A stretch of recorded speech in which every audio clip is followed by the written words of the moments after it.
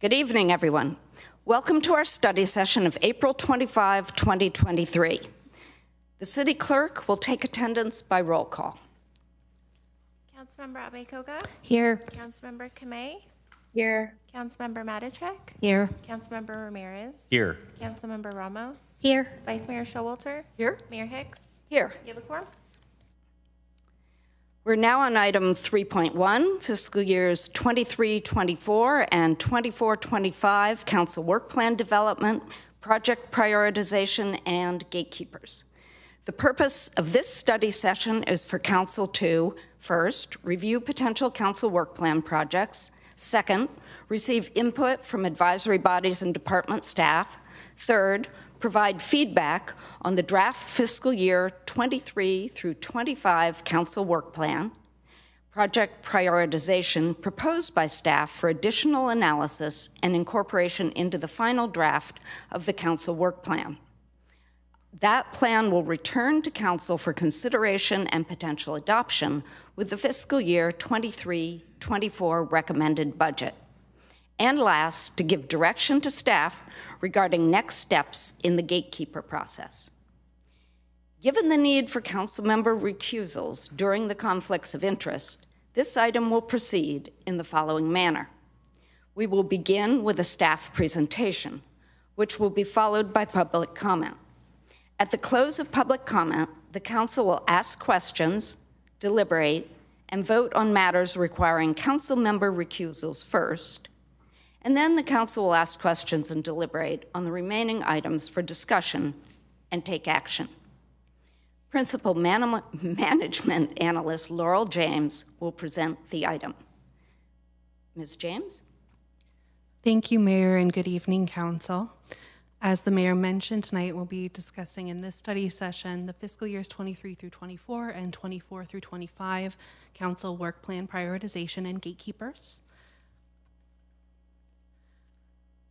For tonight, we'll be reviewing the Council Work Plan development process and discussing the status, review recommended project prioritization in the draft fiscal year 23 through 25 Council Work Plan, and provide feedback on project whose priority category should be changed and the staff recommendation regarding the gatekeeper process.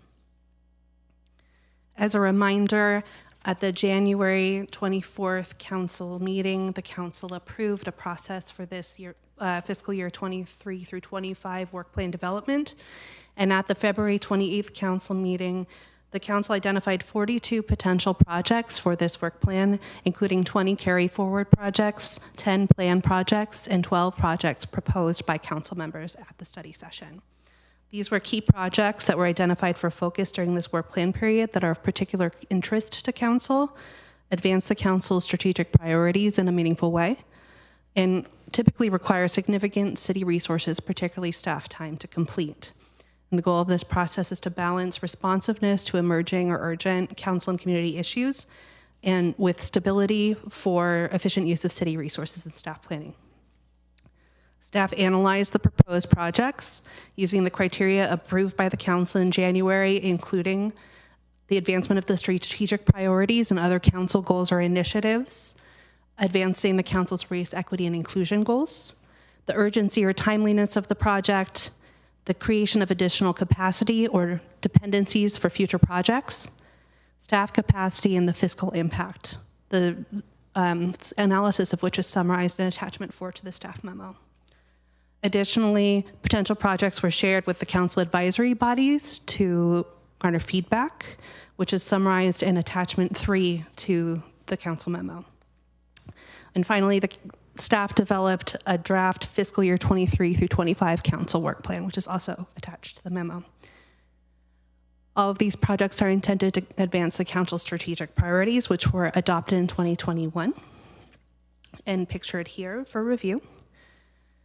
And additionally, this is a reminder that the council work plan is one of many special projects that staff works on, which is represents a proportion of staff work that is much smaller than the core services that the city provides, which primarily include things like water and sewer provision, fighting fires, policing, stormwater and tree or park maintenance, and all of the things that help the city run on a day-to-day basis. Here we have a graphic that identifies the project count by lead department for those potential work plan projects. The Community Development Department and the Public Works Department together account for more than 50% of those projects and are particularly impacted by the council work plan project workload.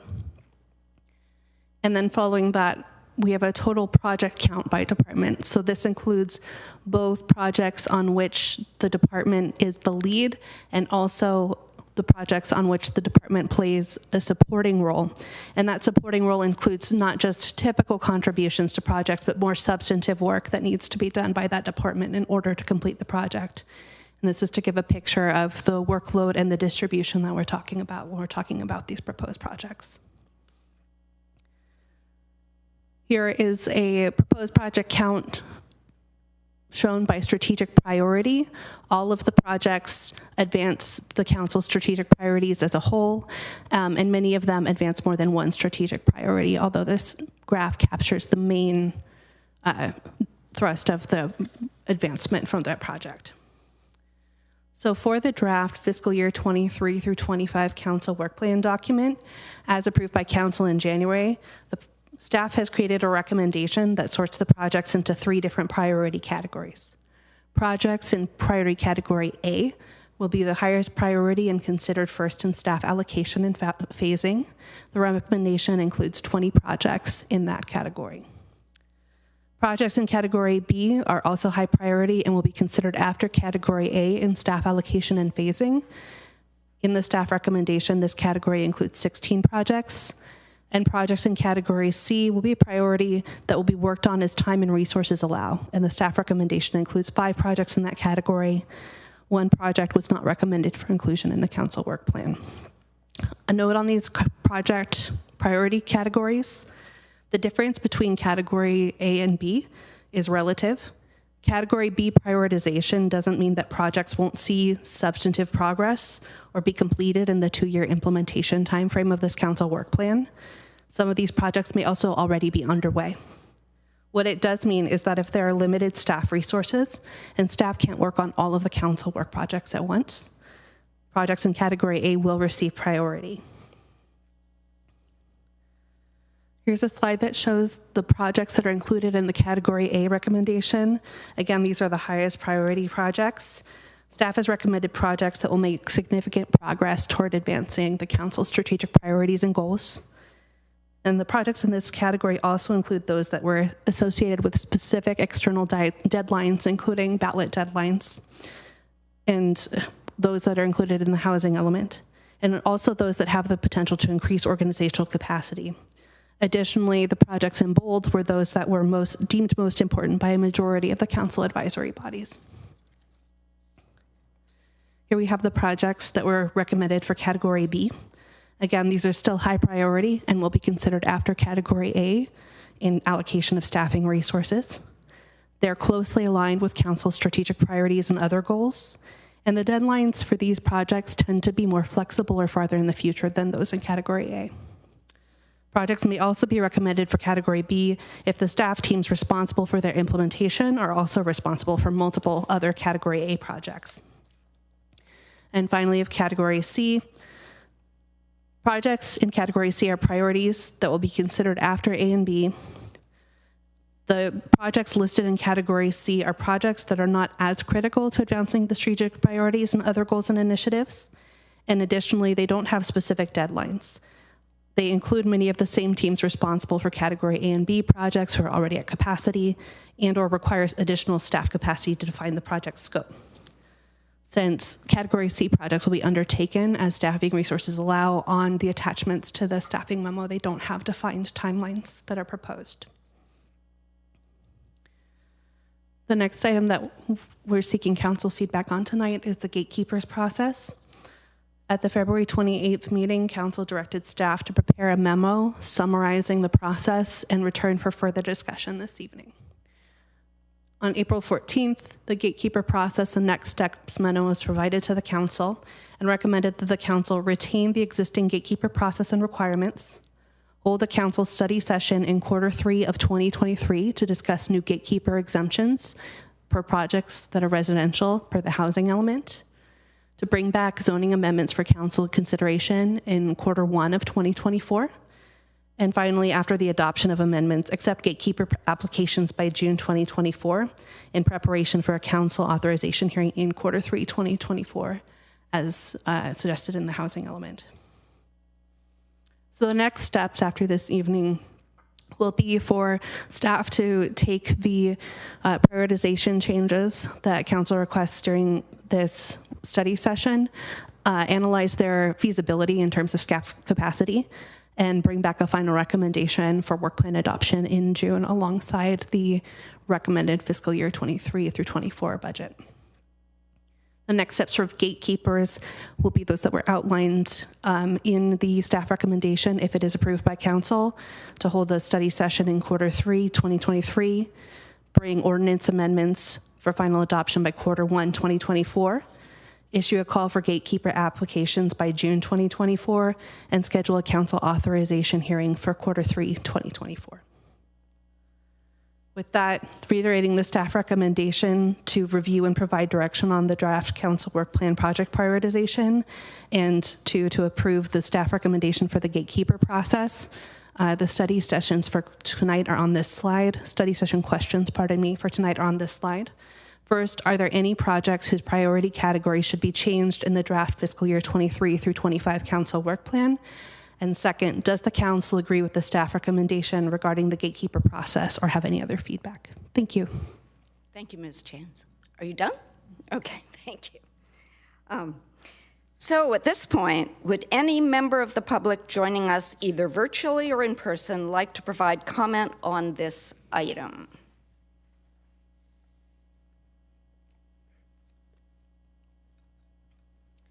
We'll hear people in person first.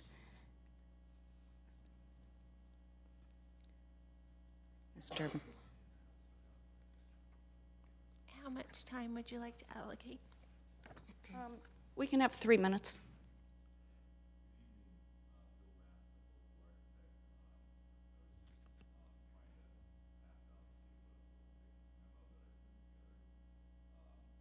Oh, it sounds like maybe your mic isn't on. Do you need technical assistance? There it is. Is it? Does this Yes, sound a little it's better? on. Yes, thank you. Anyway, I'm passing out for your review just a little memo that I put together that I think could immediately address some minor issues in the gatekeeper process. My biggest concern is, even with the presentation this evening, that we could be years out in postponing potential projects that could provide housing for Mountain View consistent with the recent plan that was approved by the city. And they're actually quite minor, but they would have some benefits that could be immediate. If you look on the memo, I just highlighted a couple areas in red, and it really has to do with the gatekeeper authorization exemptions. Right now, it currently states that if a property is 2 acres or less, it could be exempt. I actually think my observations of different areas of town, and knowing that lot consolidation is an issue for people, that if you just were to increase that number from 2 acres to 3 acres, you would get some immediate reaction from the community, the development community, that is, for residential. That 3 years carries through to the next item as written. But there's also another area that could easily be changed. For some reason, you have a very specific exemption for industrial properties adjacent to residential. If you were just to expand that to include mixed use or retail or other commercial areas, I think you would also get some expansion of potential projects. So those 2 minor changes really could do a lot to help expedite the process. Otherwise, if you wait and start the process in the fall, we could be a year and a half to 2 years out, and some opportunities could be lost. So thank you very much for your time. Thank you. Do we have more in-person public commentators? If so, I think we do. Yeah, please come to the microphone. And do you have a blue card? Okay.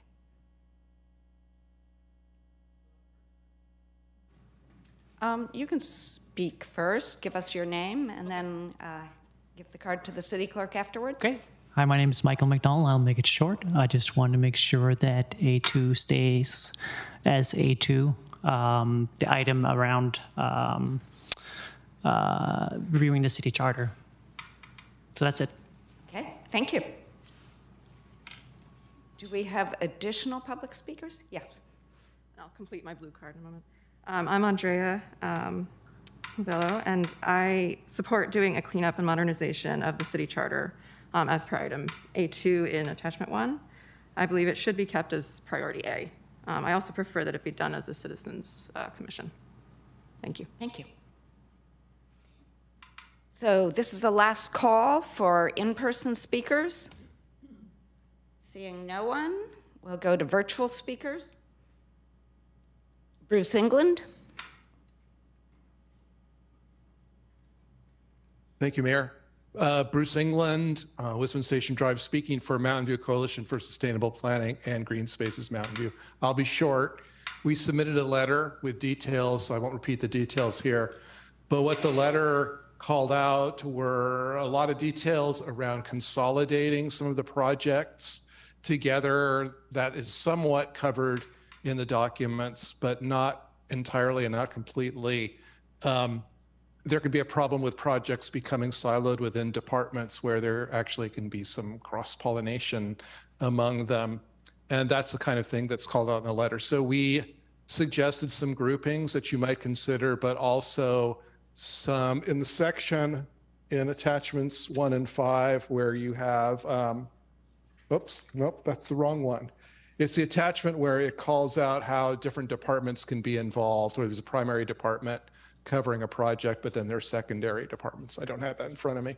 And we felt that there were some cases where partner departments were not called out. We made some suggestions about where some of those could be added. Thank you. Thank you.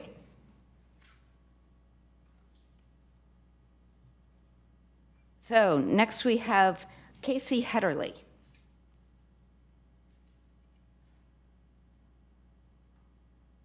Good evening, Mayor Hicks and council members. My name is Casey Hetterly, and I'm an intern with the Santa Clara Valley Audubon Society. We want to voice our support for prioritizing and continuing work on projects A17, A19, and A20, and ask you to consider shifting Project B22 into the A priority category.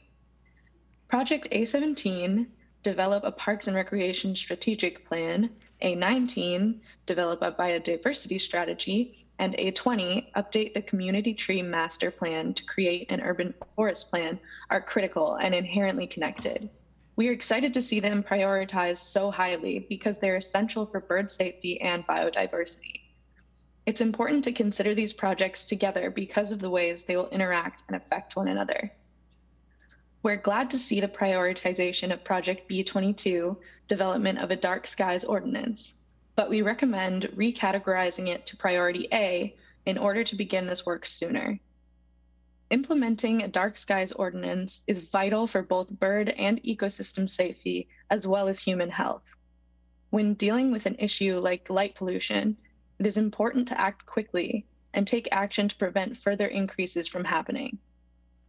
Once light pollution levels have increased, it becomes quite difficult to reduce them, so the sooner this ordinance can be developed and put in place, the better.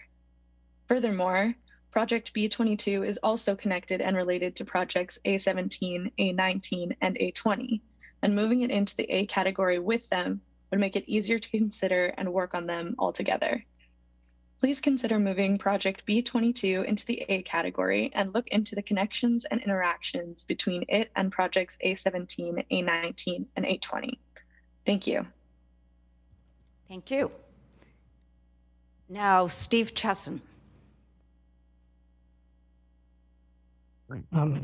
Thank you. Can you hear me? We can hear you. Thank you. Yes, I just want to add my voice to those asking that the charter review stay in the category A, priority A group. I would like to see it done preferably by a citizens commission, but if you do it by a council subcommittee, then I would hope that you would be very willing to take a lot of citizen input into that process. And I'd also like to hear more about what the scope of that, what the council's envisioning would be the scope of the changes being considered. Thank you very much. Thank you. Next, we have Robert Cox. Can you hear me? We can hear you, but not very well. Move this up. Can you hear me better? Yes. Okay. Hi, I'm here on behalf of Livable Mountain View to propose elevating the priority of item C37, conduct a holistic citywide review of parking regulations. And our main motivation for this is changes that have been happening due to AB 2097 that has eliminated parking minimums near transit, and also the changes in the housing element that have eliminated the parking minimums in Old Mountain View, El Camino, San Antonio, East Wisman, and Moffett. These are big changes in terms of, being able to get around our city. And many of us are concerned about how this will affect, residents who don't have right now places to park all of their vehicles on their own property, or even want to be able to come to our downtown. And the question of using our downtown, using cars to get to downtown businesses and being able to park around those businesses when parking minimums have been eliminated for new development is an important consideration to understand. So we would really want to have this discussion now, as these changes are going to be impacting us now. So please don't delay this because it's a letter C item, and push it off a few years, because the issue is now, the potential parking problems are now, and the impact on Mountain View residents and businesses is going to happen now. So thank you for that, having a chance to talk about this tonight. Thank you. Next, we have Celia Paymer.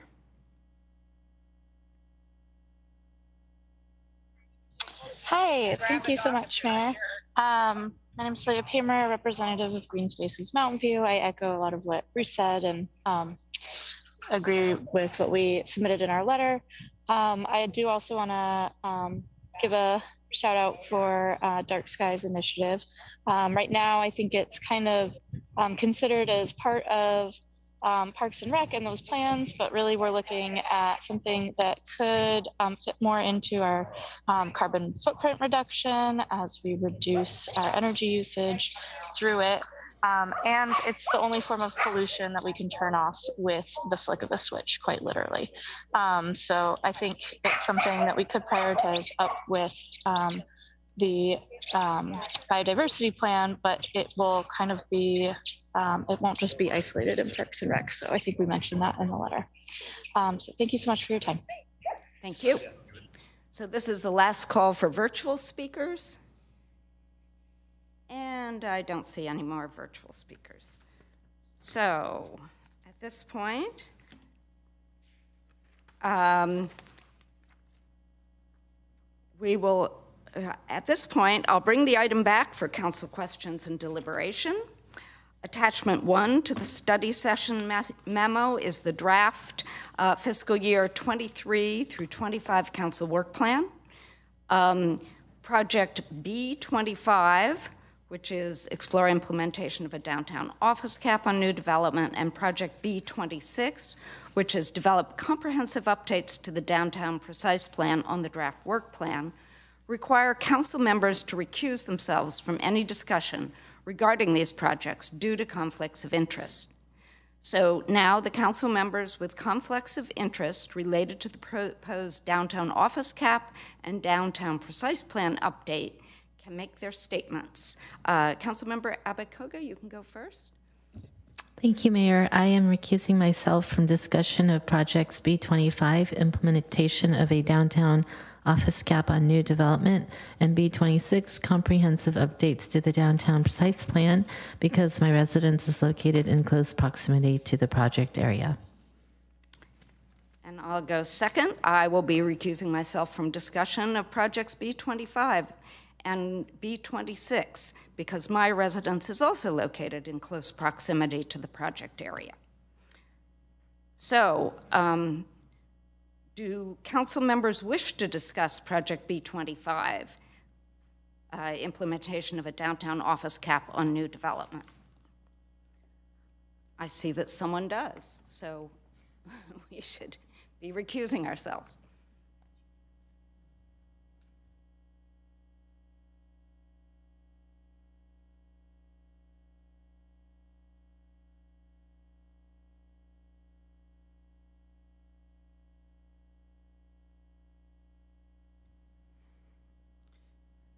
Councilmember Matichak.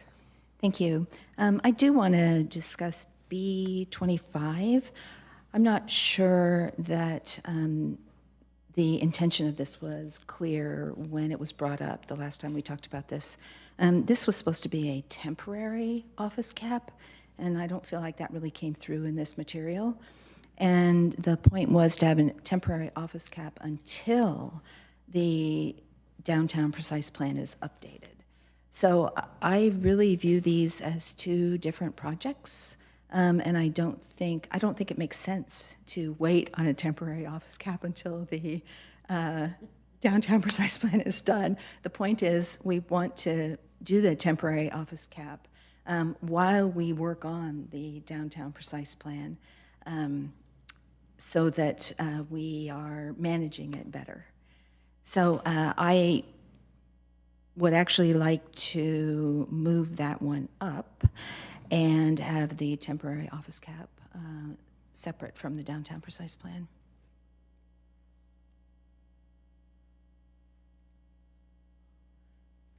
Would anyone else like to speak on this? I'm not seeing anybody. Oh, okay. I'm going to take a,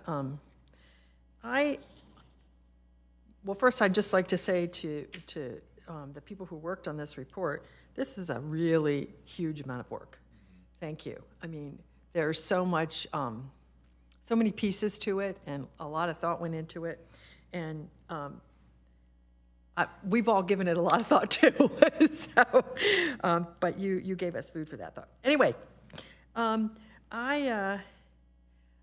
kind of wanted to look at all of these projects more in categories, slightly different categories than the staff used. And one of the categories I had put together was a revitalization of the downtown. And of course, within revitalization of the downtown precise plan and this temporary, and you're right, we did talk about it as a temporary, we're just part of that. So I don't really need to discuss that anymore, but just to say that I think that I literally ID'd 11 projects that I see as really connected to the revitalization of downtown. And and these were two of them. One of the things though I thought about particularly when this cap is discussed, I kind of feel like in the current economic situation, this is a problem that's going to take care of itself. I mean, why would a developer be building office now? I mean, I guess there's the Sobrato one that's in the pipeline, but other than that, are there any office projects in downtown right now going on? Or any planned?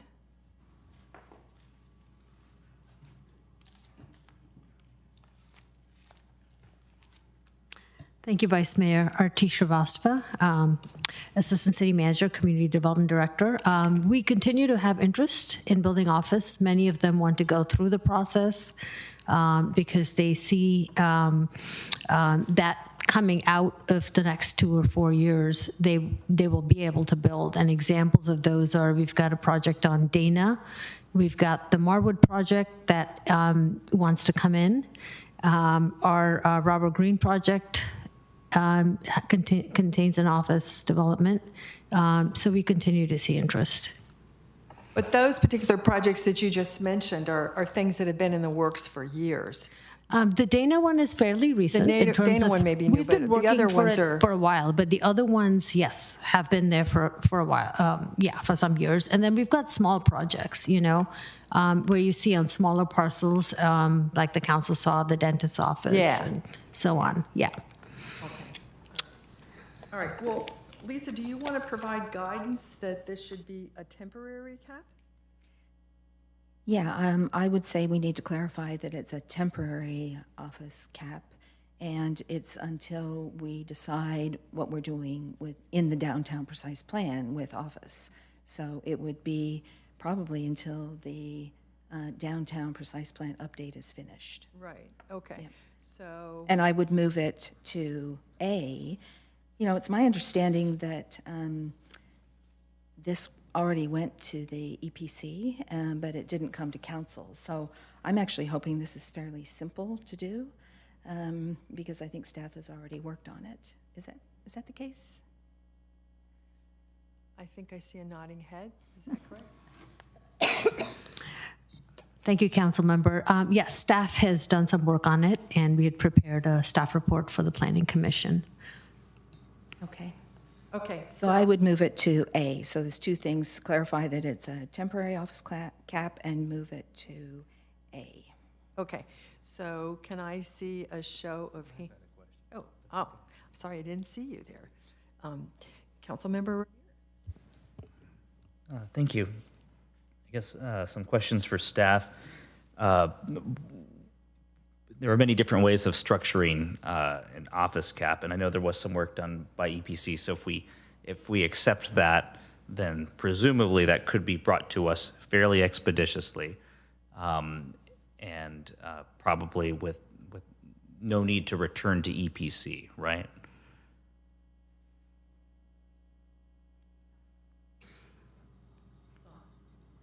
Thank you, council member. I would say if we made revisions to the date, which we have to, it would go back through EPC, and the recommendations would come back to council, because the parameters that we had developed earlier implied that we had different dates. We also had anticipated starting on the downtown precise plan earlier, based on our recommendations. So if it's been moved back to a category B, then there will be some time lag before we start work on the downtown. And we want to make sure we're talking to developers, applicants, and property owners about it before the EPC and council see it. So there would be some community outreach. Yes. Could take some time, and then the EPC meeting, and then it would come to us. If we rank this as a higher priority and begin the work sooner, what comes off the list? We're going to have to go back and take a look at it. I know that we have certain implementation actions for the housing element, so some things might have to be put off. An example of that is we had intended starting work on the Moffett precise plan. We haven't completely started yet, so we might want to wait until this is done before we initiate work on that. Okay, thank you. That's helpful. I don't have a problem with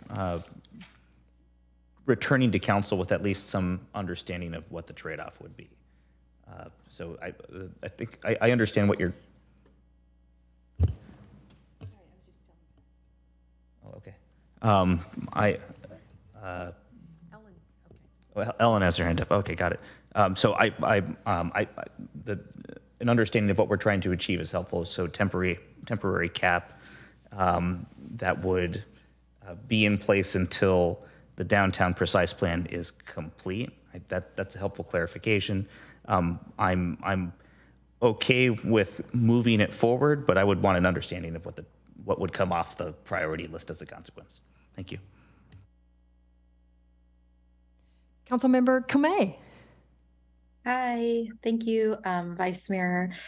So I had a couple different questions. One was a request to Mr. Maston, if he can email me that handout that he passed out to council, that would be really helpful for me to review those proposed changes that he had.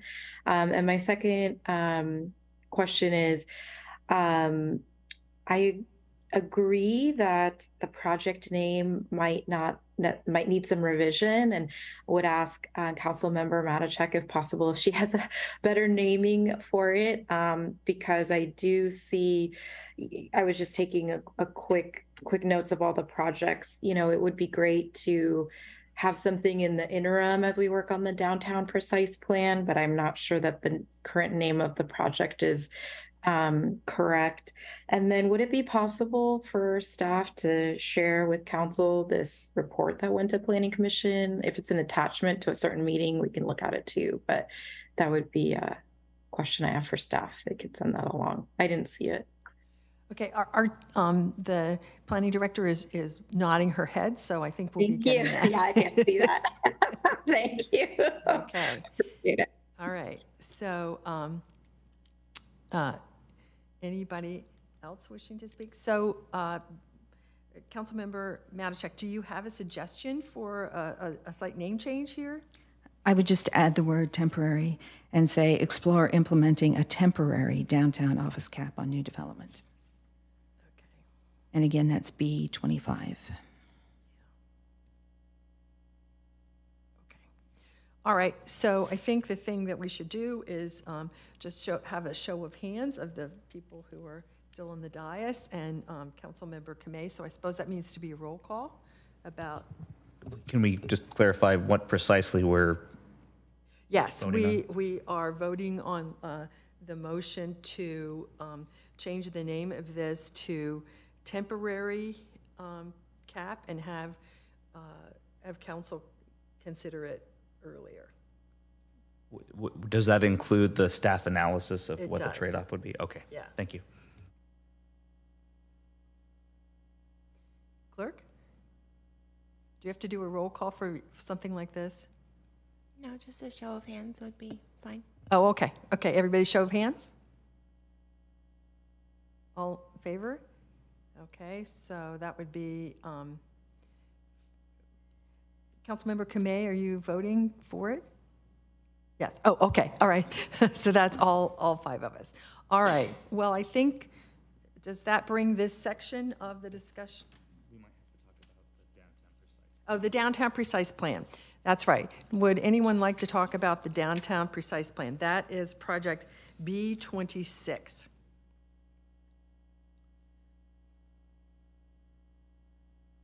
Okay, I'm not seeing anyone needing to talk about that. So I think that does then bring this part of the discussion to an end. Jennifer, you want to let them know that they can rejoin us?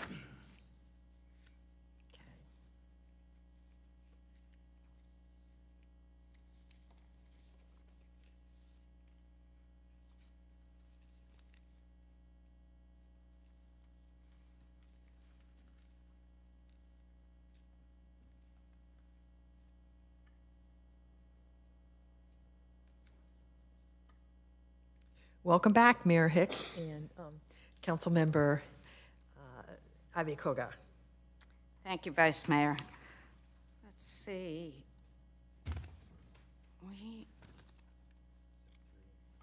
Step 3, thank you.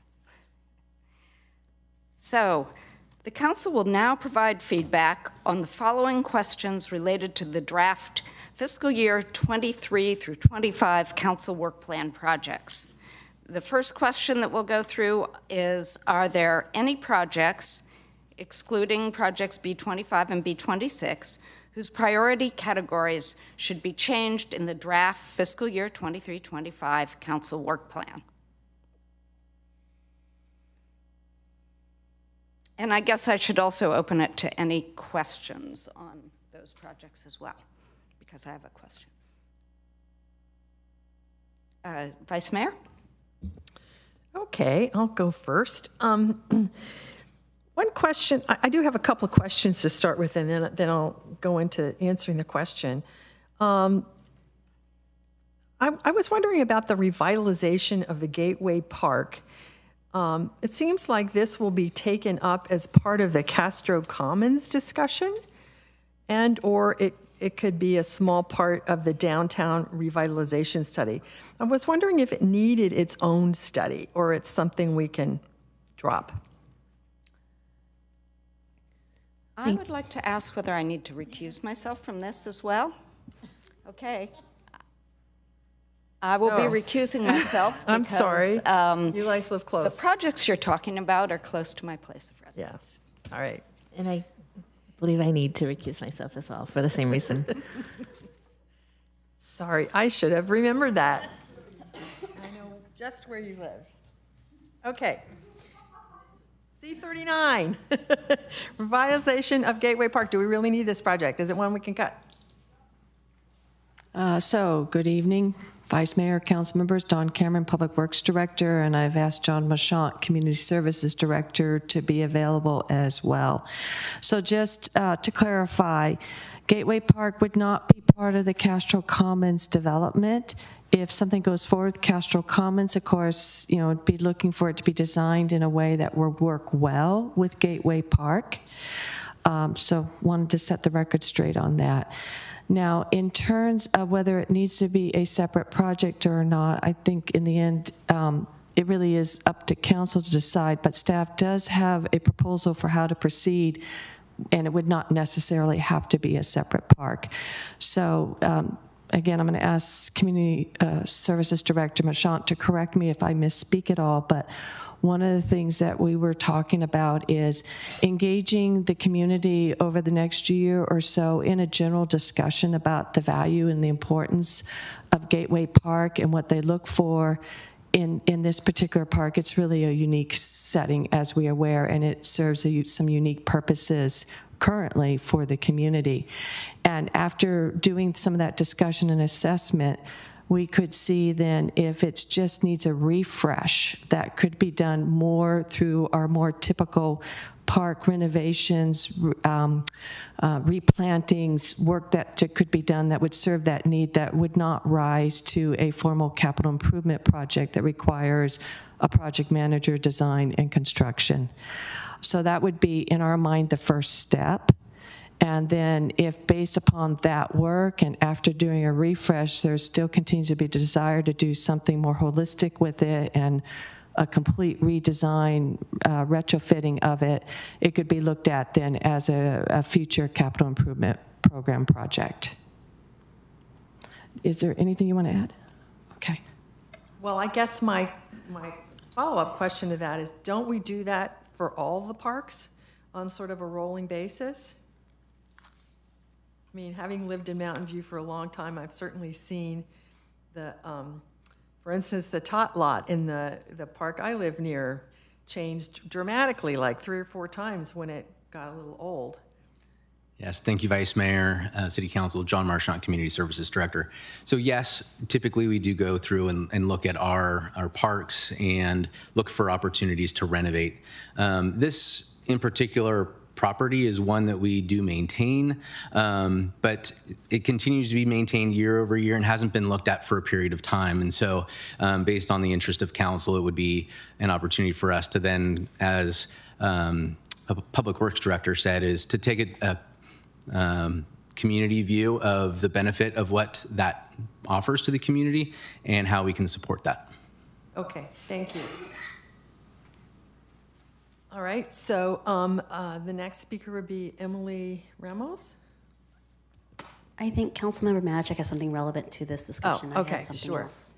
Councilmember. Yeah, I was the one who put this one forward, the Gateway Park project, and I had in mind exactly what Ms. Cameron and Mr. Marchant described.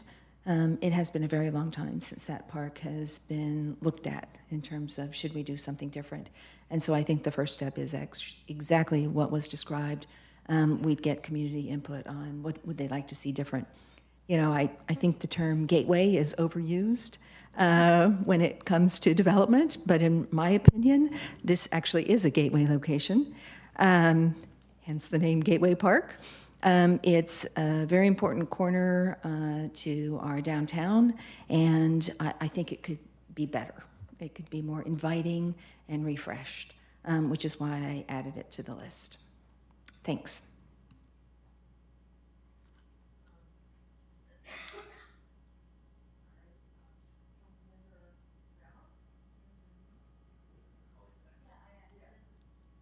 My question has to do with another item. Okay. So.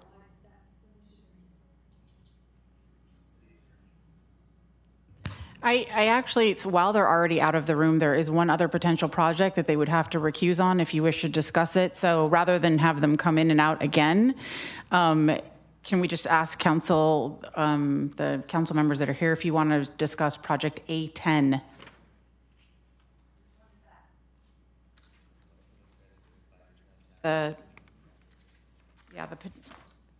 Okay, let's do that. And what number? That's A10? All right. I personally think it's a great project. I don't know what other people feel. It's a great project. So I don't think we need to move that around at all. All right. Okay. So then it would be appropriate to bring our colleagues back.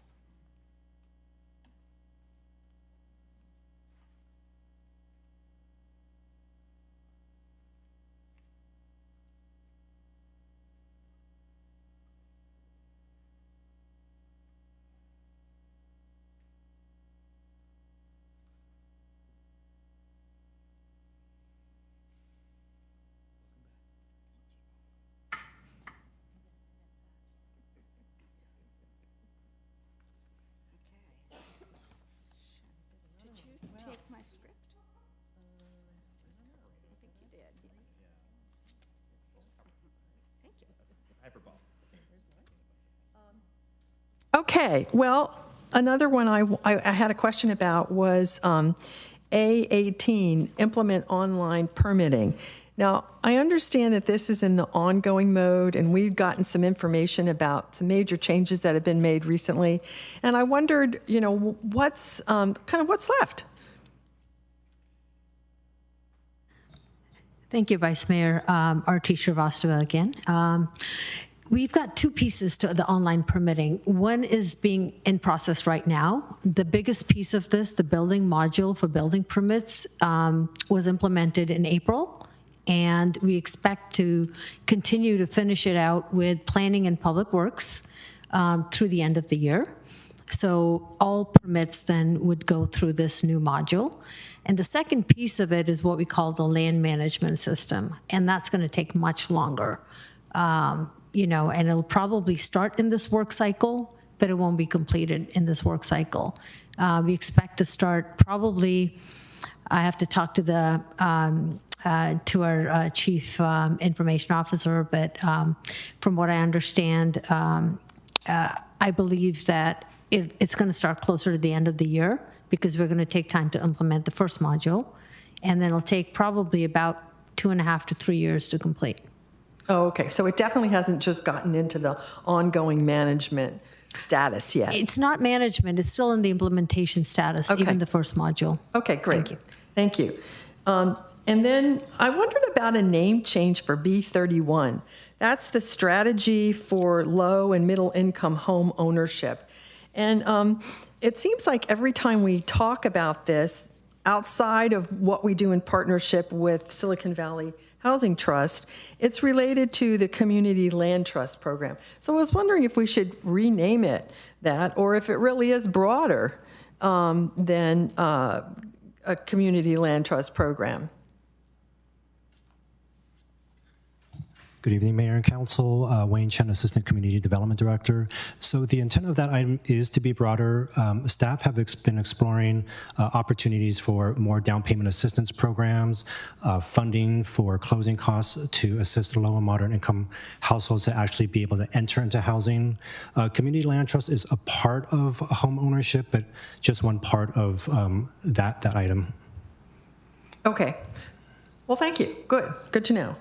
All right. Well, so those were the questions I had. And then I have some projects I'd like to move up. One I'd like to move up is Project C37. That's conduct a holistic citywide review of parking regulations. And we discussed this in the study session we had on the item we had on the 72-hour rule. And it was also brought up by Livable Mountain View in terms of dealing with changes to parking laws. And I really don't feel comfortable for it to be in the C category. I view that there's one about municipal code updates, and this could perhaps be the first municipal code update we do. So that's one thing I'd like everybody to think about. And then the second one I'd like to see move up is begin work on the Stevens Creek Trail. I know that it's B21. That's just the first one into the B category, but boy, at least in terms of the people I talk to, there's hardly anything in the community that is more treasured than the Stevens Creek Trail. And so it seems like there's a lot of reasons to keep going on this as quickly as possible. One, it's a long-term community dream. Two, this section will open up a large open space that's essentially nobody has had access to, and that's a lot of park space that we need access to. I think it's 16 acres or something like that, 16 or 17 acres. It's quite a large swath. And also I think that making sure we go as quickly as possible on this is important from the point of view of functioning as a good neighbor to Sunnyvale. Right now, Sunnyvale is beginning working on this. This is the first time in a well, this is the first time in my memory anyway, that another city has stepped forward to help us. And boy, is that welcome with the Stevens Creek Trail. That is very welcome. So we want to encourage that. And then the other thing is that, this Stevens Creek Trail really functions. I mean, we started out the dream, we thought of it as a recreation trail. But over time, I think we've all found out that it's a lot more than that. It's a real important connector in our community, and it's a very important commute route. And so this extension that we're that we're working on next will really increase the number of people who can use it to commute to high school and also to the North Bay Shore. And that is good for our health, and it's very good for lowering our GHG emissions. So for that reason, I'd really like to see this one moved up. And then the other one, a couple more, B30, and that's the R3. I think this is really long overdue, and it directly supports our goal of providing more housing. And I feel like in the mix of planning that we're doing, getting this included as soon as possible would be, is a good thing. And then the last one I'd really like to see moved up is B24. Develop a comprehensive citywide storefront activation program. Oh, I hope this doesn't trigger. No, it's citywide. Okay, I would really like to see this moved up. We have a bit of a blight problem with vacant storefronts, and I would really like to see work done to deal with that as soon as possible. So those are the ones I would like to move up, and I think I'll let other people take a turn and get back with more comments later.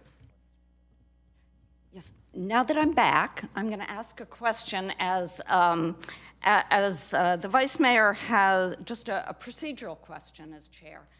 Now that Pat has named 4, if I took notes right, to move up, I'm wondering how staff recommends we proceed, because I guess I was kind of thinking we would move some up and some down, but if we all recommend moving 4 up, we're going to be in trouble.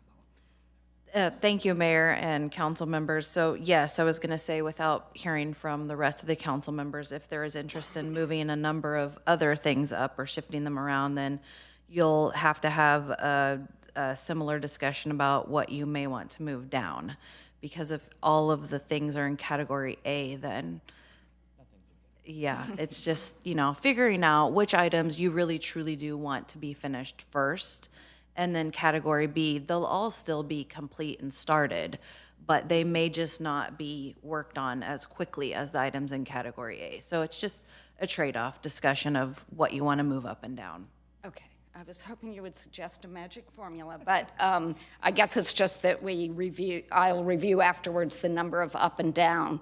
I'm sure the next person speaking is Emily Ann Ramos. I'm sure she's going to move 4 down.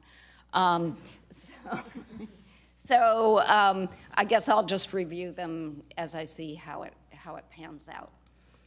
Okay, Councilmember Ramos. Unfortunately, one other thing. Also, I see Ms. Logue is in the queue, but I think that may be left over. Okay, Councilmember Ramos. So unfortunately, I'm not making any recommendations to move anything down right now. But one of the items that was not listed in the priorities, the develop strategies for residents and market rate rental units. This is probably my fault for not being as clear. I think it was more last minute thinking, but it wasn't just market rate properties, it was properties that were specifically not protected by our CSFRA or our MHRSO. So one item or one type of unit that is exempt from our CSFRA law is BMR units in particular. Those are people who you actually have to be low income to be in there. And so they're in a particularly vulnerable place. Now, in some cases, they live in a unit or a project that is all affordable housing with a mission-based nonprofit developer.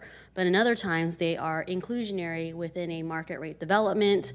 And there are, I have some questions in terms of the protections that they have available to them.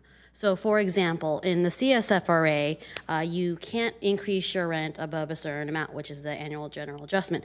But another factor to that is if you lose housing services, that is considered a rent increase under our CSFRA law. I do not know if that is the same kind of protection that is afforded to those who are in BMR units. I've been getting comments relating to that.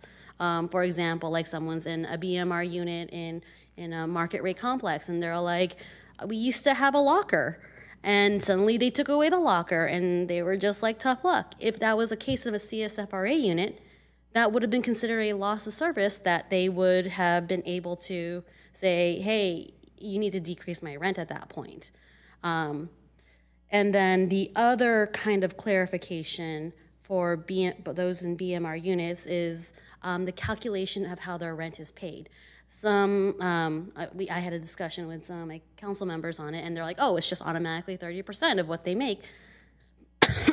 But my understanding is it's actually based on their level. So if you're in that range of low income, which is the 50 to 80% AMI, the rent is set at that 80% AMI. So I sent an email question in advance, but then I was told that it was probably best to just ask it in the council because it was a lot more complex than just throw it into our council questions. But so for example, if the AMI is 100K and 80% AMI is 80K, but that range is 50 to 80K. If you make 50K, that 80K, if you make 80K, that rent would be, 30% of that would be about 2K a month. But if you're making 50% AMI, that's 48% of your income. So I don't, that's that border of severely housing burden. And I don't know what kind of protections there are for residents like that, especially also when we get our AMIs increasing at a dramatic level because AMI increases a lot here. Thank you, Councilmember. There are a few parts to that question, and I'll try to remember each of the pieces. Our BMR program has a couple of key components. One is a 65% weighted average, and a market rate developer needs to include at least 2 AMI levels. So what that means is, for example, a developer could say for the BMR units, we'll have half of the units at 50% AMI, and the other half of the units at 80% AMI, which would balance out to 65% weighted average. For those units, the rents would be set at the 50% AMI rents, and for the other half, those units would be at the 80% rent. So it would not just be all of the units in that category are all set at the top of that level. In terms of rent adjustments for residents who are existing in place, we typically have a 3% annual cap for in-place rents. If a tenant vacates and the unit becomes open and gets refilled, then the developer property manager would look at the existing HCD income limits to determine the income qualification. Once a new tenant is in the units, then it's capped again at 3% on an annual basis. Our BMR program also includes kind of an intentional piece to allow over-income tenants. So for example, there are 3 tiers for over-income allowance. As an example, any unit that goes up to 80% AMI, the tenants can earn up to 95% AMI and still remain in the unit. If they exceed 95%, then they have 1 year of a transition plan. That just gives one example of the ability to allow folks to stay in place. Regarding amenities, typically what would occur is if staff is contacted, we would pick up the phone, call the property manager, find out what the situation is, and find a corrective measure for that. If you are hearing from tenants in BMR units where this is the situation, please do let us know. I think that we have maybe not heard as much of those complaints, so do direct them to staff so we can have a conversation with property management.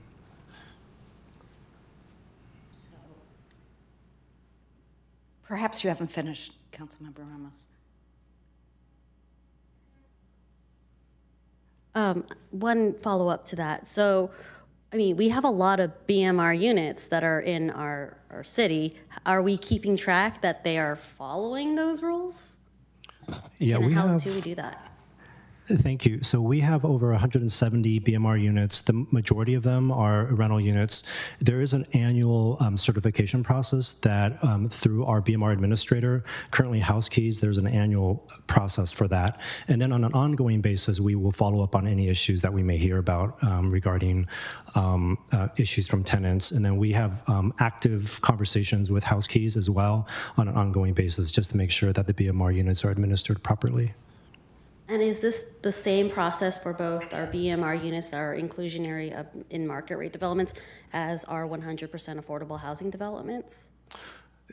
Generally, except that for the NOFA projects, we don't have a third-party administrator like House Keys. It would be property managed by typically the developer. So for, say, a Mid-Penn project, they have their own asset management arm. And then we have ongoing coordination at the staff level directly with the developer or the developer's property manager. And then we're also building up our asset management function within housing to be able to step up the ability to do ongoing monitoring and compliance. Thank you. That's all I have. So is this, Ms. Ramos, is this a proposed project, or is it something, it sounds like maybe something that could be addressed with an off-agenda memo?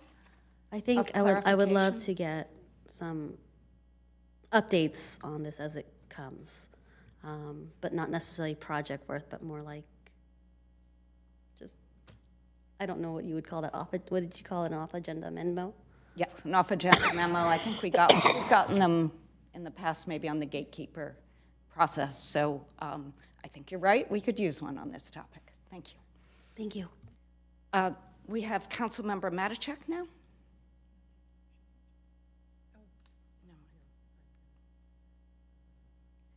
Okay, thank you. So I agree with the Vice Mayor about pulling in C37. That is the citywide review of parking regulations. That one's really important to me. And that was number one on my list to pull in. So thank you for raising that. But I do have a couple that I'm happy to push out. And one of them is A2, which is the ballot measure to amend the city charter. You know, I got to thinking about, does it make sense to have 2 ballot measures on the same ballot? And there's the revenue measure and then the modernizing the city charter. And from my perspective, I think it would be better to have one at a time. And so I think the revenue measure is more important to me than the modernizing the city charter. So I would push out A2. And I'm not sure if that falls into category B or C, but I would want it on the next ballot in 2026.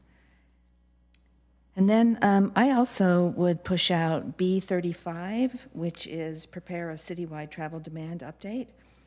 And the reason I'm saying that is because pulling in C37 with Public Works as the lead, I was looking for something that Public Works was the lead in to sort of balance this.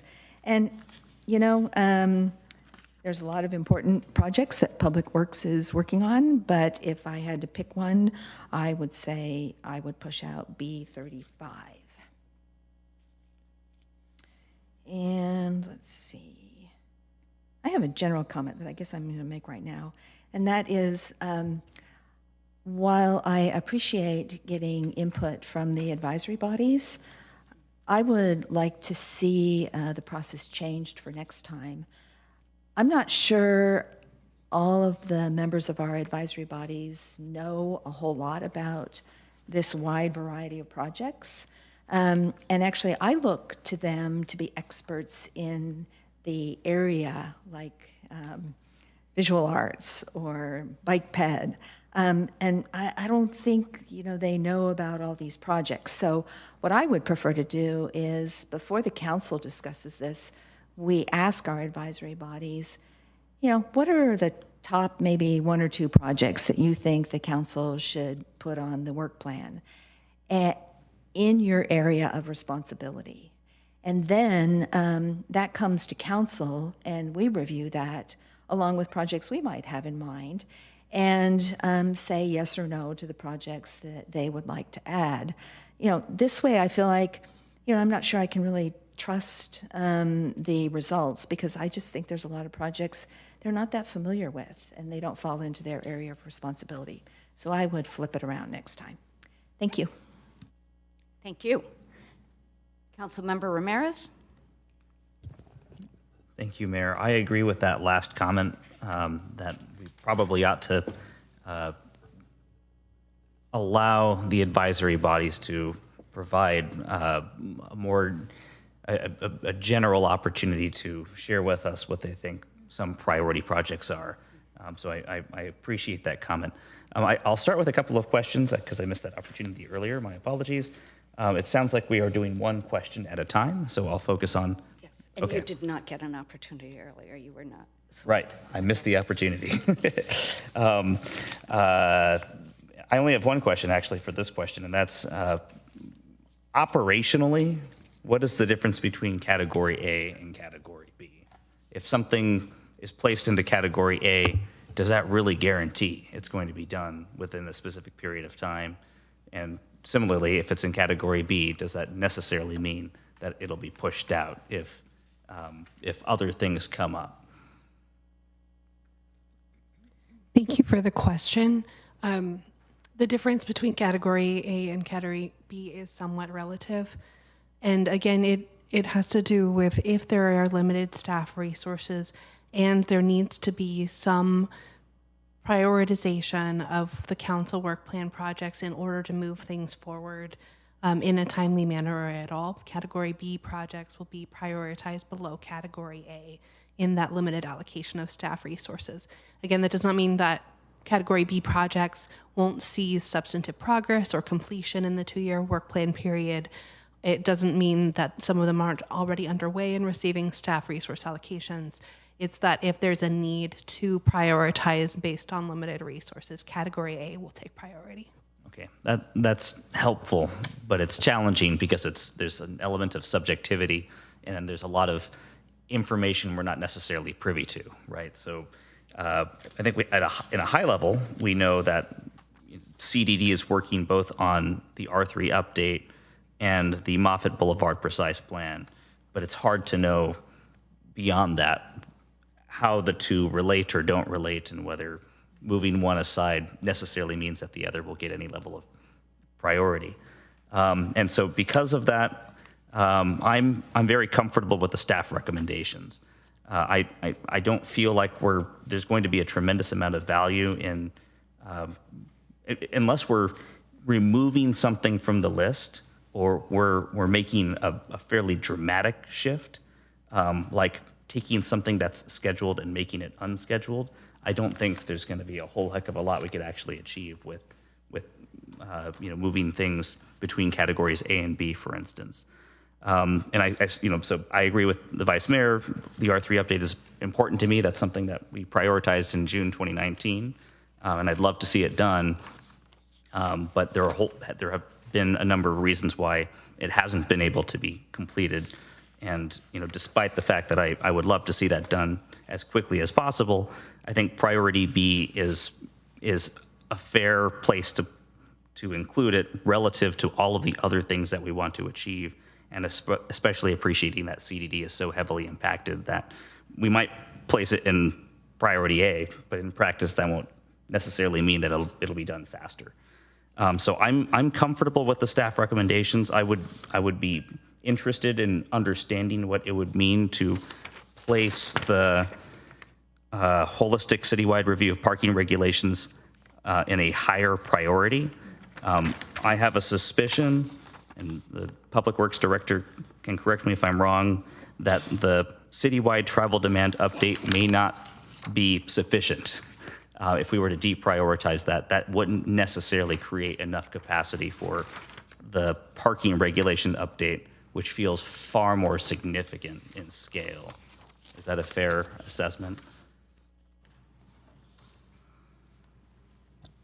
Thank you for the question, Councilmember Ramirez. Don Cameron, Public Works Director. Yes, that is a fair assessment. The holistic review of all the city parking regulations dealing with our on-street parking will involve myself far more extensively than the travel demand model update, which is more technical in nature. It will also involve other departments a little more extensively than the travel demand model update would be. So it's not an even trade, but again, we're interested in hearing your priorities, and we'll do what we can if you move things up on the list. Okay, thank you. That's helpful. So I guess yes, sure, go ahead. Excuse me, while you're up here or before you sit down, I actually have a follow-up question because I have interest in C37 about citywide parking demand too, but it's for slightly different reasons than other people have brought up so far tonight. I think it interacts a great deal. I agree with what some people have brought up. I guess it was Mr. Cox in public commentary that we've agreed to dramatically change how we do parking with very little discussion about it. It was brought about by the housing element, and we haven't really council hasn't really talked about it at all.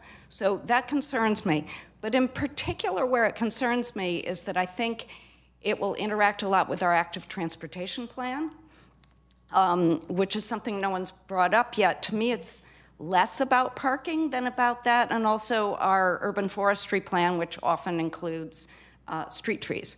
So what I'm afraid of when we did both the El Camino Real bike lane and also the Calderon bike lane as just two examples, I think the process was to first look and see whether there was much parking on those two streets. And when we found that there was not, we put in the bike lanes. And what I'm afraid of is that, and I've already heard some of this from developers, and I would do it myself if I wanted to make money off of a housing development.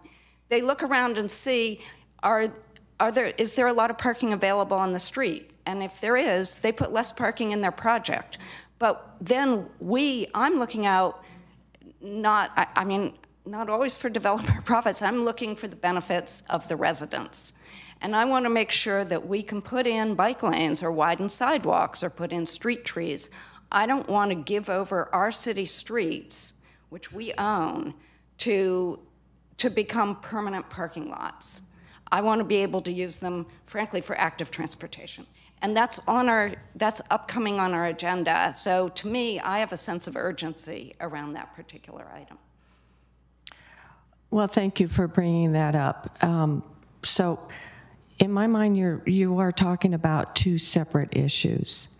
So the comprehensive holistic review of our parking regulations would generally involve looking at our city code, what the California Vehicle Code says about how we may regulate on-street parking. And these are all the different ways that we regulate on-street parking. It's whether we put time limits in, 2 hour, 5 hour. Some folks have brought up people have brought up the 72-hour limit. It could be also related to various other pieces that allow us to regulate when people and how the public uses our parking areas. And, we've started writing down what the scope could look like that starts to address the various things we've heard from the community and from council members that range from using our right-of-way as storage, or businesses using it for their own purposes. And that's more in terms of, as we look at regulating and enforcing, but also the future of our right-of-way in terms of making sure it remains, when you provide public parking, the intent is it's available for the public. You expect turnover. It's not dedicated to any specific users. So we do see this as this comprehensive review looking at the future development and as looking at going with less or no parking on site. What are the strategies that we would be recommending be put in place to do exactly what was brought up? How do we keep parking available for the residents in the area for other public uses that could involve revamping the residential parking permit program to potentially make it so that the city initiates it at times based upon developments coming in? It could involve looking at putting in more time restrictions and, the legalities around doing all of that. So that's the parking regulations. Now, the issues that you're also bringing up, which are critical policy issues, aren't really related to parking regulations, but how the city is going to choose to use the right-of-way. So, for instance, as you brought up with El Camino Real, which, although it's not city right-of-way, we'll pretend it was, because we do this for other streets. We did it with Calderon, for instance. If we want to put in, for instance, a protected bikeway, that means we need the space. We need to repurpose the right-of-way. As part of our community outreach and engagement, yes, we do survey the amount of parking that's already being utilized on the street. Did they have other options off the street to park? And then we talk to those homeowners or others that are involved about the project and get their input to it. But ultimately, it is a council policy decision to say, this is a higher priority for the right-of-way, to put in this bike lane, to widen this sidewalk, to put in these trees, than parking. And that's not a parking regulation per se. That's a decision for how the right-of-way is going to be used. So this is where the active transportation plan, for instance, comes into play, and it's look at policies. And this is one of the key things for the active transportation plan to look at, as well as some of the other planning work that the city is doing, is coming to a place of, if we have priorities where we want to put in improved bike facilities, wider sidewalks, more green infrastructure, and it means we need to repurpose a part of the street and remove parking, that is a policy decision. It's not a parking regulation decision. And that can still happen. These two timings one doesn't have to precede the other, is what I'm trying to say. That was a longer answer than I expected. And I want to say that we're running into some timing issues because Senator Becker is going to come, and I know that come visit us soon, virtually.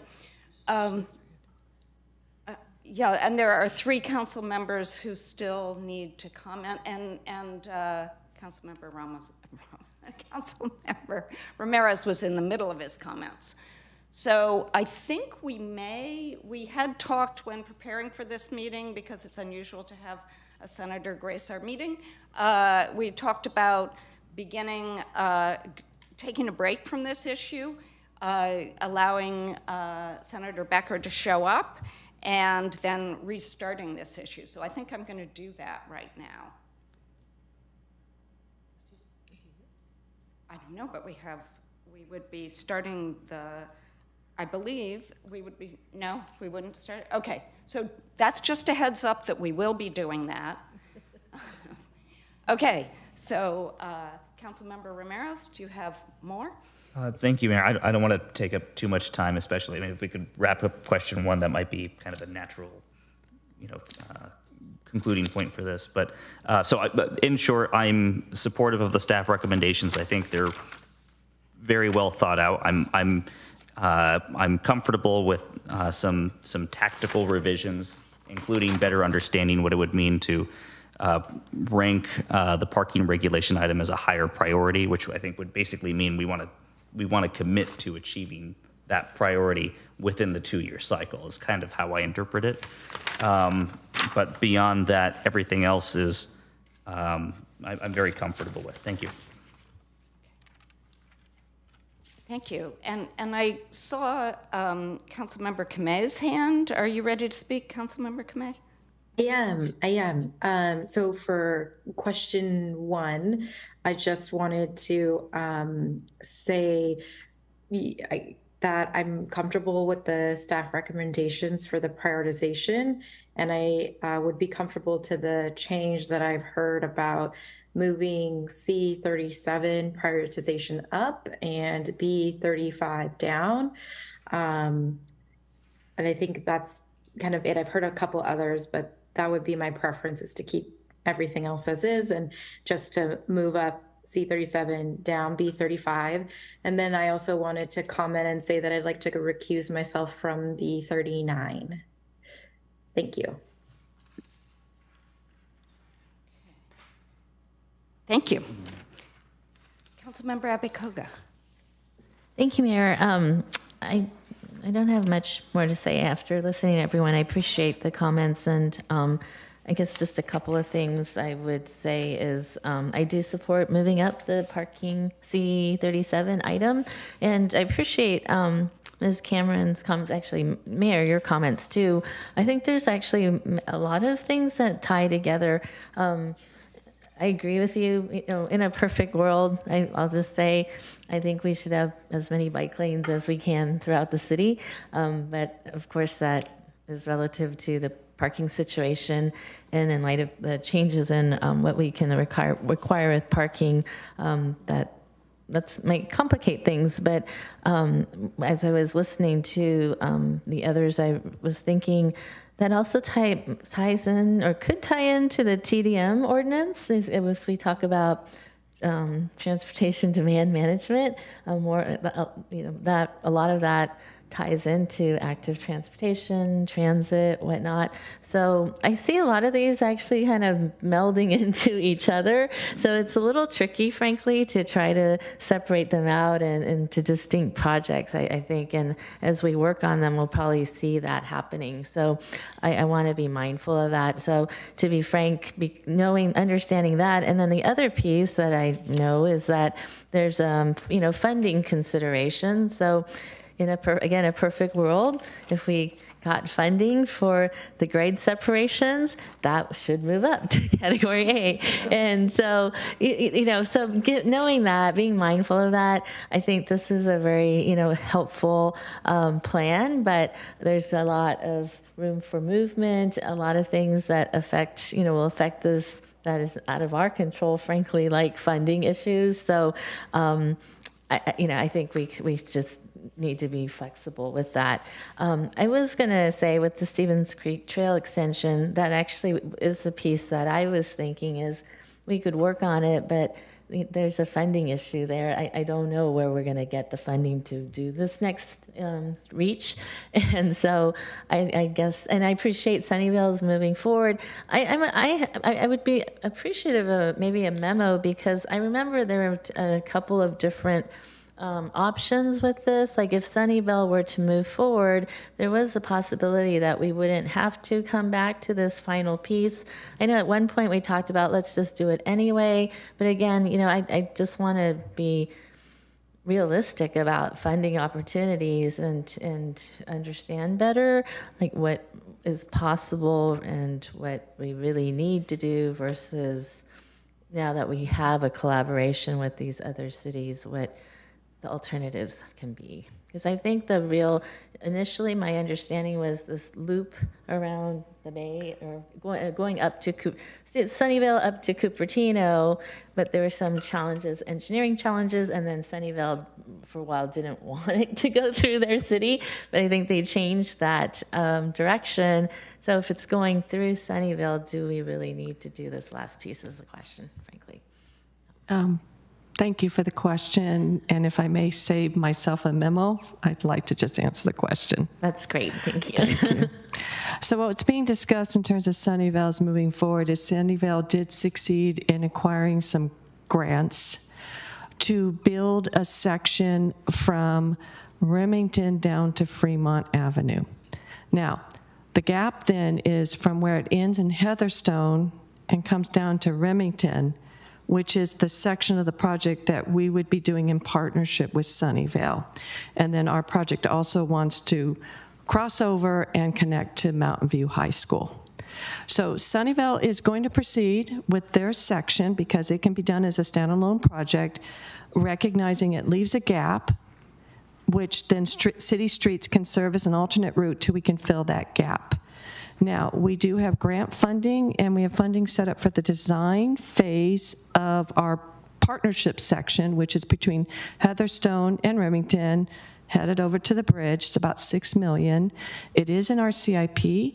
We plan to assign a project manager to that project by this fall and get started on the design work itself. Now, it's the construction money that's going to be challenging. But by doing the design, we do set ourselves up to try to compete for more grants and try to keep this one moving forward. So wherever you put it on the priorities, we do plan to get started on the design work this fall and use the grant funding, and we'll be coordinating closely with Sunnyvale. Great, thank you. Well, in that case, then I think it's, I'm fine with where it is right now. So the only change I would look at is the C37. Thanks. So the beauty of speaking last is that people have said most of what I had to say. I as you can tell, also believe that C37 should move up, and that most of the items, I agree with Councilmember Ramirez that his take on why most of them can stay where they are. I do have a couple of comments or questions. Well, I liked the comments that many people made about cross-pollination between projects, you know, biodiversity, park planning, active transportation, and don't want them to be siloed. And I liked the comment about advisory bodies telling us early on, giving us advice early on regarding their own areas of expertise, as opposed to commenting on all the projects that council looks at. I think that would be more meaningful. I also wanted to look a bit at project A14, which is the Moffett Precise Plan. In my opinion, when I look at the area defined for the Moffett Precise Plan, it's too small. It should go all the way to where 85 crosses over crosses Moffett. And I also think it should be renamed not the Moffett Precise Plan, but the Moffett Downtown Precise Plan, because I do believe it's the other half of our downtown. I would actually rename both of them the Castro Downtown Precise Plan and the Moffett Downtown Precise Plan. I think making it larger is, first, we're trying to do transit-oriented development. So I think making it larger makes it, we say that people can walk from the intersection of El Camino and Castro to the train station. I think they can also walk in the other direction, and we're doing ourselves a disservice, or we're not really doing good transit-oriented development if we only look on one side of the train station. And I also think that those two changes would make it more competitive, possibly for grants, because I've heard that it's not as competitive because there are not enough sites in it. And I was going to ask Ms. Shrivastava whether one of the properties within that area would be the Shenandoah property, which whether that could be incorporated into an expanded downtown precise plan, because that property is different than the rest of the properties. Thank you, Mayor R.T. Shrivastava, Assistant City Manager, Community Development Director. I would say yes with a caveat. That property is not currently within the city. It needs to be annexed. However, the city can pre-zone it, and I think we need to do a little bit of research to see what options the city has if we want to incorporate it into a precise plan. It could extend all the way from saying this is not annexed yet and we have plans for it, all the way to, oh, we can pre-zone it and provide a little more direction. So I think a little bit of research is required, but we can certainly research that and bring that back when we bring it back for the study session for council. And then if council wants to extend the scope, we can also look at what's a reasonable walkable distance and how far should the scope extend. Okay, well, that's something I'm highly interested in because I want to make that more competitive and more walkable, more competitive for grants, more walkable. And the last, I have a question also on the race, equity, and inclusion concept, because I thought that the equity component, I thought that the proposed childcare project, which staff said did not have an equity component, actually has a pretty large equity component. I'm happy keeping it where it is, but I wondered why. I think for women to be economically independent, to reduce, and also for low-income families that, like many families, need two workers. I think that childcare is critically important. So I think I just want to change that staff comment and say that it has a big equity component. And those are my comments. So does staff feel that we have enough clarity, or should we come back to which things? I have notes and could go over it, but do you think we have enough clarity at this point? Thank you, Mayor. So I do think we need to make sure that we're on the same page with where you all have landed.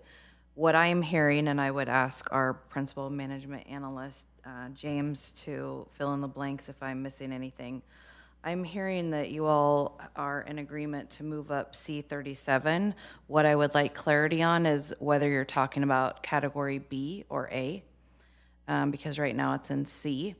And then I did not hear majority support for moving other things around.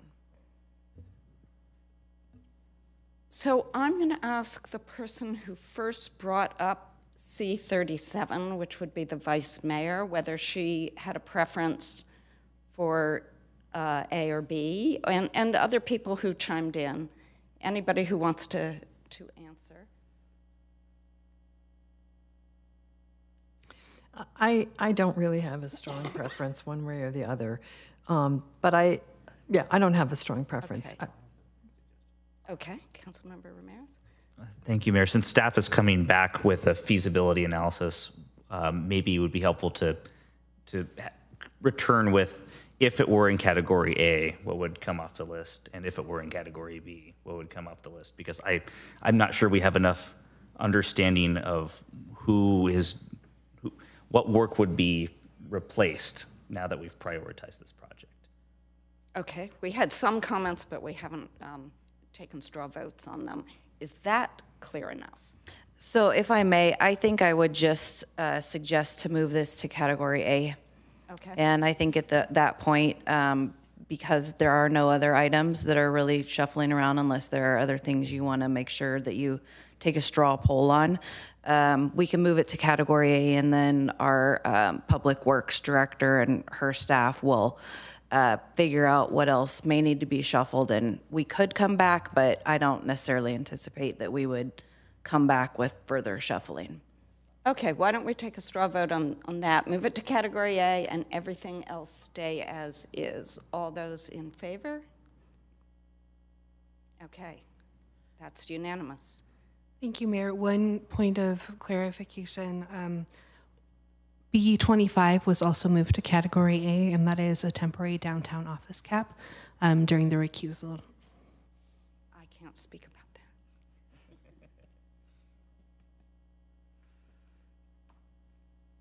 that. Okay, with that, so I'm the gatekeeper question number 2 on this item. I'm going to postpone until after we begin the rest of the meeting.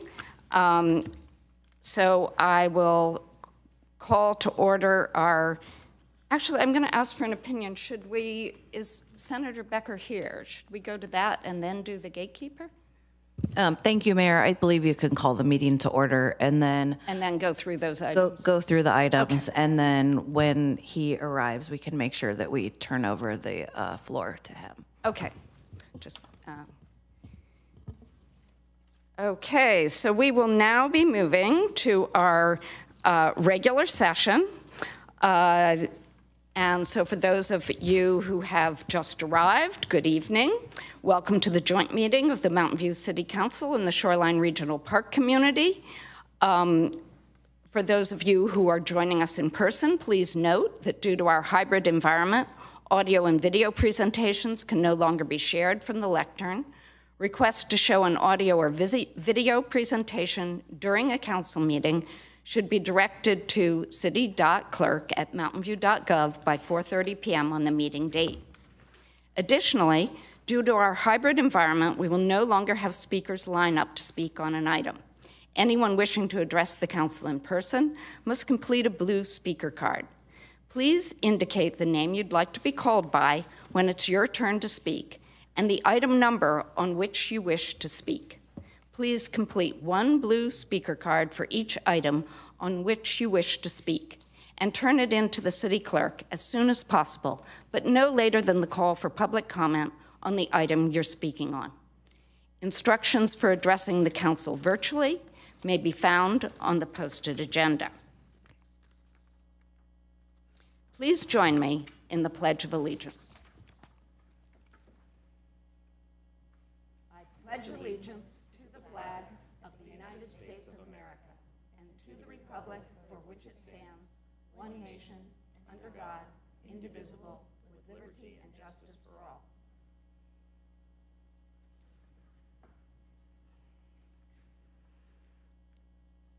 So we're now on item 2. The city clerk will take attendance by roll call. Councilmember Abe-Koka? Here. Councilmember Kamei? Here. Councilmember Matichak? Here. Councilmember Ramirez? Here. Councilmember Ramos? Here. Vice Mayor Showalter? Here. Mayor Hicks? Here. You have a quorum? Thank you. We are now on item number 3, presentations. Please note these are presentations only. The City Council will not take any action. Public comment will occur after the presentation items. If you'd like to speak on these items in person, please submit a blue speaker card to the city clerk now. So, I imagine that the senator is not here yet? Okay, so we will go to item 3.2, presentation on the North County Trust Mobile Mental Health Program. We're happy to be joined this evening by David Mineta, President and CEO of Momentum for Health, to share this presentation.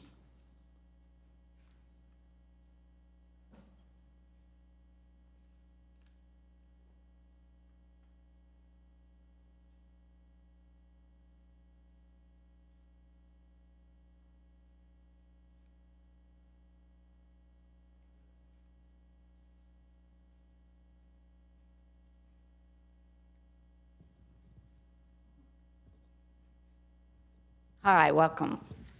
Thank you very much. And of course, sorry, we were outside thinking it was going to be a bit. So apologies, Mayor, City Council, City Administration.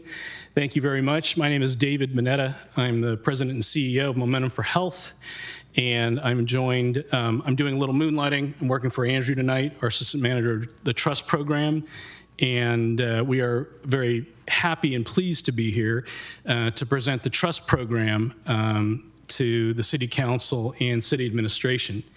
As many of you maybe already know, the Trust Program actually had a soft launch back in November of last year. And one of the things that we wanted to make sure we did tonight was to thank Mountain View for its support of inclusion of the North County in the trust pilot. And I believe, so again, Trust is a mobile crisis response team. And this is a pilot program funded by the state through Mental Health Services Act money. It's a 4.5-year pilot. Again, began in November of 2022. There are 3 pilot areas: East San Jose, Gilroy, and the North County, including obviously Mountain View, Sunnyvale, parts of Santa Clara, and Palo Alto. The team, I'll let Andrew talk about kind of the makeup of the team, what it does, but I just want to make sure that that you all know that it is a 24/7 program, 365 days of the year. If we could, the next slide, I believe.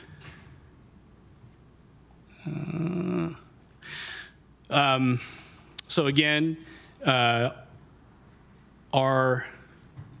actually, I think we have to go back in the slides. Sorry, I think we started off on 5. Yeah, if we can just go back. Right there on slide 2. Thank you. So again, on this slide, just so you can see that there are really 4 different options for mobile crisis in the county right now. The first being the psychiatric emergency response teams, PERT. These are run with law enforcement teams. This is a licensed clinician going out with law enforcement. The mobile crisis response team, MCRT, is run by the county. That's a county-wide response team. The mobile response stabilization services, this is run by Pacific Clinics. It's for youth services throughout the county. And then the Trusted Response Urgent Support Team, TRUST. This is, again, a 3-area pilot program. Our team will respond to North County.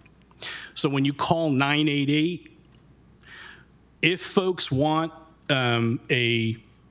what Andrew will describe in the trust team, right? So people call 988, they say, hey, I've got a behavioral health emergency or crisis. They will triage that on 988. There's a separate call center for trust that people then would say, hey, I'd like the trust team, right? And then Andrew will describe what that means. So next slide, please.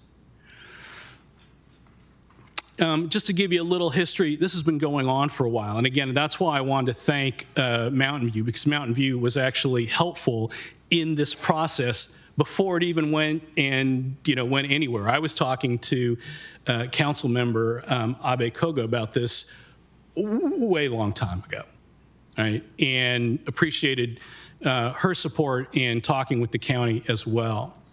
So again, it kicked off actually with George Floyd and the idea that there was a way to respond to crisis calls and not necessarily have to have law enforcement out if there was a behavioral health crisis. So that has been one of the successes since November start, is actually reduction in actually police involvement in our trust calls. And I think out of, 1,000 calls so far, I've only been at like 6 law enforcement interactions. And again, that's where even we're asking for help from law enforcement on certain calls. So with that, I want to turn over to Andrew real quickly. I've thanked Mountain View. We have to recognize the county. And to thank the county again for the pilot and support of the pilot, and they're managing this and the 3 teams right now. Andrew. Thank you, Dave, for the introduction. Good evening, everyone. If we can move on to the next slide to go over what we're really doing on the calls that we're being dispatched to throughout North County. So what Trust is responding to are pre-crisis situations, low-level crisis situations, or situations that might be involved with substance use. Our team that you'll see later on the slides goes out, and the main goal is to create a safe space for individuals to open up about their crisis situations to us, in the hopes that they'll go back down to a baseline and be willing to take the next step in their mental health journey as we provide resources for them. In addition, we also provide transportation. But the main goal is to create that safe space with our team. We're not approaching these calls in a clinical way, meaning we're not diagnosing individuals out in the community. We're just creating a space in hopes that we can assist them on the next step in their journey. Next slide, please. So as Dave mentioned, we are a 24/7, 365-day-a-year program. North County, we're servicing Santa Clara all the way up to Palo Alto. Next slide, we covered this information. So the call center that is run by Pacific Clinics, 988 triages the call at first. It gets sent over to Trust. When Trust receives the call from Pacific Clinics, they see where the call came from. If it's North County, our team will be dispatched. The makeup of the team consists of a peer navigator, which is somebody with lived experience who is able to guide a client or a community member with their own journey that they have been on, really enforcing that human-to-human relationship with people. We also have a first aid professional who are licensed EMTs, but acting under a scope of a first aid responder. And then we have a crisis intervention specialist, someone who's, has experience working in this field, de-escalating situations, providing coping strategies to individuals, as well as familiar with resources in this given area to assist people. Next slide. So we did do a soft launch a few months ago in November. We are fully launched now, servicing North County. Pacific Clinics is servicing San Jose and South County. We're seeing calls come in bit by bit, but we're really trying to portray to the community that 988 is an option for mental health crises. The person who's experienced a crisis doesn't need to call for themselves. You can be a community member, you can be a bystander and see someone who's in need or you think might need an additional help. Call 988 and our team can go out and just, evaluate the situation and provide assistance in whatever way we can. Thank you.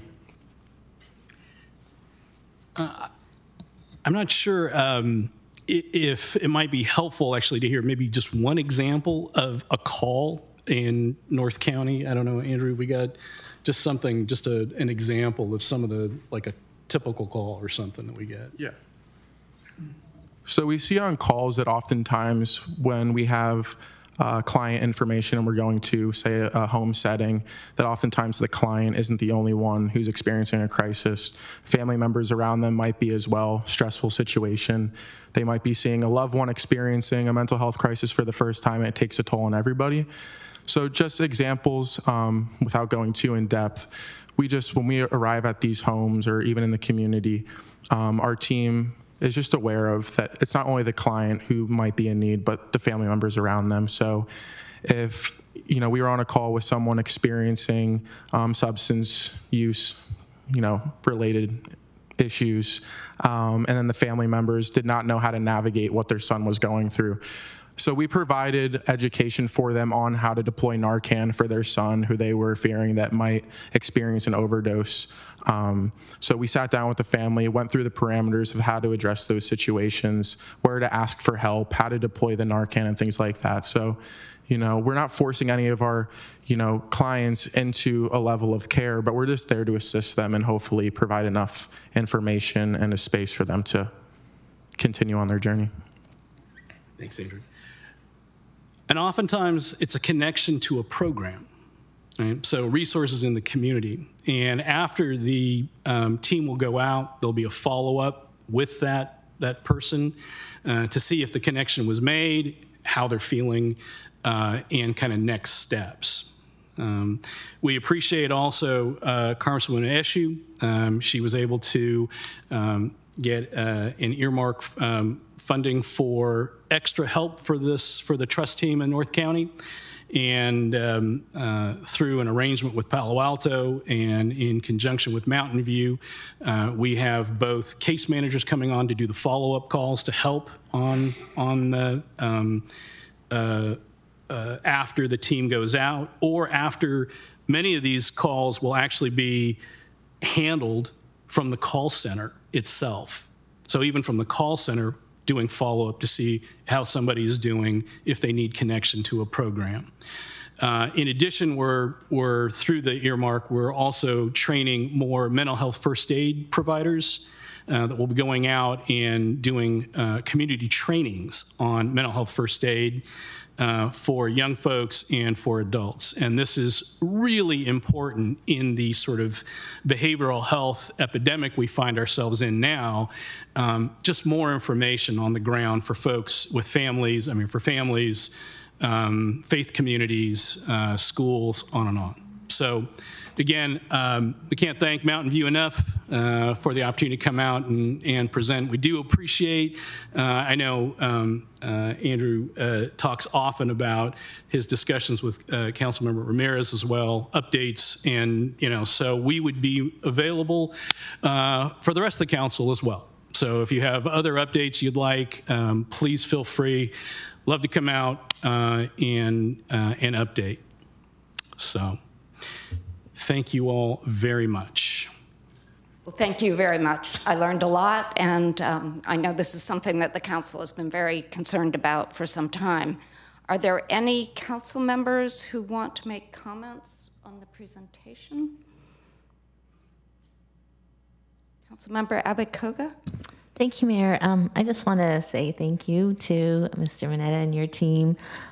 This came out during COVID and the George Floyd issue, and it really came from the community's interest in having alternatives to emergency response. And I appreciate our council's interest in pursuing something. And if there's silver linings, I think this is another one of them of the pandemic and just everything we were going through at that time, and just trying something new, being innovative, and then the partnership. Really, I want to highlight between the city, the county, and the nonprofit organizations.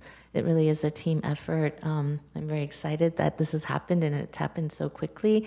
And I appreciate also Congresswoman Eshoo's helping us get funding for it.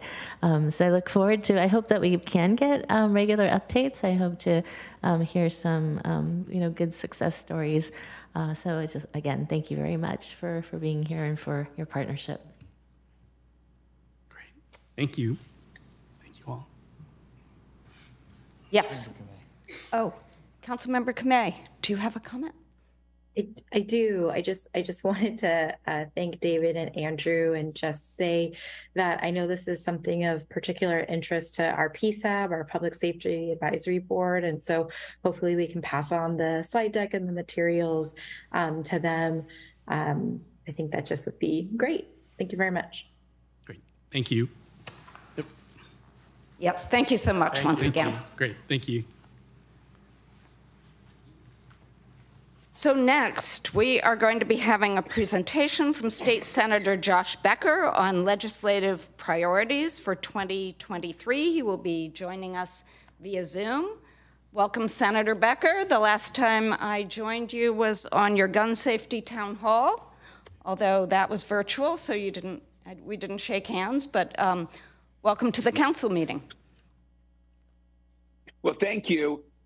It's wonderful to be here. Can you hear me okay? We can hear you, yes.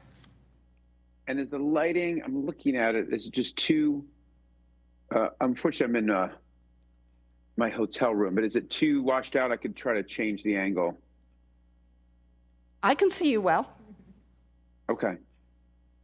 All right, will you let me know if that's not the case? Wonderful to be here with all of you. It's a very fortuitous week, I guess, to be here because there's a lot going on, both from a legislative perspective as well as a budget perspective. And let me just start with the budget. And one of my highlights this year has been chairing one of the key budget committees. And this is the committee that's responsible for all natural resources, all climate, all water, about $20 billion of investments.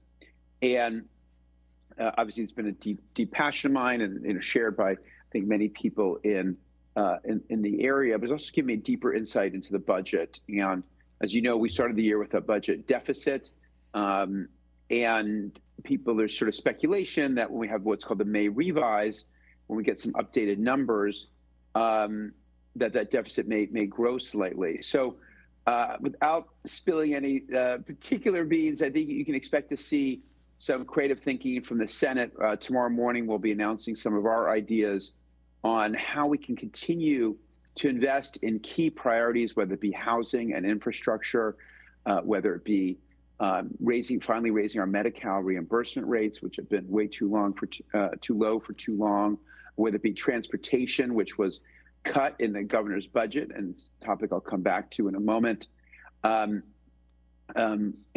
other key priorities, including climate, which also was cut in the governor's budget, including climate resilience, which was cut about 40% over some of our previous allocations.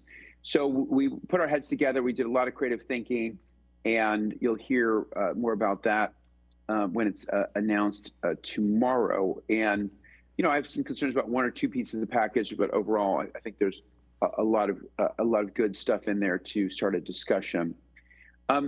So back now to legislation, and for my focus, it's really been two things. Number one is what I think of as quality of life issues on the peninsula. So that may be an issue like transportation, an issue like housing, education. And then second is really leveraging the platform of the state of California. We're the fourth largest economy in the world if we were our own country, and leading on issues like climate or protecting women's reproductive health rights, that we can really have an impact on the rest of the country.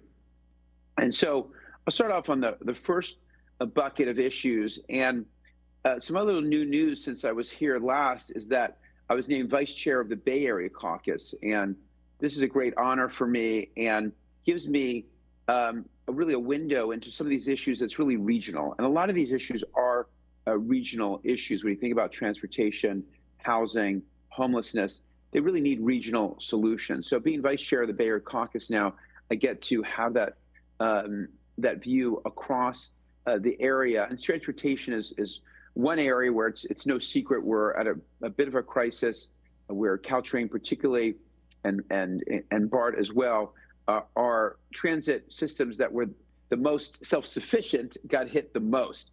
So they had the highest fare box recovery and then have been most impacted by decreased ridership in the pandemic and the increased work from home. So you may have heard about the fiscal cliff, but some of these, some of our systems are facing really existential threats. They don't want to cut service and end up in a downward spiral, but facing really significant budget shortfalls. So as a caucus, we're working on that and seeing how we can shore up these systems and do it hopefully in a way that also improves the customer experience. So I had a seamless Bay Area bill last year. As some of you know, we have 27 overlapping transit agencies. And the point of that bill was to at least do schedule coordination, fare coordination, and do better signage and better data so that we can better coordinate the system. And that bill didn't pass, but a lot of that, by going through that whole process, MTC, which is our regional transportation agency, has the ability now and the authority to go and implement some of this on its own. And so I think that's what people want to buy into, a better transit system and feel like we're tackling rider safety as well as the coordination pieces that I mentioned. So that's one big area, and a big area to watch in the budget negotiations coming up here in the next couple of months. For a reminder, the budget really has to be done by mid-June, so a lot of these decisions are going to come pretty quickly. Secondly, in housing and homelessness, very proud to have a bill on homelessness that I'm very excited about. And I have to say, it was really inspired by the action of Mountain View standing up the Center with Life Moves, where the governor came, and it was a 1 acre and built very quickly, 100 units, I think 120 people, some for families, a third of it was reserved for supportive services. And I know there was some criticism on that recently, but which is really around the length that people can stay.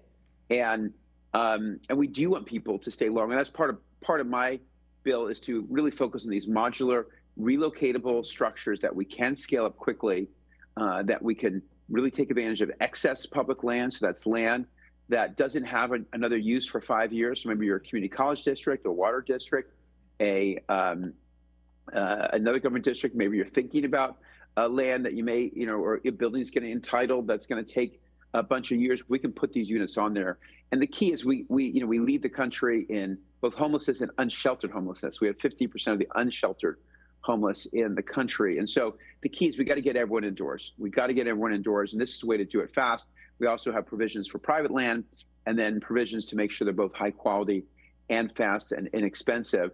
And then the goal is, again, let the people stay there longer. So 3 months probably isn't enough really for people to get back on their feet. So we want people to be able to stay there long enough. And we're finding some of these communities that are being built now in San Francisco, Santa Barbara, people do want to stay longer. And that's great. We want to give them the option to do that. So I'm very excited about that bill.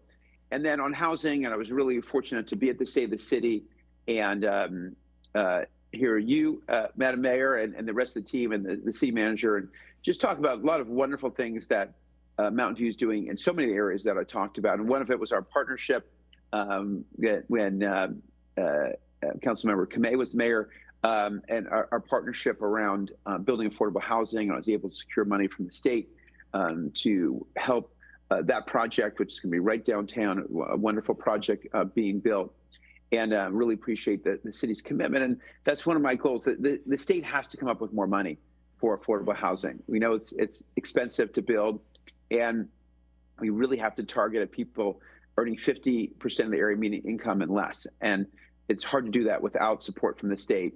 And what we also don't want you to have is 5 different places to go and a really complex system of affordable housing finance, which we have now, and that we have to work to streamline.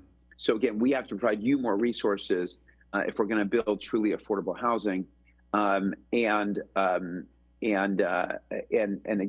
really just continue to streamline that process so things don't take so long and become so complicated. So I know that's always a priority and will continue to be a priority of mine going forward. On education, we have been able to get more slots at the UCs for California kids, which has been another huge priority of mine.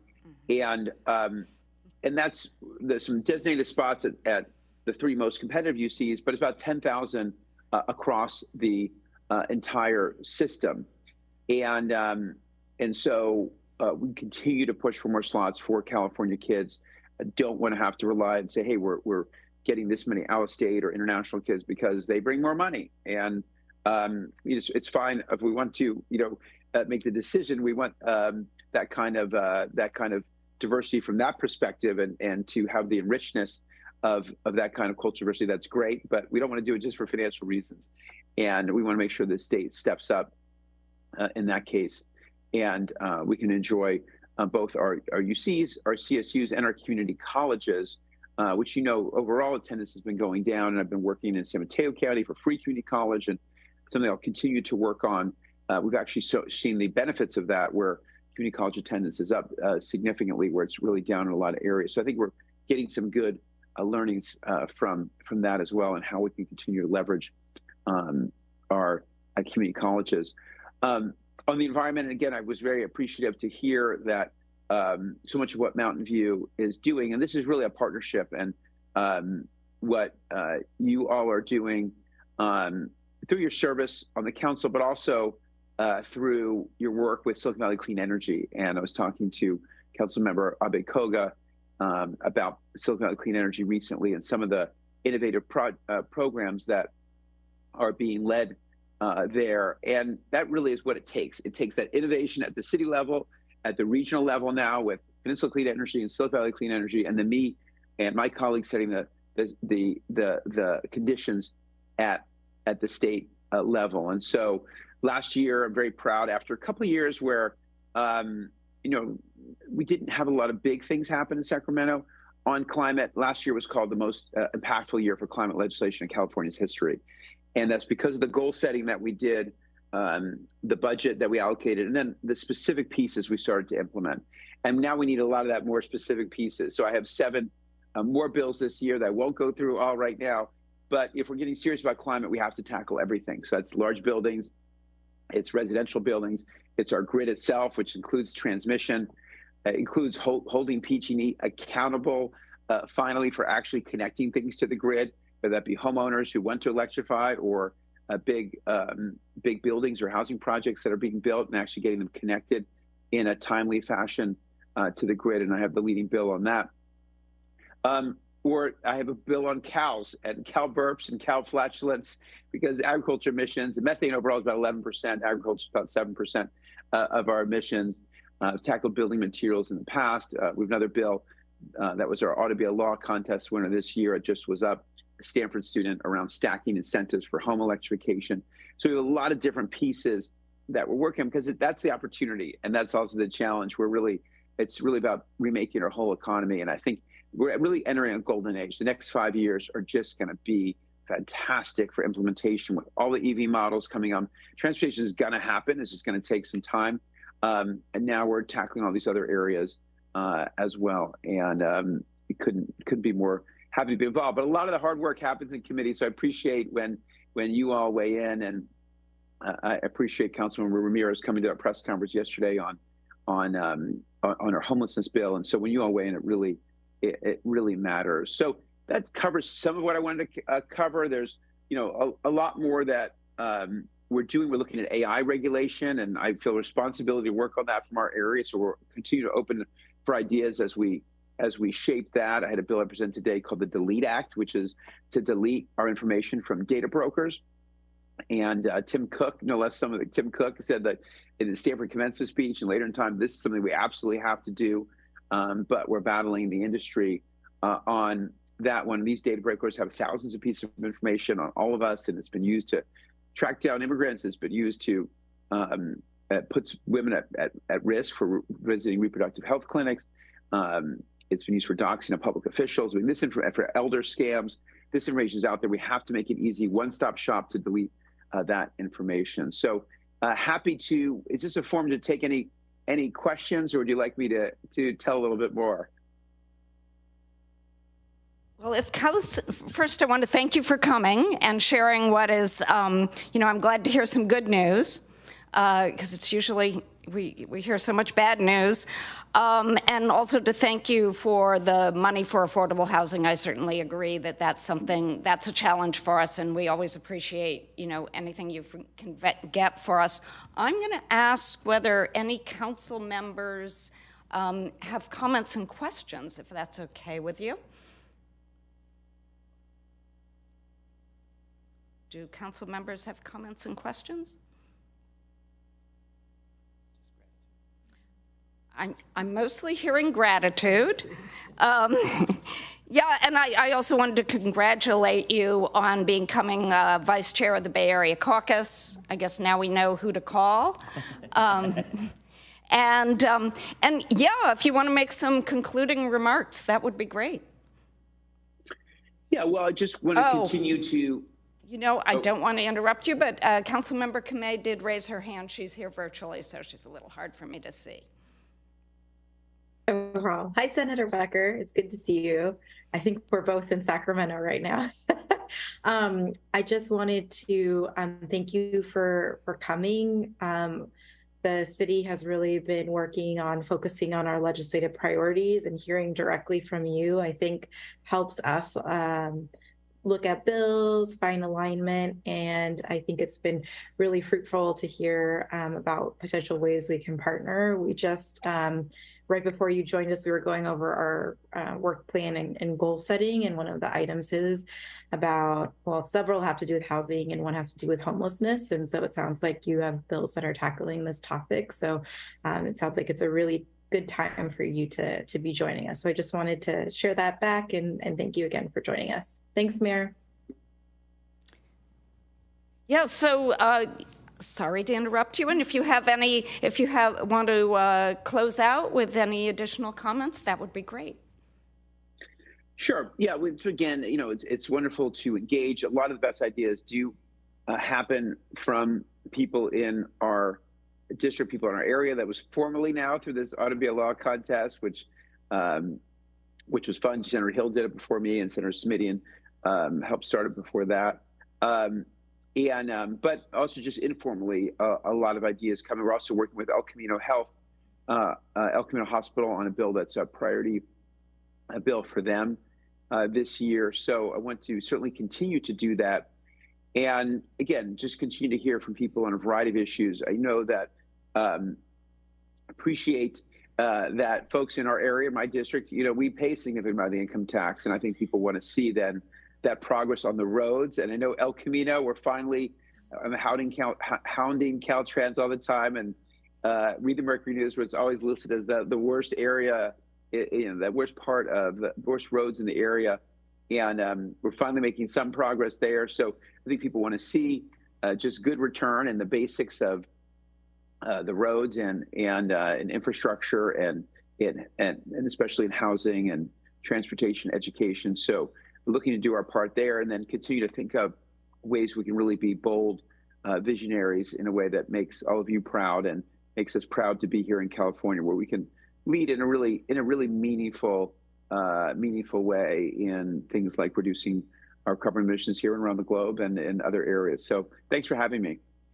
I'm seeing, I like the idea of being bold and visionary. I'm seeing several council members having second thoughts and actually wanting to address you with questions or comments. So Councilmember Abe-Koga. Thank you, Mayor. Thank you. I just wanted to say thank you, Senator Becker, for being here and just for your leadership. It's been really great to have a representative who's very accessible, thoughtful, and you can see the direct connection between our local jurisdictions and Sacramento. In particular, I just really want to thank you for your leadership on climate change issues. And that's, as we know, the most important issue for all of us. And it's just, again, great to see someone who really understands the issues and how it impacts our local communities. So thank you for that. And then I'll be actually going to MTC. We'll have a 2-day retreat to talk about the fiscal cliff and other issues around transportation. So again, just having that direct line to you means so much. So thank you so much for your leadership.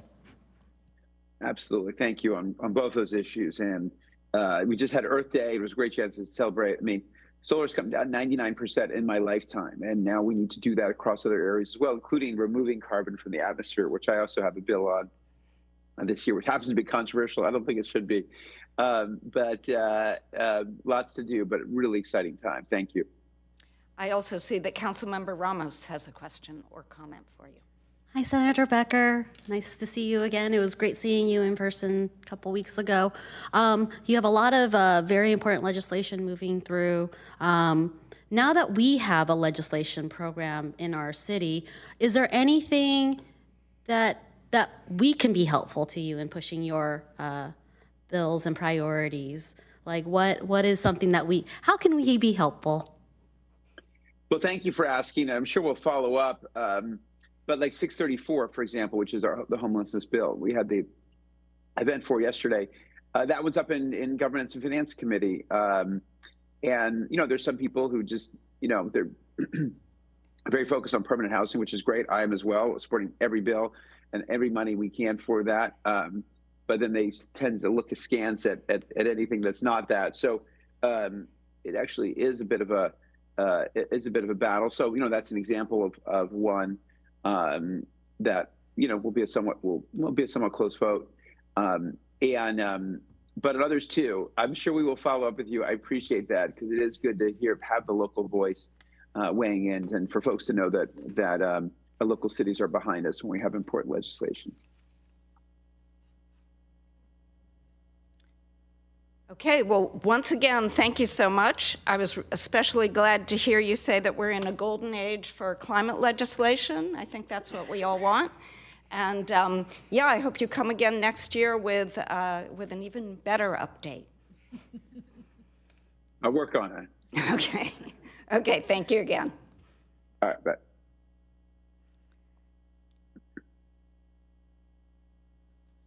So we are now on item 3.3 on our agenda, which is the Teen Week proclamation. We're happy to be joined this evening by our Youth Advisory Committee members, Stephanie Domingo, Leonard Foman, Yanu O, to accept this proclamation. So join me at the lectern, and we have a surprise tonight. We don't actually have the proclamation, I think. Do you have it up there? Oh, we have it up there. Okay, it's a surprise for me then. So I will be presenting it in a moment.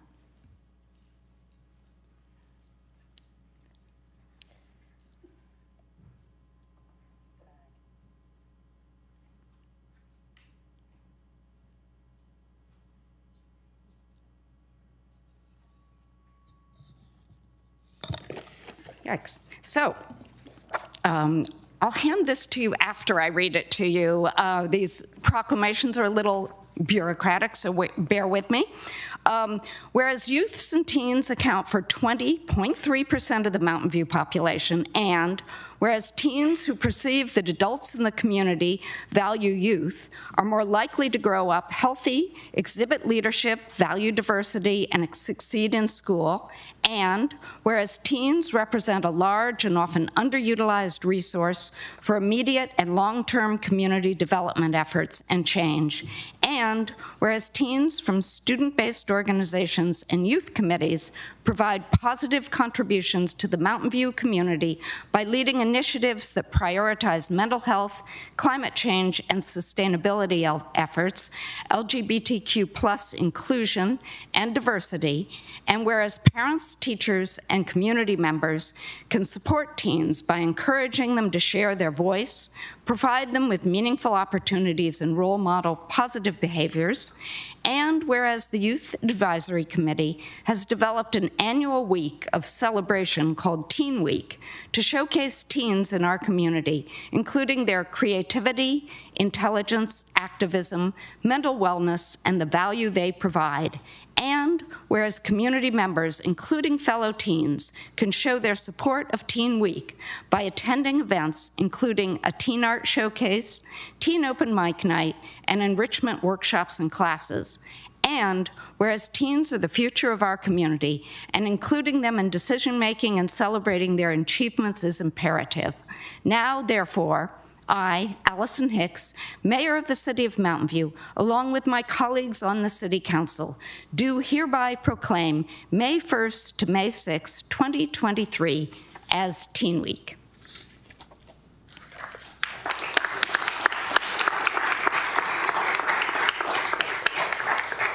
And here now is the proclamation, and you can make any comments you want. So quickly, just starting off, so my name is Stephanie. I am the chair or president for the Youth Advisory Committee, and here behind me we have some of our members for the Youth Advisory Committee. And just quickly, for the past couple months, we've been planning and creating very diligently for these activities for teens and everything. We've been working really hard, putting all of our ideas and all of our efforts in order to make the world a more safer place for teens in general, in order for them to be more expressive, be more open with everything that's going on, especially since the pandemic was a huge hit onto everyone for mental health, financial difficulties, especially for academics. So we're just here, and we would like to say thank you for the proclamation, and we wish for all of your guys' support in our upcoming events such as Teen Week, which will be in May. Thank you.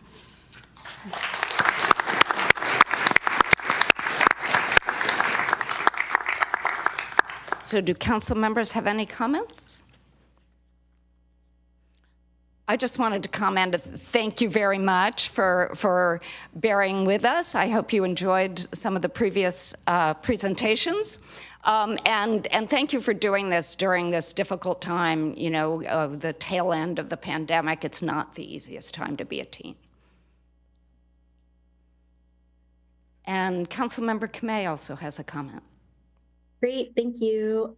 So just as chair of the Youth Advisory Committee, I just want to thank you all for coming. It's always exciting when we get to see your action plan and what you're working on. And I know that for the last 2 years, you've done your Teen Mental Health Summit. I can't wait, hopefully, for fingers crossed, it'll happen again this year. And I just wanted to thank our city staff who've really stepped up to help amplify the voices of our youth. And in particular, I wanted to thank our recreation coordinator, Lauren Eck, for working with YAC to bring next week's events to life. And I know that I'll be checking out the art showcase in the City Hall Rotunda and encourage everyone else to too. So thank you, Mayor. Thank you. So we'll now take public comment for all 3 presentation items. Would any member of the public joining us either virtually or in person like to provide comment on the presentation items? If so, you would click the raise hand button in Zoom or submit a blue speaker card to the city clerk, and we will take in-person speakers first. Do we have speakers? So next we'll turn to virtual speakers, of which I see none. So with that, we will close out the presentation section of our agenda, and we will be going on to item 4, which is the consent calendar. These items will be approved by one motion unless any member of the council wishes to remove an item for discussion. If you'd like to speak on this item or the next item, oral communications on non-agenda items in person, please submit a blue speaker card to the city clerk now. We also have some announcements from council members. Councilmember Abekoga, do you have an announcement to make? Yes, Mayor, thank you. I will be abstaining from voting on item 4.2 related to the Sargent Ranch Quarry project due to my candidacy for county supervisor. And Councilmember Ramos, do you have an announcement to make? Thank you, Mayor. I am recusing myself from participation in item 4.3 relating to the extension of the Elevate MV Guarantee Basic Income Pilot Program for a second year and the amendment of related contracts due to a conflict of interest arising from a recently held position as a member of the Community Services Agency Board. Thank you. Would any member of the council like to pull an item?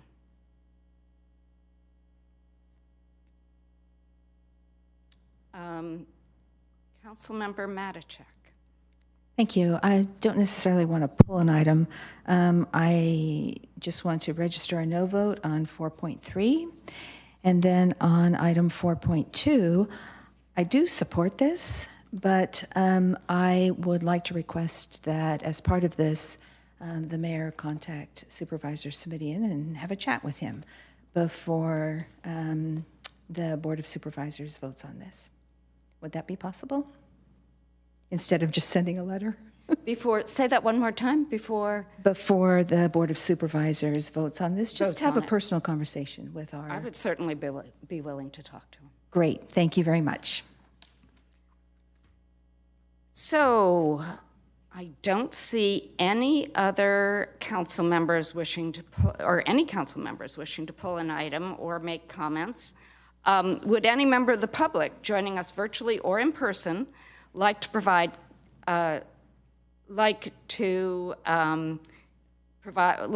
an item? And if so, please click the raised hand button. I'm assuming these are, I'm seeing people wanting to speak on item 4.2, so I'm assuming that we pull that. So any, what's that?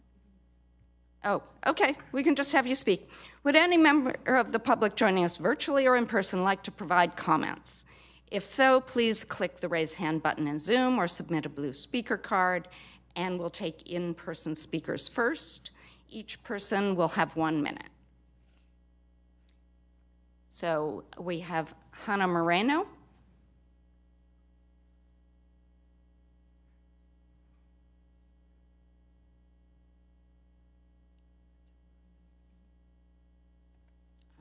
And the next person, while we're coming up, it will be Elizabeth Brown.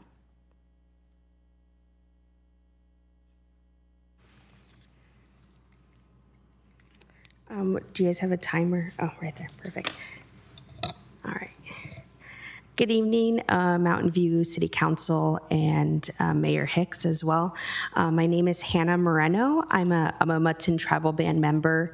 Our territory is at risk right now, and as you can see in front of you, I hope you're in support of opposing the mining quarry that's happening at Uristock. Uristock is really a sacred place for us and my people and our ancestors. It's known as the Big Head Dances, and where every tribe came and gathered and had ceremony. We have many, as you probably can maybe see from really far away, I do have a lot of animals and plants that are in danger here. And our duty is to protect these animals and plants and to keep the land as it is. So I hope you can support with us in opposing the mining. Thank you. Thank you very much. Elizabeth Brown. And the next person will be Valentine Lopez, and then Sarah Tran. Mayor, council members, my name is Elizabeth Brown. I am a resident of Mountain View for the last 12 years. Came down to live here after I retired from education, 20-year career. I really enjoy living here. It has a lot to offer. I've been a student and teacher of history my whole life and became aware of whose voices get amplified and whose do not. I was really glad, actually, though, to hear that Mountain View had this resolution on the agenda for tonight,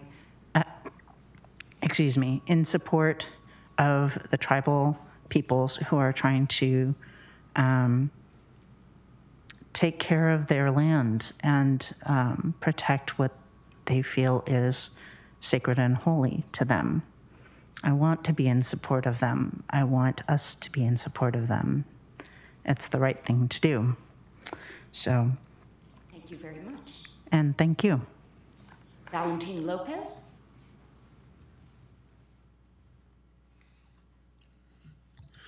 Good evening, Honorable Mayor, council members, administrators. My name is Valentine Lopez, and I'm the chairman of the Ama Mutsun Tribal Band. And we're here this evening to talk to you about Uristock. Uristock is our most sacred site. Uristock translates to the place of the big head. And throughout a large portion of California, the big head dances were the most important and highest form of ceremony that indigenous people had.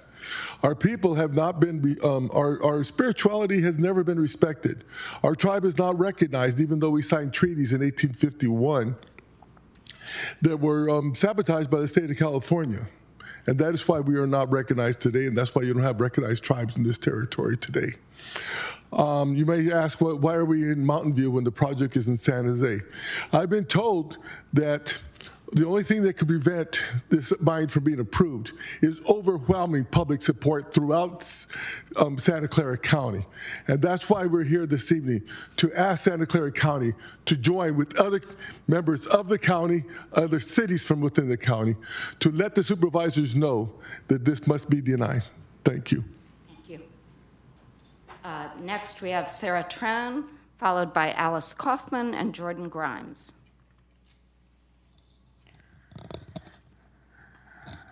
Hello, City Council members and Mayor. I'm Sarah Tran. I'm a resident of Mountain View. I live on Hope Street nearby. I've been a resident here for about a year. I've been in Santa Clara County for about 5 years. I moved here for university.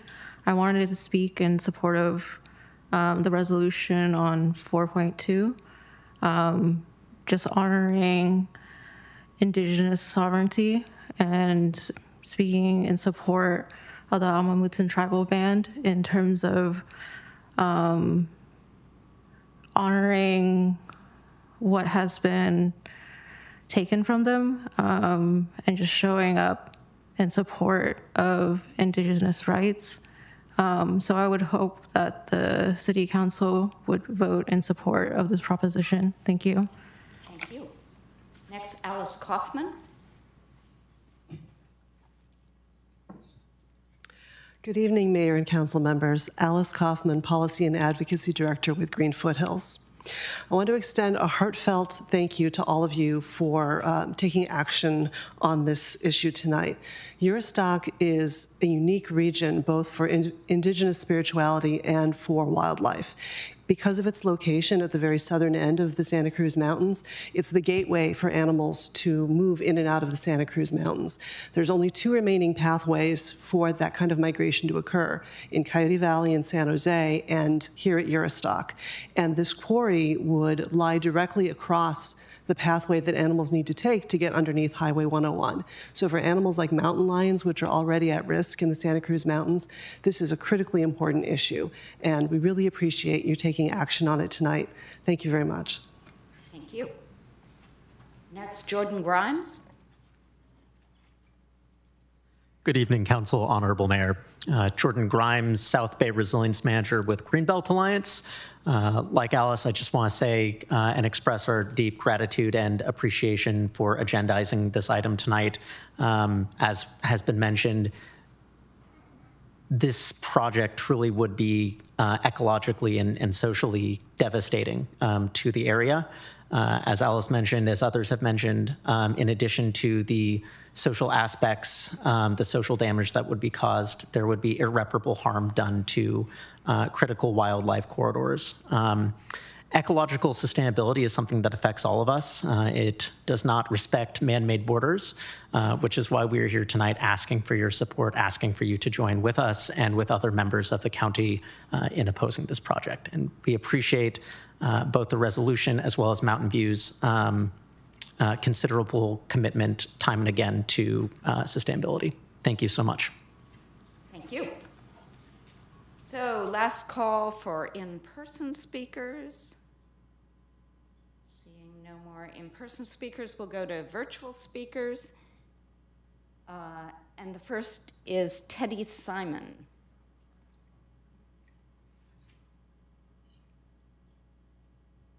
Good evening, Mayor Hicks and members of the Mountain View City Council. I'm Teddy Simon, Indigenous Justice Advocate at the ACLU of Northern California and a member of the Navajo Nation.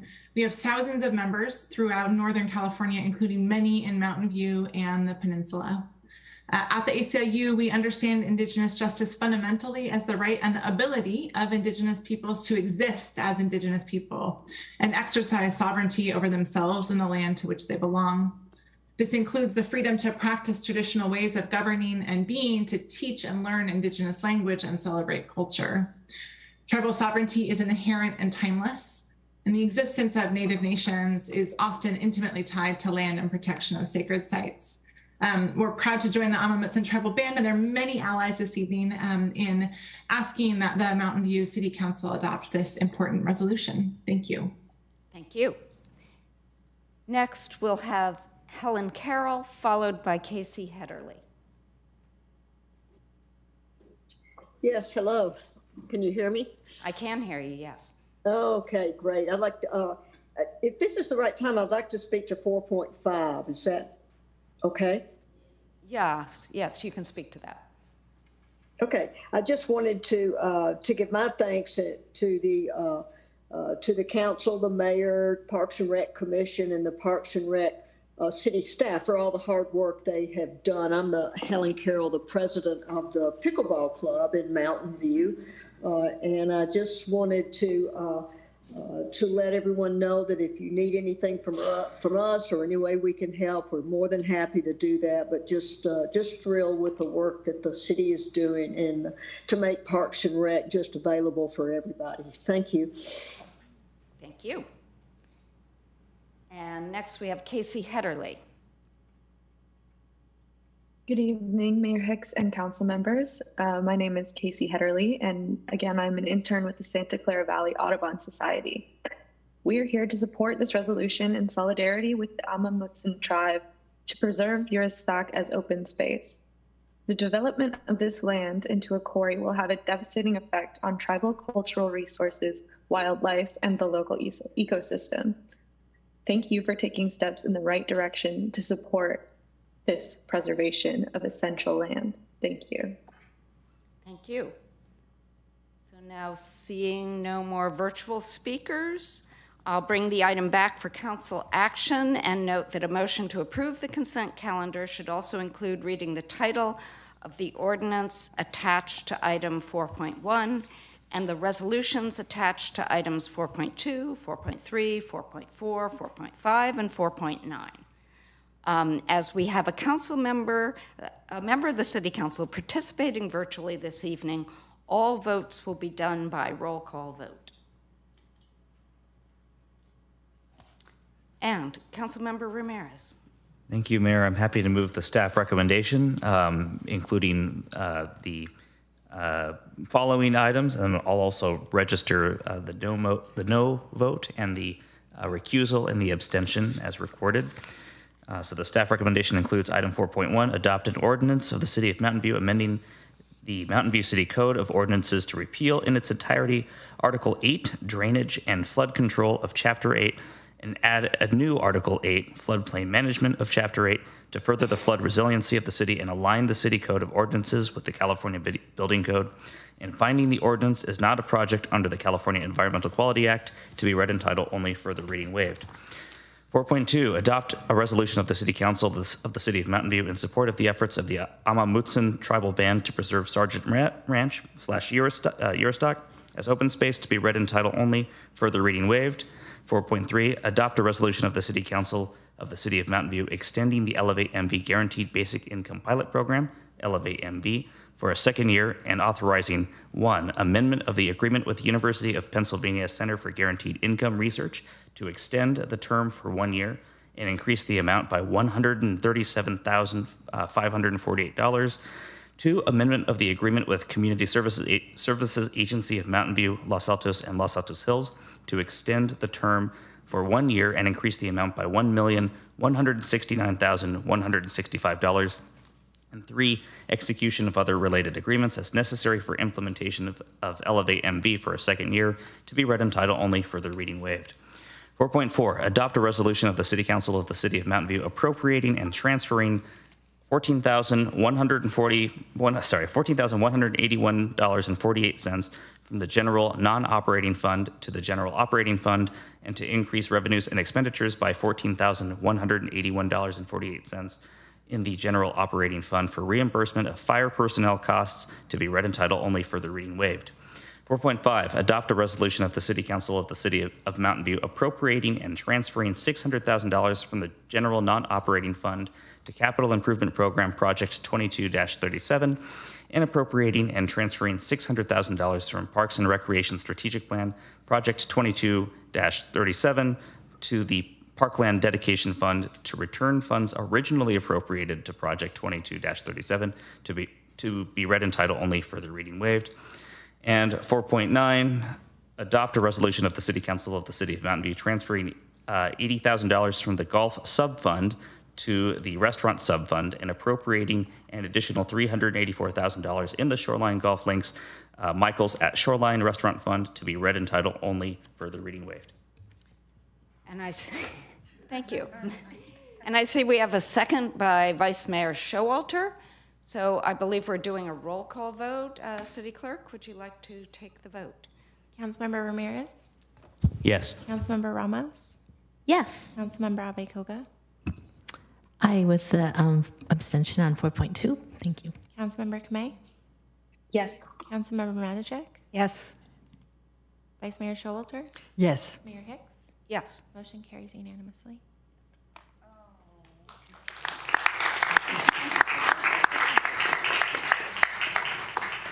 Maybe anticlimactic, but. Next, we'll move to item 5, oral communications. This portion of the meeting is reserved for persons wishing to address the council on any matter not on the agenda. Speakers are allowed to speak on any topic for up to 3 minutes during this section. State law prohibits the council from acting on non-agenda items. If you would like to speak on this item in person or the next item, please submit a blue speaker card to the city clerk now. Would any member of the public joining us virtually or in person like to provide comment? If so, please click the raise hand button in Zoom or submit a blue speaker card to the city clerk. We will take in-person speakers first. And each person will have 2 minutes, but I don't see anyone. City clerk, do you see anyone? Okay, virtual speakers, I also don't see anyone. So with that, we are going to return to our study session. Oh, I'm hearing, I've had lots of breaks, but okay. I'm hearing a call for a break, so we will be back at 8 p.m., at which time we'll talk about the gatekeeper item on our agenda.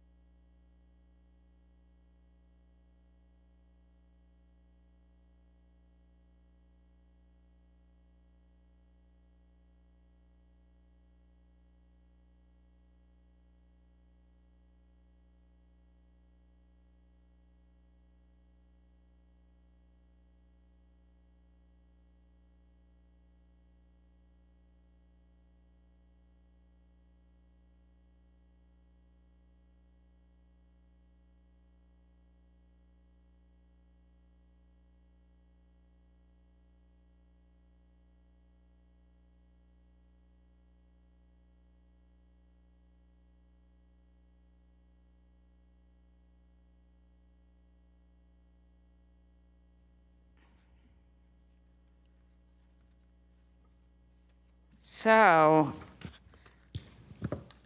we are going to rearrange our agenda a little bit. We have a brief item, which is, if I can find it on my agenda, it is item 6.1, adopt a resolution governing compensation related to CalPERS cost share for all unrepresented safety PEPRA employees. And Senior Human Resources Analyst Ada Chang will present the item. Ms. Chang?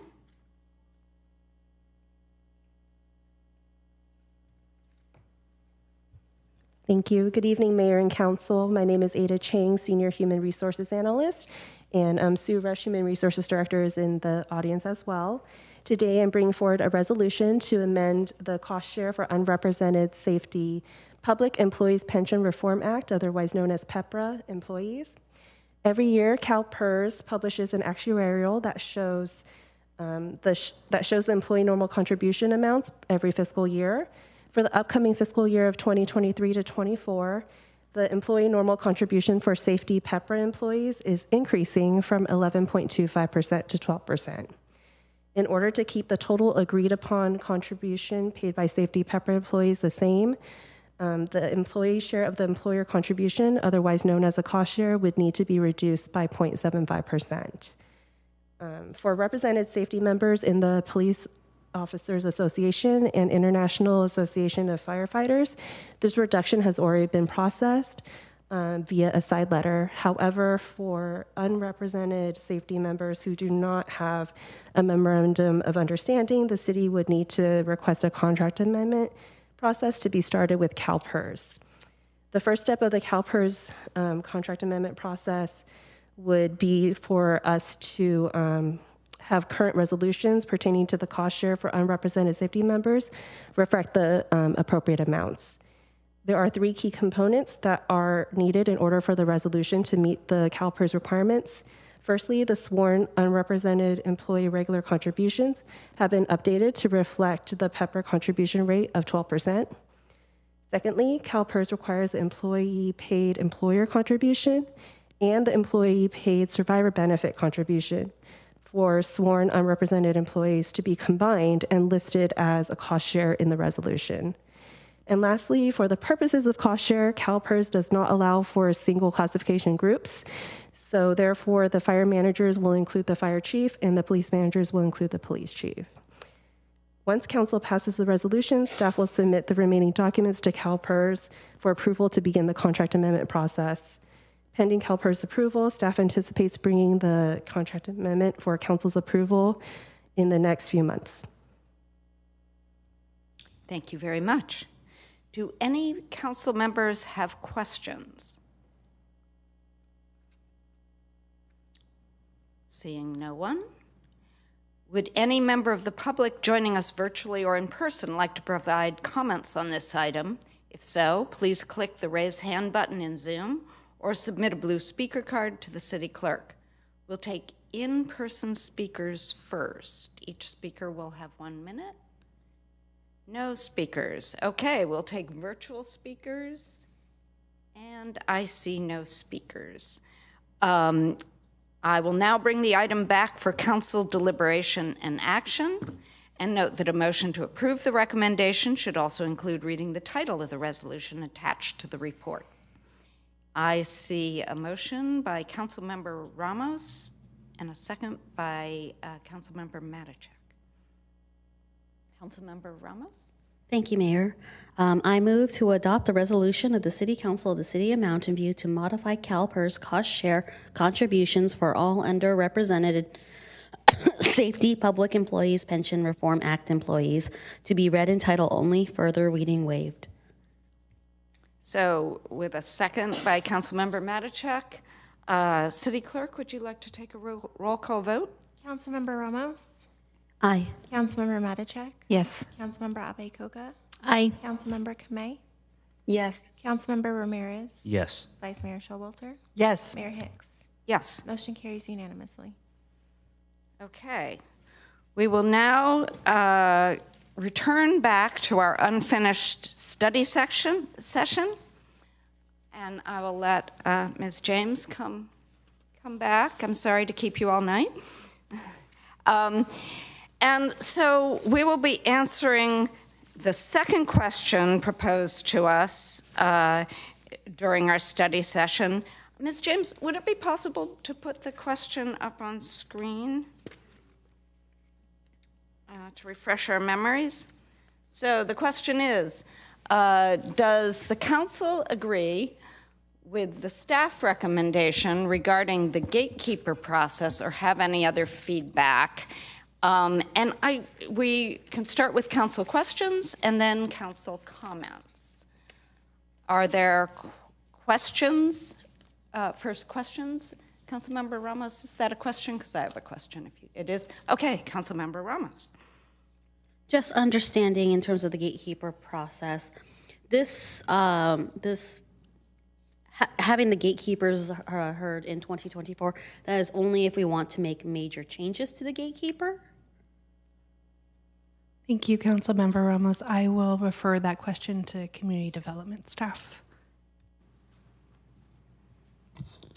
Thank you for that question, Councilmember R.T. Shrivastava, Assistant City Manager, Community Development Director. The housing element actually requires the council to review exemptions in particular in the gatekeeper ordinance. And what staff is recommending is scheduling a study session in the fall to discuss that.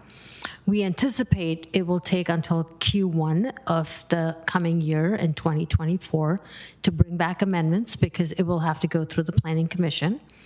And therefore, we're recommending that council hold off on accepting new gatekeepers until the code amendments have been made, and maybe they want to amend the authorization criteria.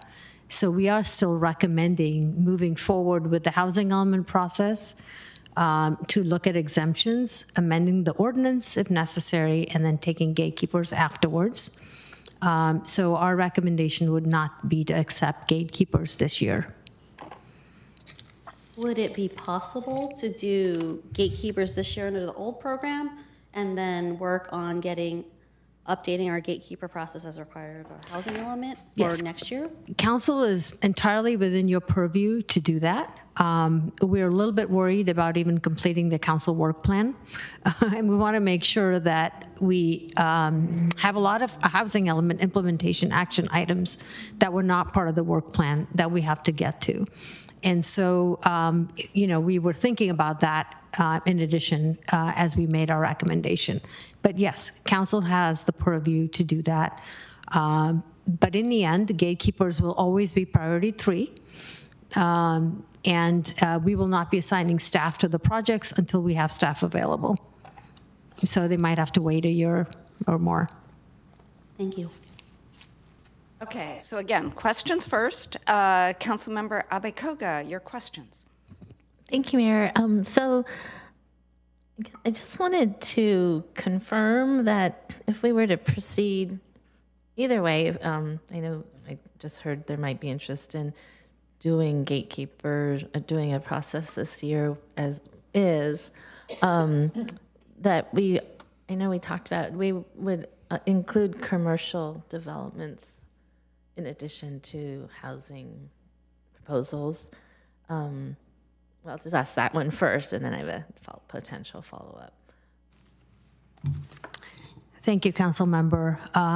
Yes, as part of the fall study session discussion, Council may add other exemptions.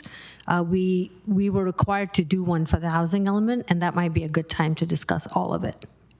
And that could include non-residential exemptions as well.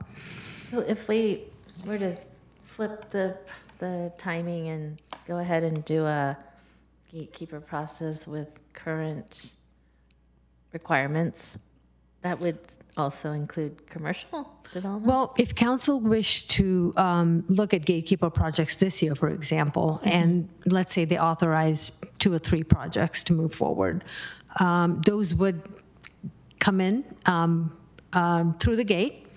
But staff wouldn't start working on them until we were done with our housing element items, implementation items, and council work plan items. And then as we have staff available, we will assign them to the gatekeeper projects, which are priority 3.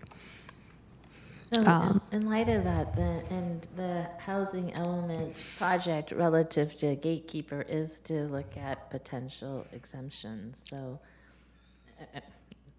yeah, this is begging the question, but that's why we would look at that. That would definitely get priority. Okay, yeah. So that's why you have the recommended process the way it is with the study session. Yeah, first, because we wouldn't be assigning staff anyway to the ones that were authorized since they're priority 3. Mm-hmm. It just makes sense to do all of them after council has made the change. And so are we looking at, I know we received the letter from Mr. Maston, but I don't know where this came from. Maybe it was just Mr. Maston's idea, but this exemption of going from 2 to 3 acres for these exemptions, that would be something we would discuss at a study session? Yeah, I think it makes sense, and council, maybe staff can provide a little bit of color to what a project like that could look, because just to add a little more detail, when that was originally intended, I think projects used to come in at maybe 40 units to the acre, so 2 acres could mean potentially maybe 80 units. Now we're seeing projects at 100, 120, 150, and one at 200 units to the acre, just so council understands the magnitude of the projects.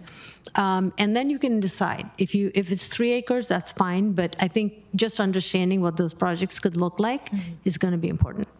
Great, thank you. So again, your questions, Vice Mayor. Yes, I understand that we've had that the staffing has changed in the planning department. So could you tell us how that's going? I know we've been very anxious about getting more people. Yes, we're very excited to say that out of the 18 planners and managers in the planning division and 2 administrative staff, we just had, I think, 5 people join in the last few months. In fact, 3 new planners, junior planners joined on Monday. And so we have 2 positions, one for the deputy zoning administrator that's being recruited right now, that's still not filled, and then 1 senior planner position, which we plan to recruit for in the fall. That will provide an opportunity for existing staff to be able to apply to that position. And we will have our new assistant director for planning joining in early May. So there'll be 2 outstanding positions out of the 20. Very excited. So things are definitely looking up. They are looking up. Good. And Councilmember Ramirez.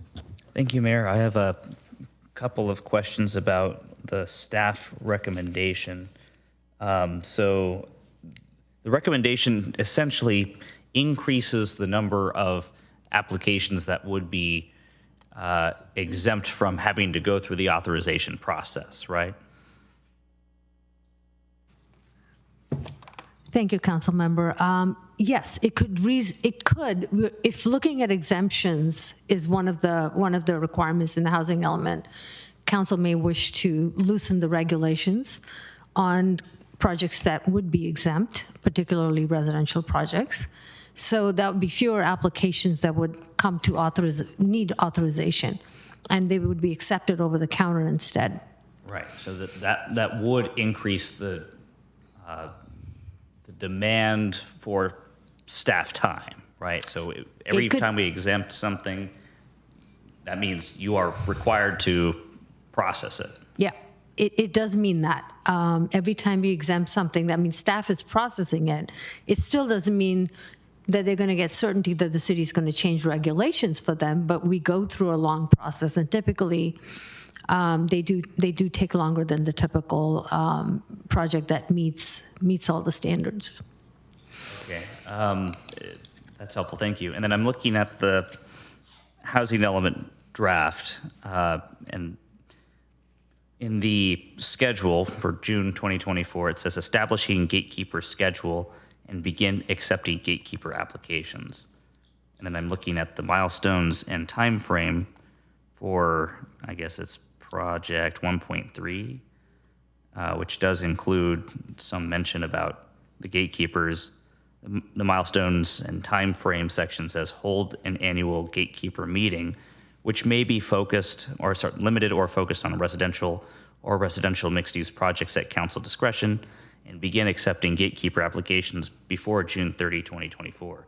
But it doesn't appear to commit us to changing the process in any way, right, including modifying exemptions. It's just we're committing to resume the gatekeeper authorization process and start entertaining applications.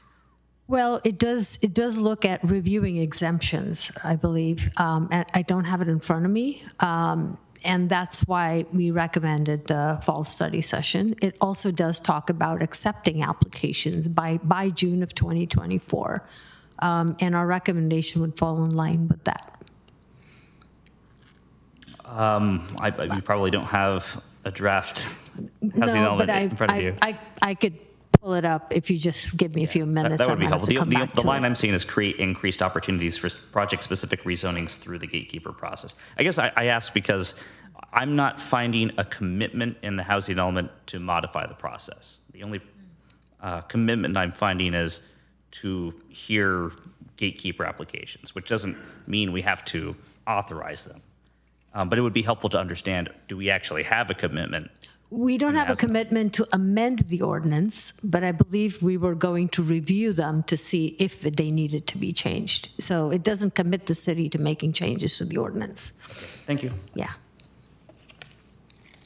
So you might not want to sit down. I have a question as well. Just stay here. My question is, so I would say one of my chief concerns about the gatekeeper process is the amount of staff time it will take. I know working in planning myself that applications like this take a great deal of staff time. So, and we have other things pulling staff time as well. I'm wondering, for example, how many builders remedy projects we have right now? We currently have 5 that could qualify, and they've submitted preliminary applications. I think most of them are considered complete, except for one that I have to check on, but the 4 were. And they have 6 months from that date to submit a formal application. If they choose to move forward, and again, we have to keep checking and making sure that, I believe they came in right before the council adopted the housing element. So they would presumably be considered builder's remedy projects. And also if they provide 20% affordable housing. So there's some requirements. If they continue to meet those requirements and they do submit a formal application, we would be processing them. And so 5 submissions, that doesn't give me an idea of the number of units. How many units total? It's in the thousands is my understanding. It's about 3,000. About how much? 3,000 units. 3,000 units at this point. Yes. Okay. And will that take a significant amount of staff time to process if they come through? Yes. Okay. And then this housing element relative to previous ones, is it it seems more sizable than previous ones. How will it impact your staff over the next year? I would say over the next at least 3 years, we have a very, very ambitious housing element, and it does commit us to timelines. It also commits us to timelines beyond that, because it says if certain units are not built, the city will then embark on rezonings and doing other things. So it's an extremely ambitious housing element and very reflective of what the state is looking for. And we got a lot of input from community groups, which is why it is as ambitious as it is. So we do expect it to take considerable staff time. And then the council projects that we just passed, I don't need you to tell us how many of those there are, because I think we just reviewed that, but how will those 3 interact in terms of increasing the volume of work in your department? So as Lauren reminded us, we have a sizable list of projects that are considered permit streamlining projects that are not reflected at all in this discussion. And those are the bulk of the work we do. So whatever staff time is left after that, that's the tip of the iceberg, will be spent working on the gatekeepers and other council priorities, with council priorities taking preference. So the first commitment we have is to make sure we process projects that are meet the standards in a timely manner, because we are committed to doing that. The state has very, very strict requirements. That's priority one.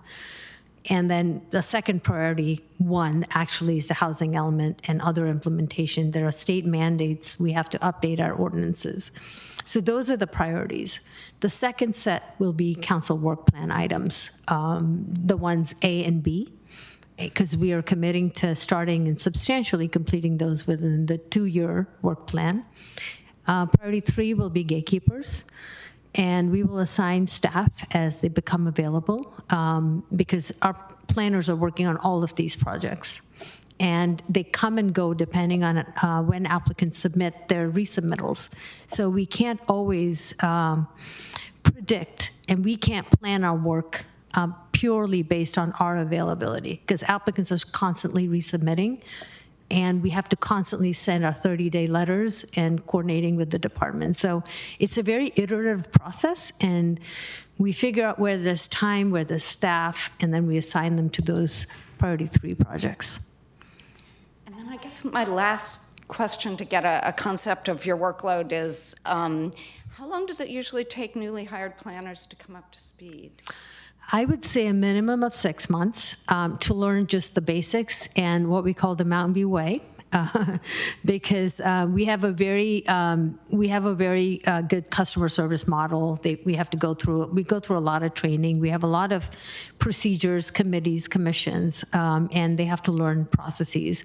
And it takes about 6 months to just get your feet on the ground and up and running.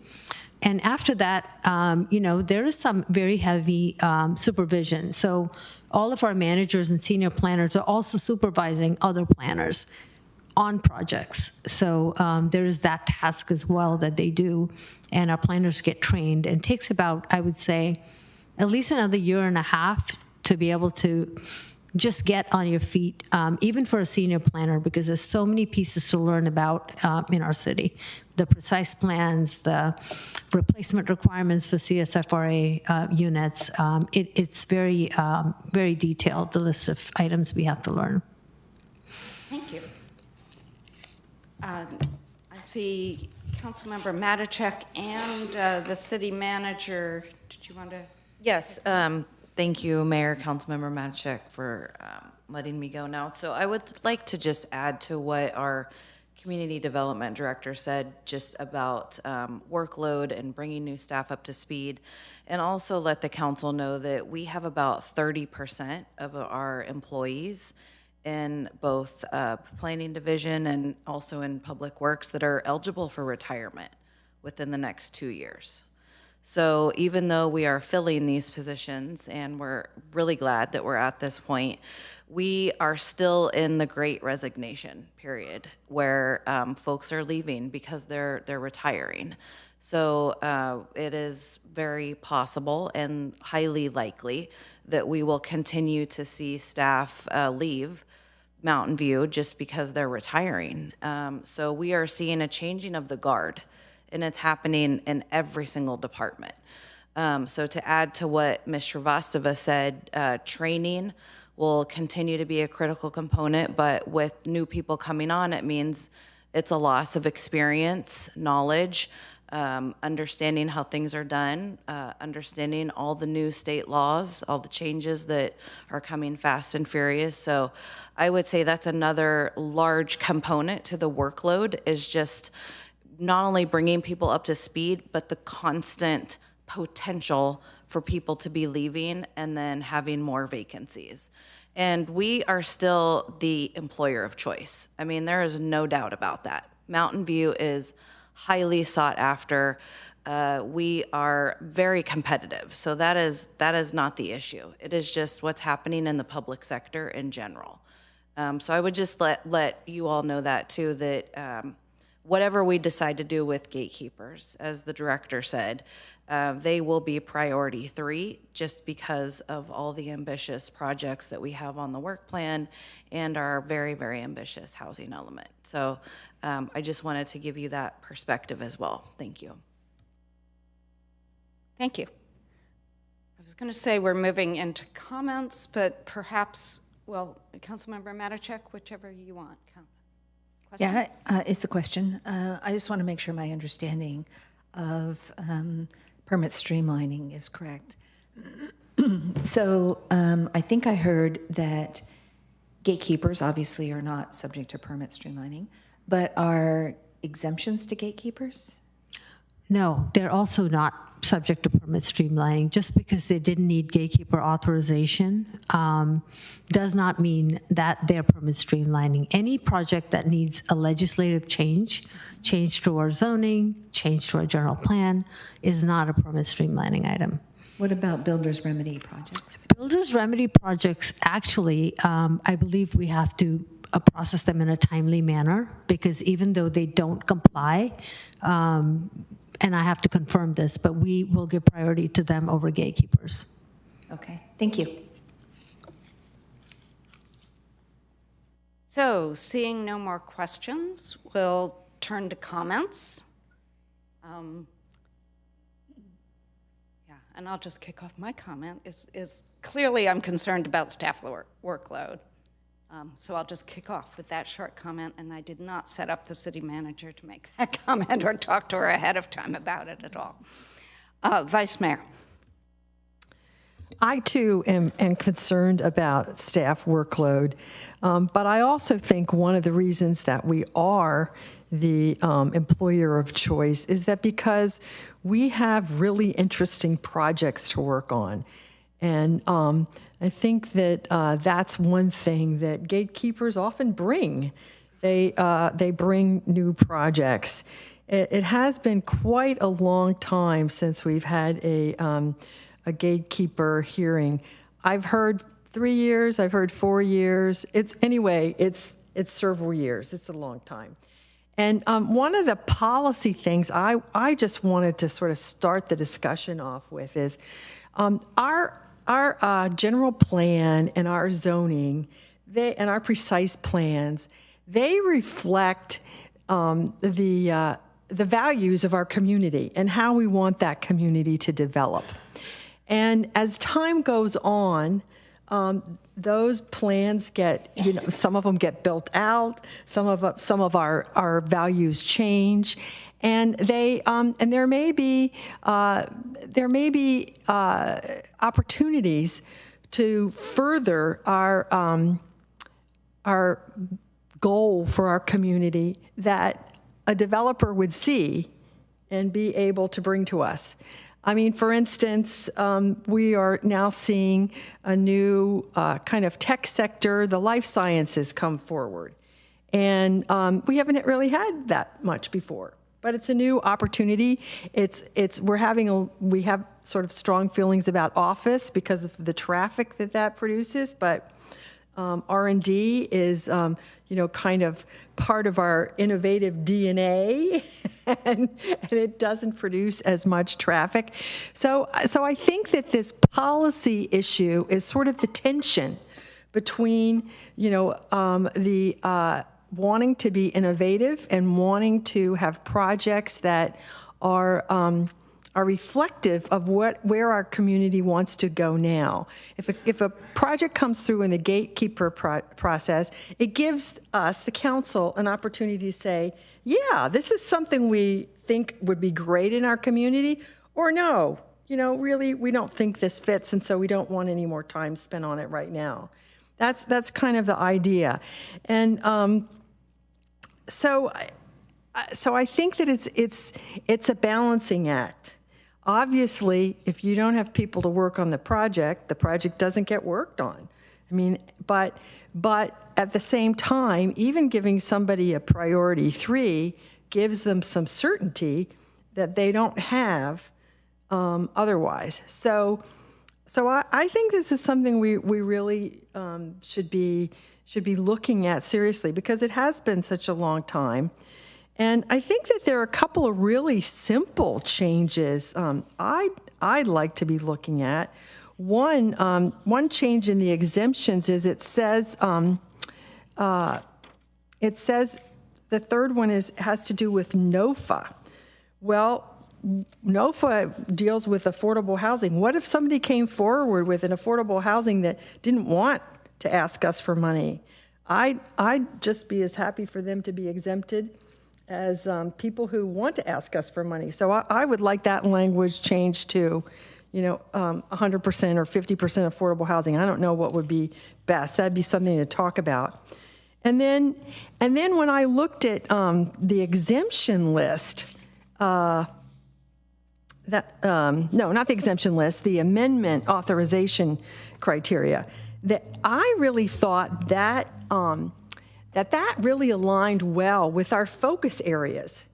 And I think that's good. It's like we're saying to the development community, these criteria are things that are, that we want for our community, and they align with our focus areas, such as parkland.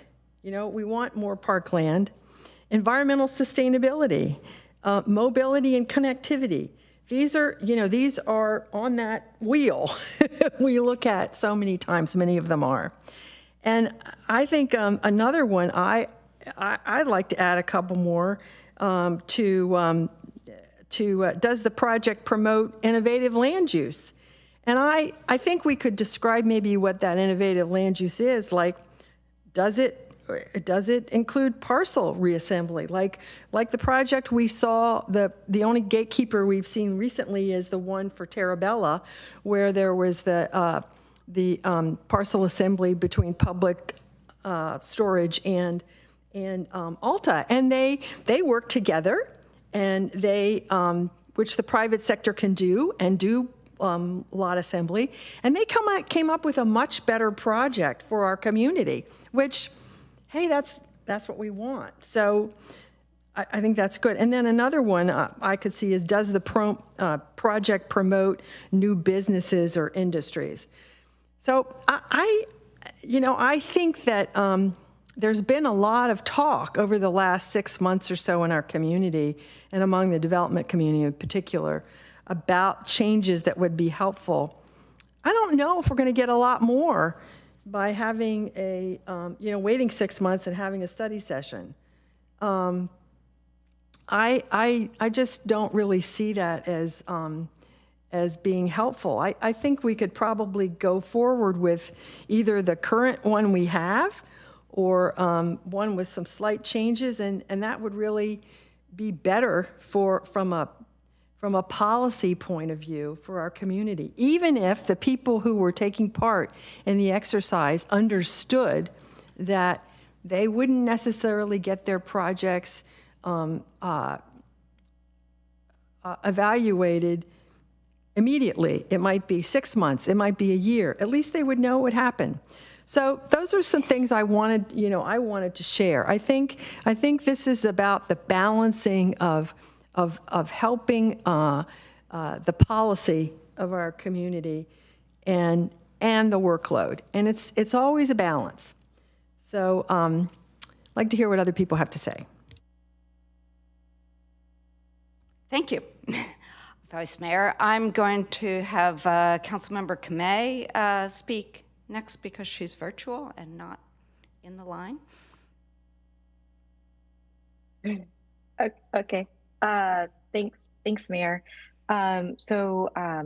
Related to this question 2, I just wanted to share that I do support the staff recommendation, and kind of wanted to walk through the rationale of how I got there, which is I just appreciate the memo that was shared with us April 14th.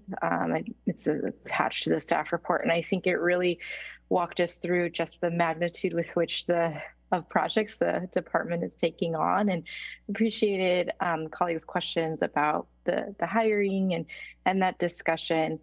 One of the things I've talked about that's upcoming in the June budget is kind of a reorganization within the community development department, with which I think housing will be its own division, and look forward to, I think, what that will bring to the department. But we have our, state mandated applications, our policy amendments, then our council work plan items, which we were just kind of shuffling through earlier today, which are quite lengthy and meaty.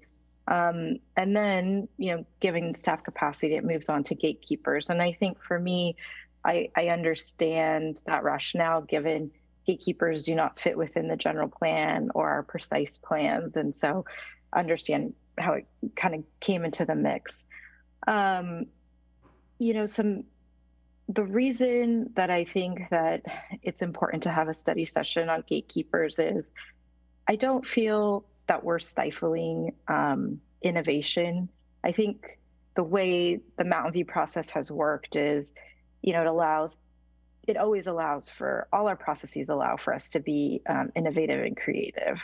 And I think in terms of certainty, having a process and having the gatekeeper process, I think allows for an applicant to get feedback before they put a lot of resources in. And I think in terms of the workload topic, I think it having the process helps manage staff workload, which I feel like the assistant city manager, community development director was sharing. And I think there's two items that kind of raise to the top for me is one, the Terabella visioning process, which was a 3-year exercise, which ended up not going forward. It was something outside of the change area, outside of the general plan. And what we recently went through 2 weeks ago with the ABAG grant. And while I know that was a unique experience, I think both of those got significant feedback from the community.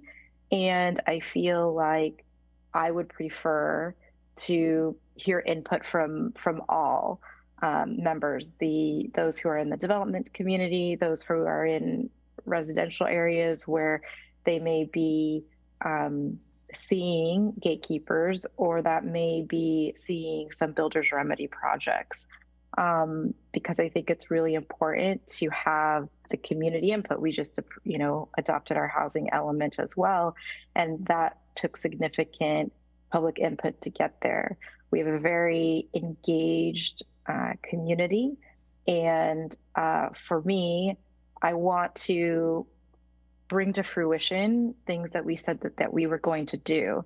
And last year, many of us were talking about how we wanted to move on from the pause we had to take during the pandemic, and the projects that we wanted to initially prioritized in 2019, see them through.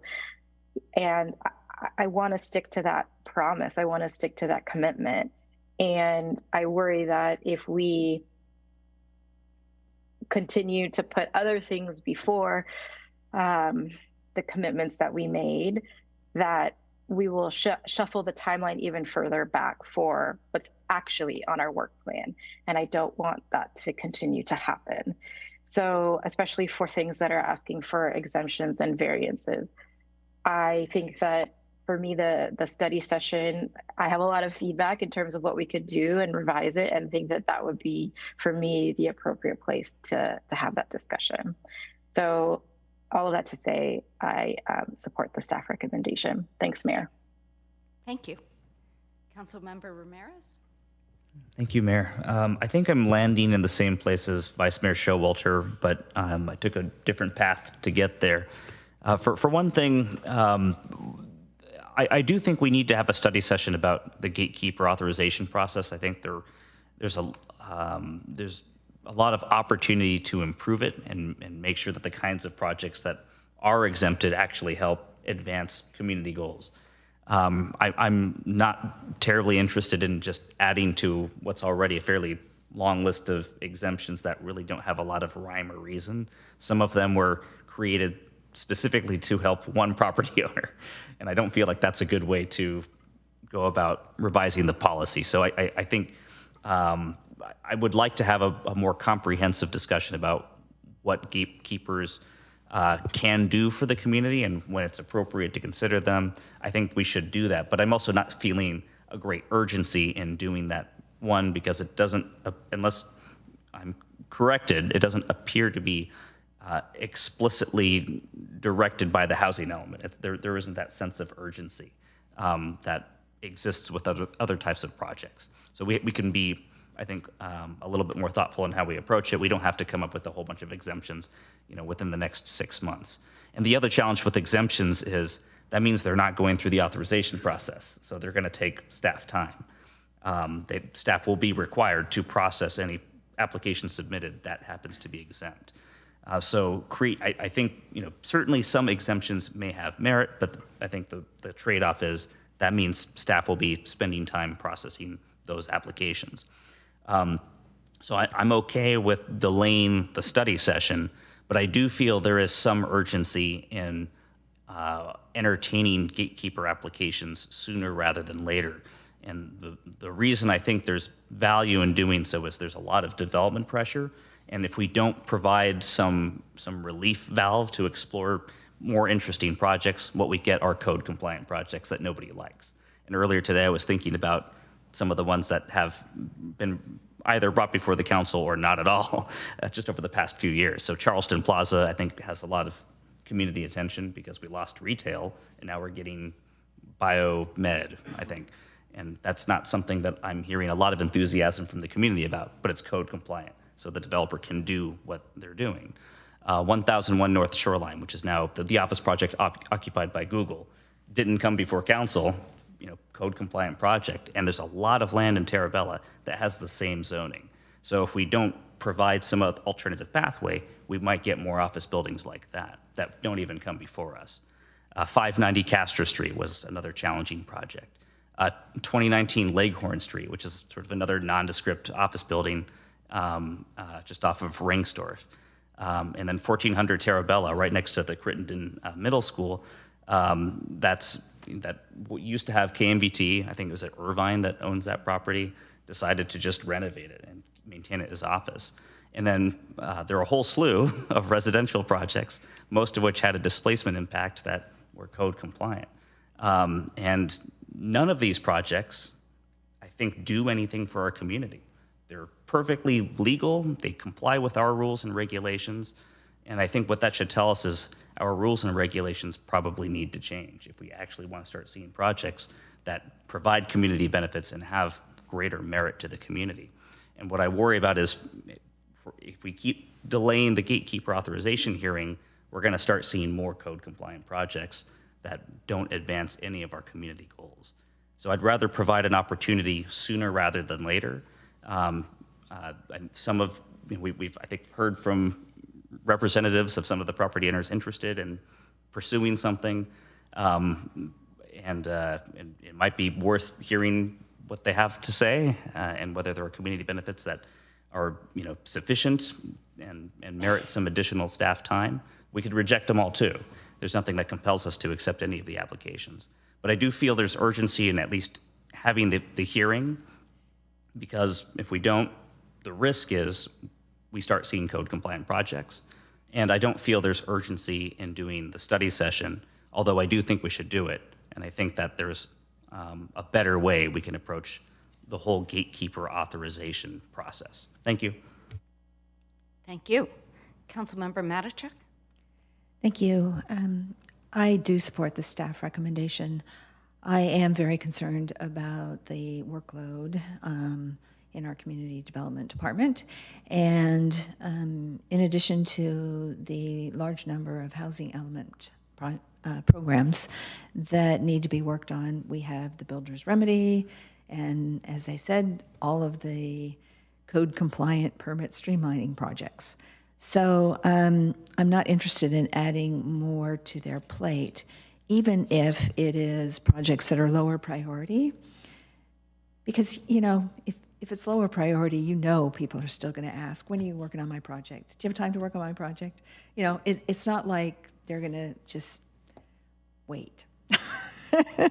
So I don't want to add that pressure to what's already a very busy staff. So I'm okay with the staff recommendation and stepping back and taking a look at the exemptions and the criteria in a study session, and then holding a gatekeeper application next year. Thanks.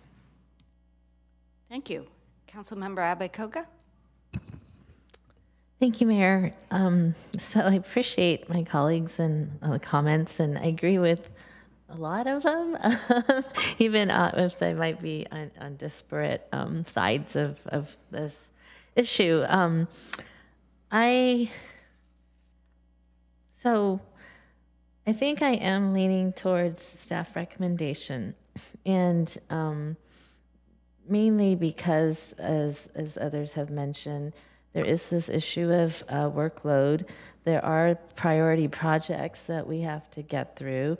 And realistically, I just don't think we can get to gatekeeper projects until what staff has already stated it would be the schedule.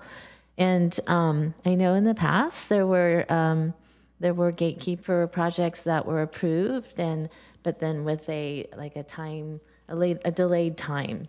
And some of the challenge was that with those projects where there were projects that I wasn't here to approve the gatekeeper on, and then I returned and they came to me. And and I know that's challenging because we have turnover on council, but I guess what my thought was with that is that we could say, okay, you're through, but you're delayed. But what if other projects come in that following year that might be better projects? So isn't it better just to say, do an annual we'll probably go back to an annual gatekeeper process and just, see what projects come in that year and we can pick the best ones from that bunch. I don't want to be committed to something because we approved it earlier and then, see other projects that we might like better come in later and then have to say no to those or delay those because we had already made these prior commitments. So I think that's where I hesitate about doing a gatekeeper sooner than what staff is recommending. And I have some other items that I've been thinking about and maybe bringing up when we have this study session. And this is really, I know that there's pressure to provide more exemptions, but I've been more concerned about the bigger projects. And I was trying to figure out how do we categorize these, but some of the gatekeeper projects we've seen that are larger, 5, 6, 7, 10 acres, they start to create, challenges around transportation. Where's the park going to go? And then there's some unfinished business, I think. I don't know what we really decided with Terabella, but my concern is that if we said, okay, let's go back to gatekeeper and we have 5 projects in Terabella, I have a concern about approving those, one by one, because when you get to, we talk about assembling, it's, in a way you would start assembling projects in one area. And, this came up when we had the conversation about Terabella. We have to start thinking about things like, where do the bike lanes go, or where does the park go? And I remember developers coming in with their projects and saying, well, we agree there should be a park here, but not on my property. And so that's when it starts. I started thinking, well, we maybe then need to be looking at a precise plan or a master plan or some other plan to plan out a neighborhood. So that's my hesitation with allowing a gatekeeper, just, any gatekeeper project to come through. If it's starting to be in a certain area, a neighborhood, I think we have to start deciding if we need to take a step back and look at a more comprehensive plan. So I guess I would ask staff for more, for some guidance on how to determine when we need to start doing that. But that's really my concern with these gatekeeper projects. And, you know, the whole, I appreciate, Councilmember Ramirez, your comments, but, you know, I guess I look at, we're talking a lot about, spend a lot of time about residential projects, and you know, rightfully so. But I guess my concern is that, and we talked about this, and that was partially why we paused on Terabella, is that we're losing our commercial space and industrial space. And, you know, the code compliant uses, frankly, are for that. That's where neuro is. That's where some of these innovative technology companies are situating themselves. And so I don't have an issue with that. I think that that's part of our community, and that is a benefit to our community, that we provide, you know, land for innovation to happen, and that ends up being a community benefit. So I'm not as concerned about code compliant projects. I think they do provide benefits. So, you know, I want to make sure we have room for them. I appreciate Vice Mayor, your, like, if we wanted to tweak it, I think you actually said it perfectly.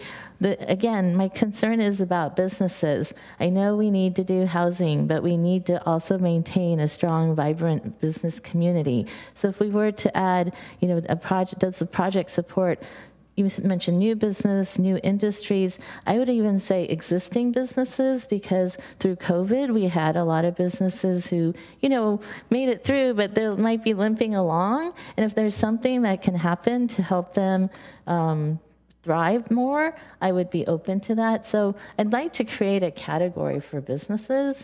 And I think the way you worded it, Vice Mayor, if I can just add, you know, supporting existing businesses, I could go with that. So that kind of, you know, I hear both sides, but I do think we just need some kind of discussion, conversation about how we're going to proceed with, you know, categorizing these projects, because they are different and they impact the community in different ways based on size or location or, you know, use.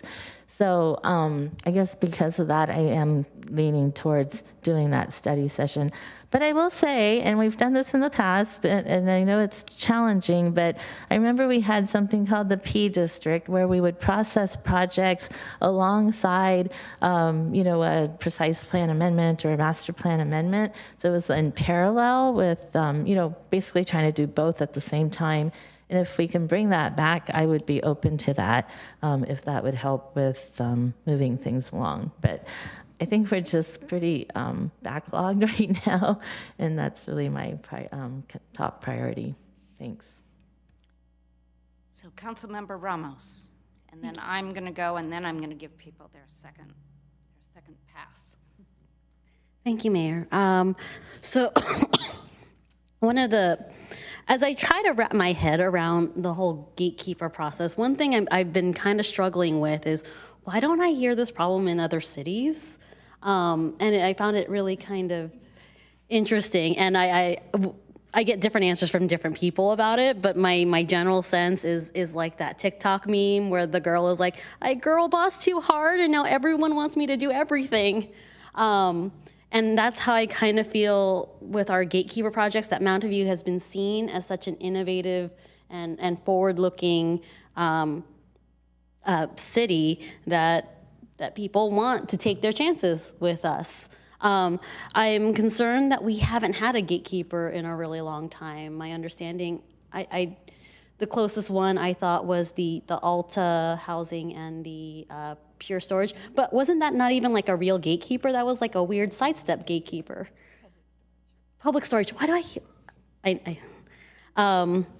but like I thought that was like also a special sidestep gatekeeper. So when did we last have like a true gatekeeper process? And my understanding is that like other cities don't have to deal with that level of bottleneck. And so I know that like there is a concern about I thought it would be an elegant solution if we just kept our standards now and then do this year's, and then like as we continue on and doing our study session on new gatekeeper projects or on new gatekeeper standards, that we would just start those new standards next year, and therefore we get back into the rhythm of doing annual gatekeepers, so that they don't have to wait now 5 years before they could actually submit a gatekeeper project if they wanted to make any kind of zoning amendment, general plan amendment, the various different amendments that you require gatekeeper projects to. And the reality is we could always say no. We can see the projects and get a better sense of staff time on that. And if staff time has not improved in this year's gatekeeper batch, then we could just say no to them all. But I think people are really just chomping at that bit to they just want to be heard. They just want to shoot their shot on that. So that's my general sense. I could live with staff recommendation, but I do think that we should have a gatekeeper process this year. Thank you. So I've learned a lot from hearing everyone, and the most surprising thing that I learned is that some people here don't believe that code-compliant projects, maybe I'm misquoting you, benefit the community, because when I think of code-compliant projects, I think, so my problem with gatekeepers, and I do think we should have gatekeepers, but my problem with gatekeepers is that they're very piecemeal, and I feel like where we get the creativity is when we have general plans and precise plans and the whole community comes in and talks about how the whole community is laid out. You know, where there should be bike paths, where there should be parks, where there should be more street trees, et cetera, where there should be more density, et cetera, et cetera. I've found some of I have not been on council when gatekeepers were introduced, but the one that I worked on, the 555 project, I voted for it because I don't think it was so far along, I don't want to vote it down. That's one of my principles. But for me, it was a problematic project. It didn't tie into, I think, what we could do with Moffett. It didn't see Moffett as part of the downtown. The sidewalks weren't wide enough. There was no ground floor retail to walk to. It was as if we took just a little piece of the puzzle of Mountain View and removed it from Mountain View and looked at it all by itself as if it didn't fit into the rest of the puzzle. And I don't think that's the way the community experiences. That's not the way I can experience where I live. It ties into all the places around it. So I feel when we get real community input, and I don't know, my experience also with 555 was we didn't get community input until the very end. And I think hopefully when we do precise plans and general plans, we get it earlier. So at the same time, we do see a lot of innovation with gatekeepers as well, and I'm not against gatekeepers. But as you know, I do have concerns about staff capacity. And in my opinion, we just have to be realistic about not putting more on our plate when we already know our plate is full, but maybe tomorrow it won't be full. Let's see. So I do support the staff recommendation, and I will go on to, we're doing a second round of comments. So Councilmember Ramirez. Thank you, Mayor. I'll be pretty quick because it sounds like there were 4 votes for the staff recommendation, and there's no need to continue fighting if that's not going to change. But a couple of things that I think I'd like to respond to. So we agree, Councilmember Abekoga, about losing industrial square footage. I mean, that was one of the reasons why I voted against the Terabella visioning plan in 2019. Because I don't think we had really taken enough time to think about what Terabella is going to be in 20 or 30 years. And I agree. I don't want to lose very valuable industrial land because once that's gone, did I misspeak? Once that's gone, it's not coming back. So I'm not opposed. I think using the gatekeeper authorization process to help preserve businesses or create innovative opportunities for business is valuable. But that was part of the public storage gatekeeper, right? Public storage wanted to expand, and the gatekeeper process allowed them to do so, and with a community benefit that we consider substantial. And then there are projects like U-Haul, which require a gatekeeper authorization for a fairly modest expansion. So clearly, I think there's room for improvement with the gatekeeper authorization process. And I don't mean at all to suggest that it should be used as a tool to convert industrial land into residential, or that it should come at the expense of our business community. I think it can also help with those economic development goals. I don't know if what you how you summarize my comments, Mayor, is really.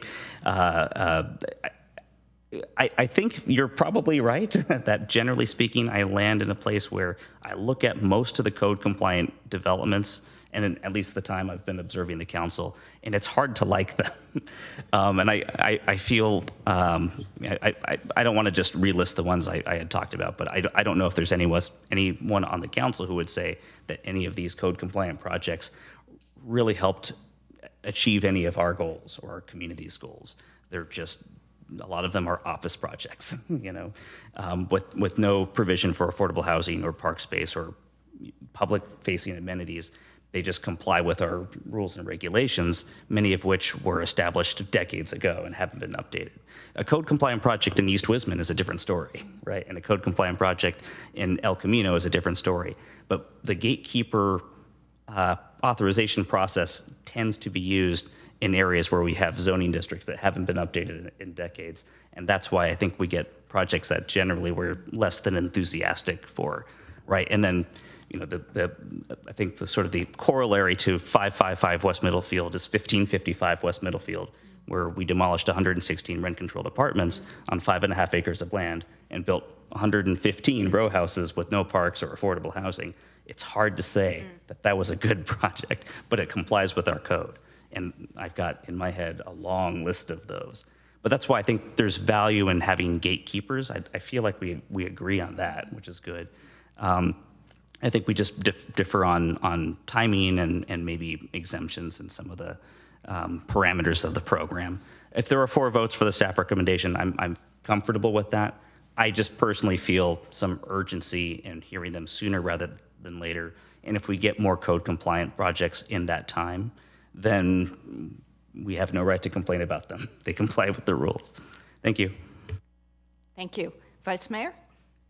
Well, I think that we've heard that. I certainly agree that this needs to be used for industrial and commercial as well as residential. If I said that, I certainly didn't, or if I gave you that impression, I didn't mean that. That's not my intention at all. I think that gatekeepers should be pretty wide open of what we would consider. That's not necessarily what we would approve when we got them. It would, of course, depend on the caliber of them and how good they were.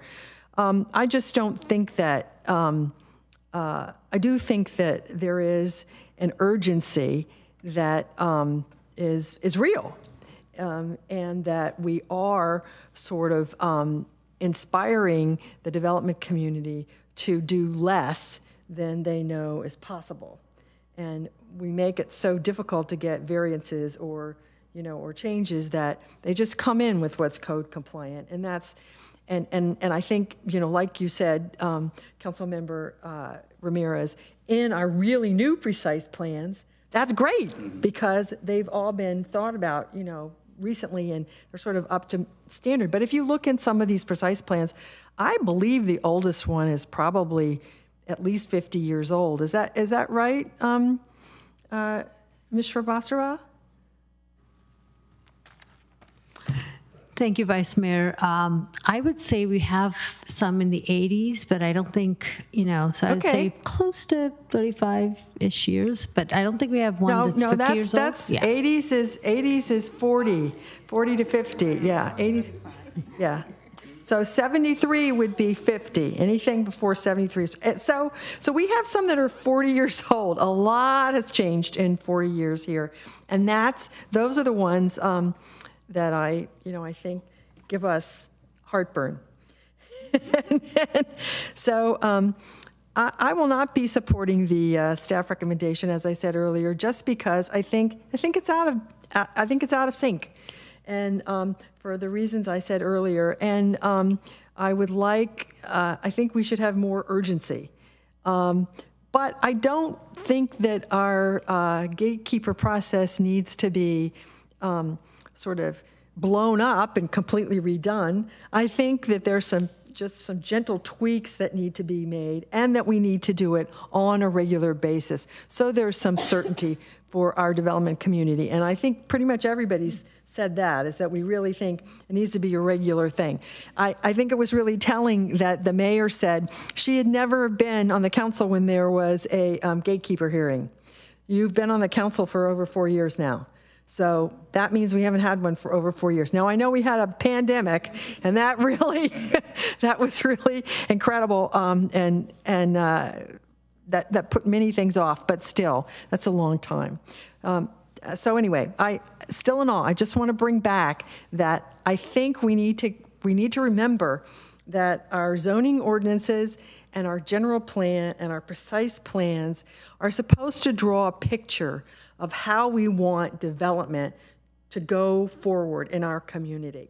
That's sort of, how we have converted our policy understanding into maps on the ground. And as those maps get older, they get a little stale. And that's, and the gatekeeper can also be seen as something that sort of identifies areas that need a little attention. And I don't think that's, I think that's also another thing we should think about, that the development community brings to us when they bring us gatekeeper suggestions, is that maybe that is an area that needs a little attention, and we should pay attention to that. Thank you. I'll make one more comment and then one more second pass, and then Councilmember Abakoga. I just wanted to say, although thank you for clarifying and putting some details on that, how I misquoted you. Okay. I do think we should have gatekeepers. I still do support the staff recommendation. The one additional reason that I would say that I support it is this idea that we should see what everybody brings to us, and then we can just say no. There's a tremendous amount of work involved in just seeing it. It's not, staff takes it in and spends a lot of time working on it. They don't just email it to us. And, so I think if we're doing that and we can't, it's a third priority or whatever, we're kind of not being clear with developers, because we're not really, they don't know how full staff's plate is. They dwell in their own world like we all do. So we're giving them the expectation that we're going to see it very soon. We're giving staff a lot of work, and then we're not seeing it soon. So I'm hoping that we get out of this, we hire more staff, we get some of the builder's remedy and housing element projects underway, and then we can see them we reform the process and we can see them on a regular basis. And that's the process I would like to go with. Councilmember Abakoga. Thank you, Mayor. I guess I'm trying to see how we could speed up or a gatekeeper. If we were to have a study session, and that's, maybe it ends up just being tweaks, although we might have a lot more conversation, but in terms of gatekeeper criteria, could it potentially come to us sooner? Is it really dependent on what happens at the study session? Thank you, Council Member. So the recommendation was to first make the change and then accept gatekeepers. And if that change doesn't take a long time, then yes, we could put the call for projects out as soon as the changes are adopted. And then once the projects come in, staff will of course have recommendations based on workload or other ideas, like maybe a precise plan's a better idea here than, we'll have thoughts on those, but we can bring those earlier if we get done with the adoption of the changes earlier. Thank you.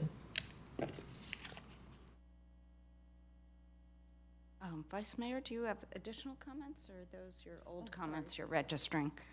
Okay, so to sum up, what I'm hearing is that that the majority wants to go with the staff recommendation, but there have been calls to see whether we can speed up in any way after we have the study session, actually holding a gatekeeper. Is that a fair summary, or would you like straw polls?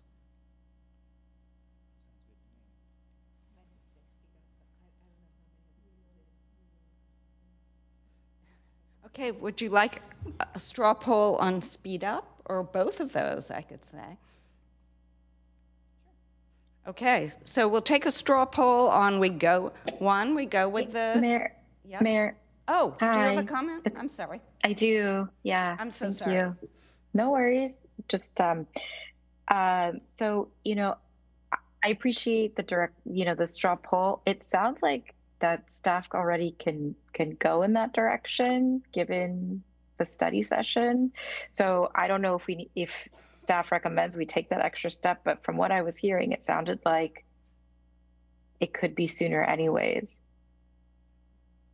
I did Can we hear just that. clarify? Should we just go forward? Everybody happy with that? I mean, I think I heard a majority, from what I'm hearing, I heard a majority, and I heard that, post-study session, depending on what the discussion is, things can proceed faster, and maybe we can get into that timeline or that discussion at the study session, which is what I would prefer. But if we need to take a straw motion, then I understand that too, but I just wanted to ask and see if we could get some clarity. Thank you, Mayor. Well, I'm seeing heads nodding, which is the same as a straw poll, but anyway. Okay, we'll go with that. So to be clear, we're going with the staff recommendation and then seeing whether we can speed up acceptance of gatekeepers.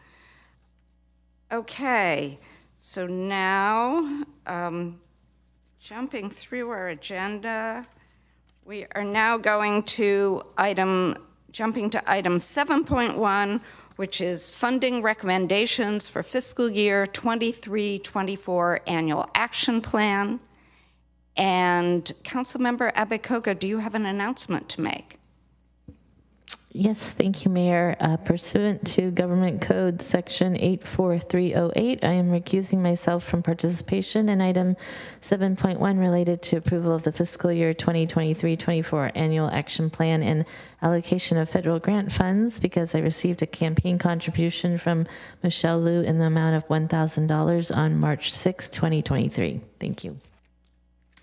Councilmember Ramos, do you have an announcement to make? Thank you, Mayor. I am recusing myself from participation in item 7.1 related to the approval of fiscal year 2023-24 annual action plan and allocation of federal grant funds due to a conflict of interest arising from a recently held position as a member of the Community Services Agency Board. Okay, well, thank you and have a good evening. Next, housing specialist Harsha Ramchandani will present the item. Harsha?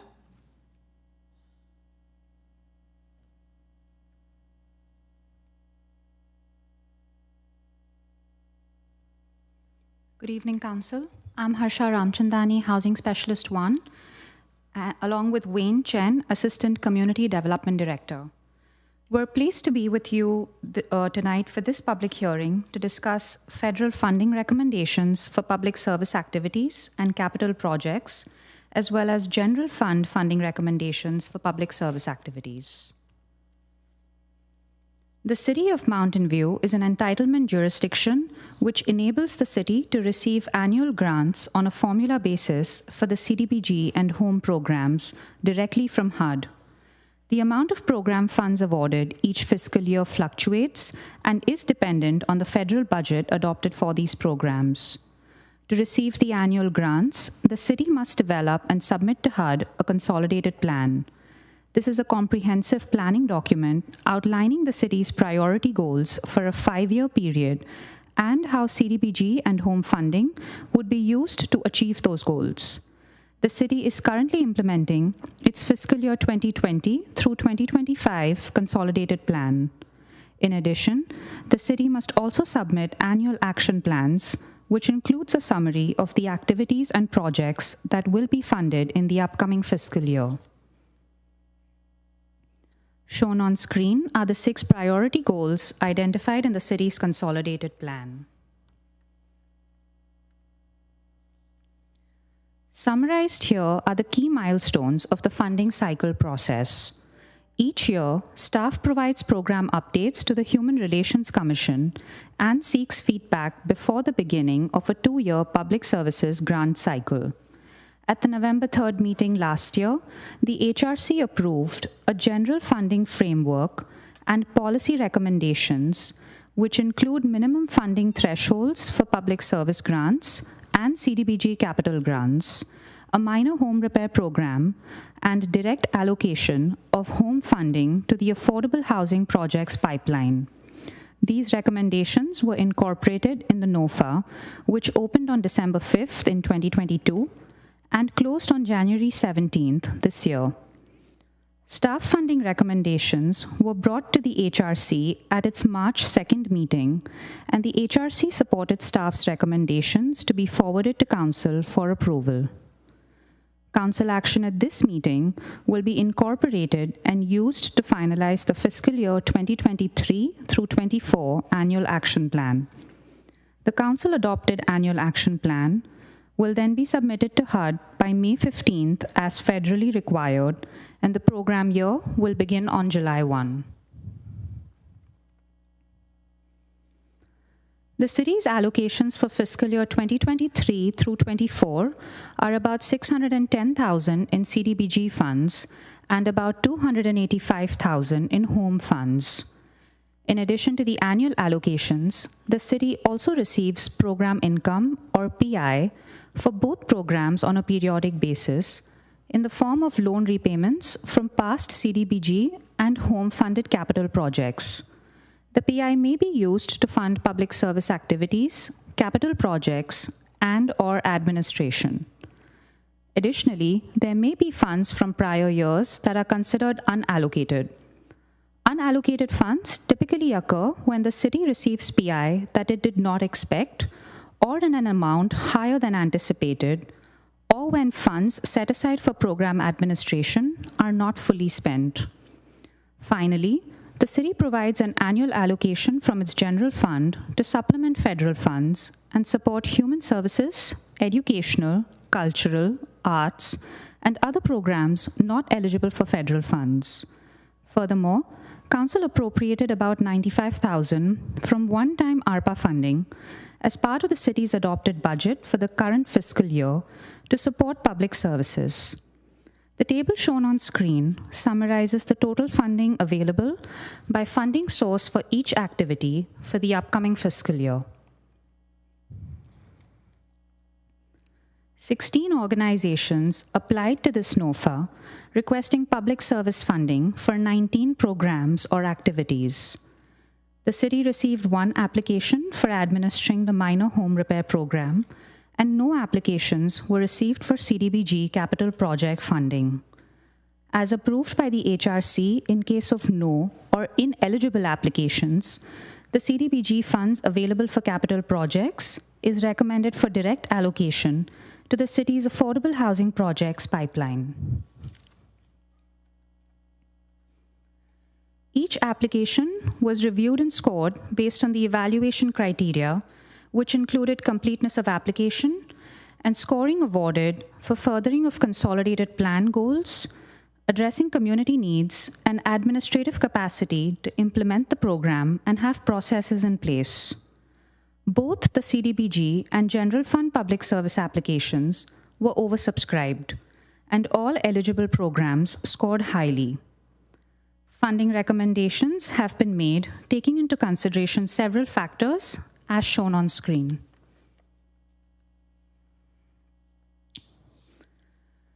Ten applications were received for CDBG public services funding.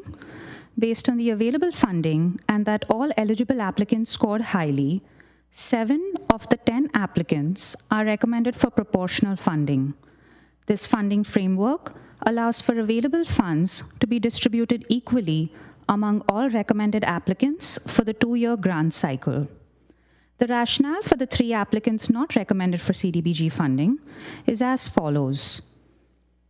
Project Sentinel is recommended for funding through general housing funds instead, as they have been funded through general housing funds on an ongoing basis for their fair housing program services, and the funding request is included as part of the city's base budget.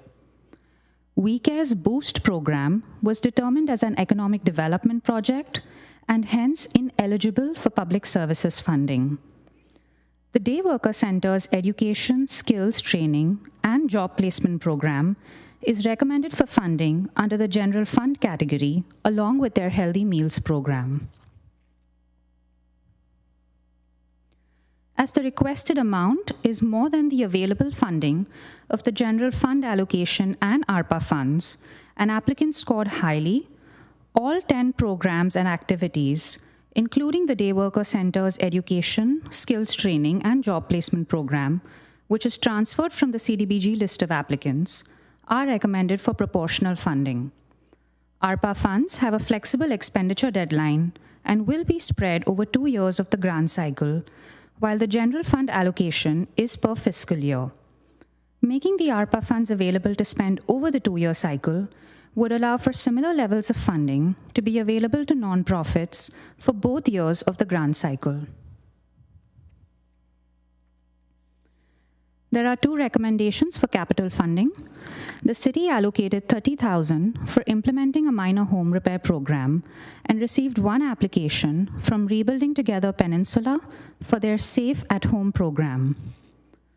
Staff recommends that the annual action plan include an allocation of the available CDBG and home funds of approximately $2.2 million in funding for the Crestview Hotel project.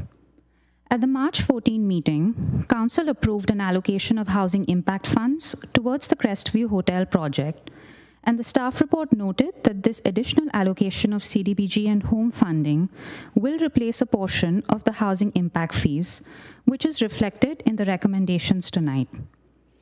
Based on previous allocations of CDBG and home funds to the Crestview Hotel and the additional funds approved on March 14, the total city funding for the project is approximately $9.1 million, which is reflected in recommendation number 4.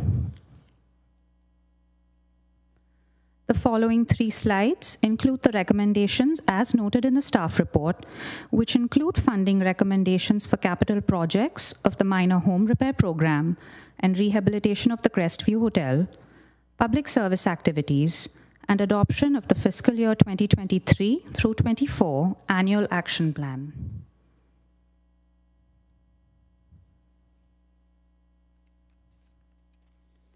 This concludes staff's presentation. Wayne and I are joined by Parneet Dhinsa, Human Services Manager, via Zoom, and we're happy to answer questions. Thank you. Thank you. Do any members of the council have questions? Actually,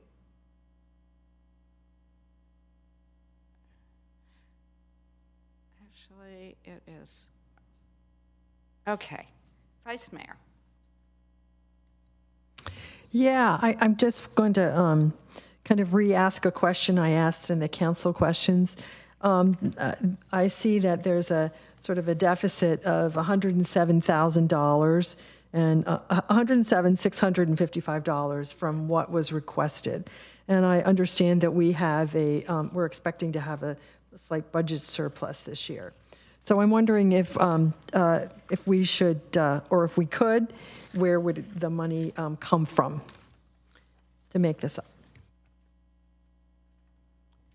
Thank you, Vice Mayor. So in coordination with the with VASD, we were able to determine that there is additional funds. I believe it would be the general fund. Thanks for checking into that. Thank you. So are there any other council questions? Well, there are not many of us to ask. So So now I'm asking whether there are any members of the public joining us either virtually or in person who would like to provide comment on this item. If so, please click the raise hand button in Zoom or submit a blue speaker card to the city clerk. We'll take in-person speakers first, and each speaker will have 3 minutes. First, Mark Fischler, then this is in person first, Mark Fisher, then Tracy Wingrove, and then Tom Myers.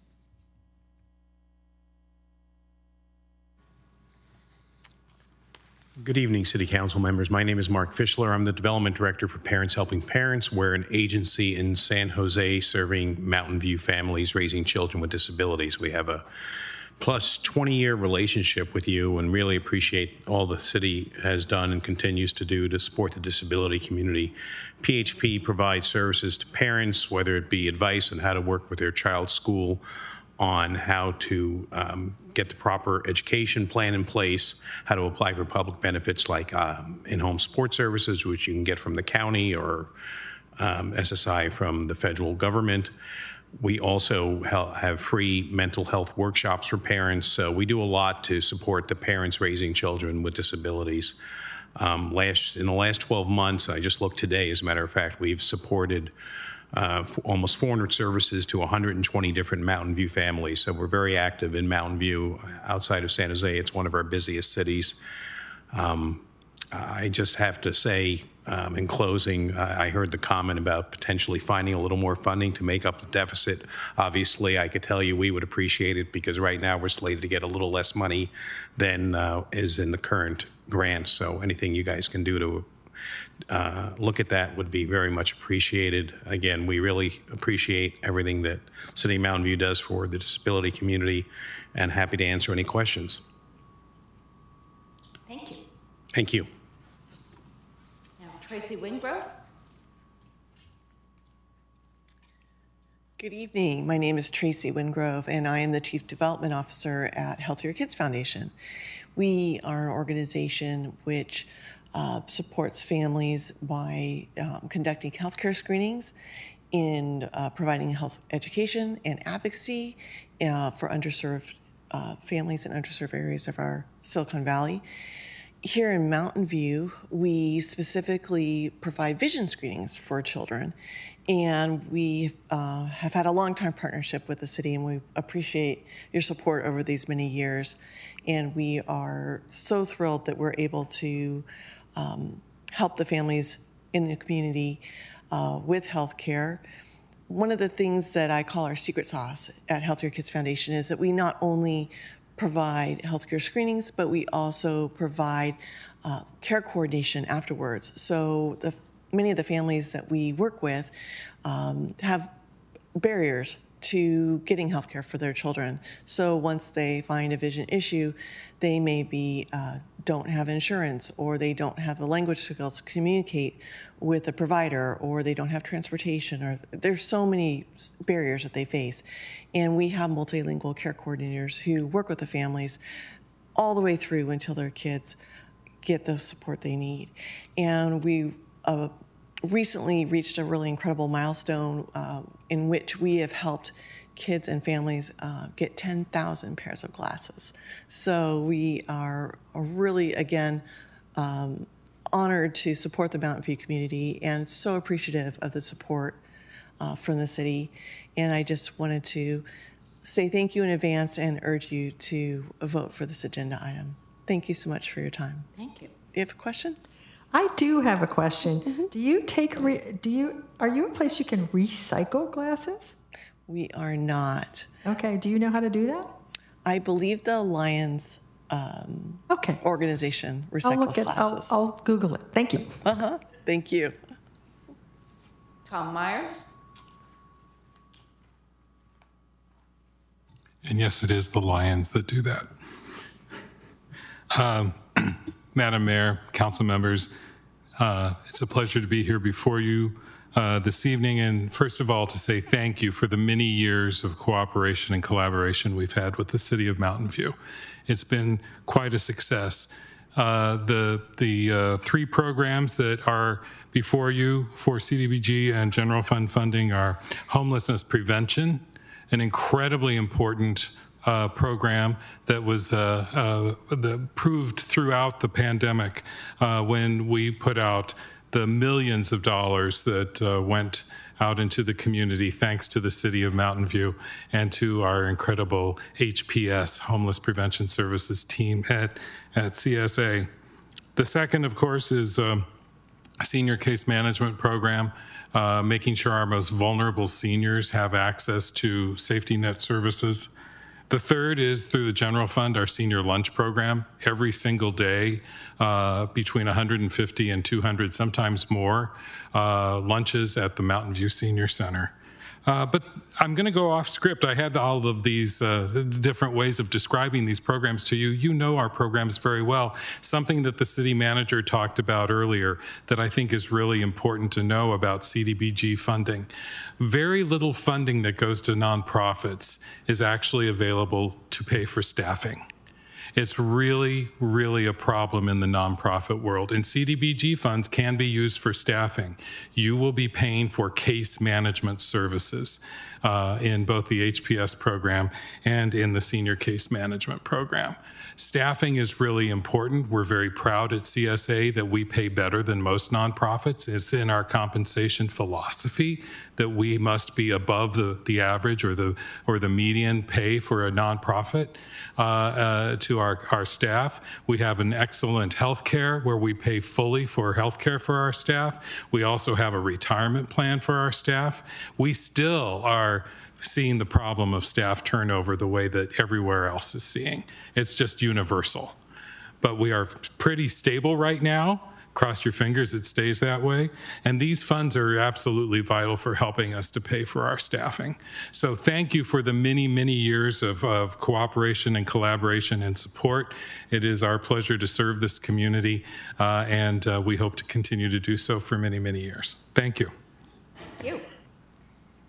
I see one virtual speaker. It's Albert Luster.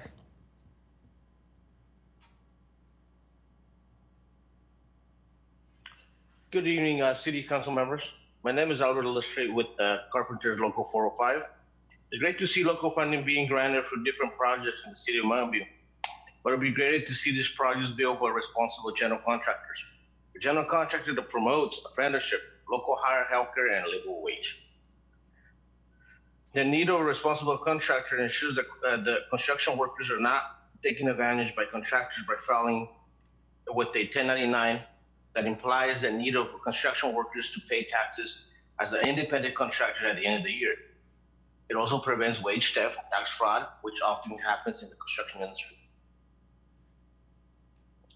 Having a responsible general contractor ensures that construction workers have health care for the workers, his family, and not to become a burden to the system, since 80% of the construction workers depend on some sort of government aid.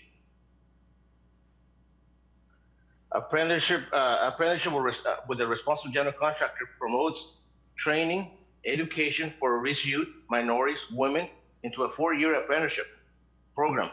This program provides college credits that apprentices can continue into a higher education and be able to obtain a college degree. Local hire promotes quality life for the construction workers, being able to spend more time with their loved ones and being able to be part of the community. It also benefits the environment by reducing pollution and not pushing our local workforce away from our city. I would like to ask our elected officials, please promote a responsible contractor that promotes apprenticeship, local hire, healthcare, and all future projects in the city of Mountain View. Thank you for your time. Thank you very much. So we'll now take this item back to council for deliberation and action. Are there any council people who want to make comments?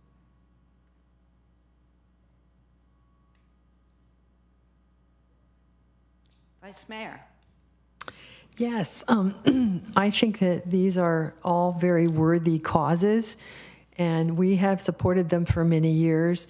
And since we have the opportunity to fill in the difference between a slightly smaller allocation that we have and the requests, I would move the staff recommendation with the additional $107,000 to push the button. Exactly. Sorry. To make the difference. Thank you. So I see a motion by the Vice Mayor and a second by Councilmember Ramirez. Are there additional comments on this? Then we can, City Clerk, can you take the vote by roll call? Vice Mayor Showalter? Yes. Councilmember Ramirez? Yes. Councilmember Kamei? Yes. Councilmember Matichak? Yes. Mayor Hicks? Yes. Motion carries unanimously. Thank you. So we will now move to item 8, which is council staff committee reports. And if there are people waiting in the wings, yes. Did Councilmember Abekoga leave? She did. She did, that's what I thought. Okay, so it's now time for council staff committee reports. Do we have any of those? Councilmember Ramos. Pursuant to, I don't know what government code it would be. Okay, great. I went to the California League of Cities, Cal Cities Summit 2 weeks ago. It was a really, really great experience. It was in Sacramento, and I got to meet with our lobbyists, which was really fun, and try to work how we can push our legislative agenda that we've all agreed to. It's very interesting because we had to kind of balance. There's the League of Cities positions, and then there's our positions, and they may not be completely aligned, but they were. The big thing that we were pushing was more money to help fund affordable housing and homelessness, which is aligned. So we would just go for that push, which was great. We got to meet with Senator Becker, and it was his birthday at that time too. So we were wishing him happy birthday. Couldn't give him a gift because we were there lobbying him, and that was like frowned upon. We also met with Assemblymember Berman.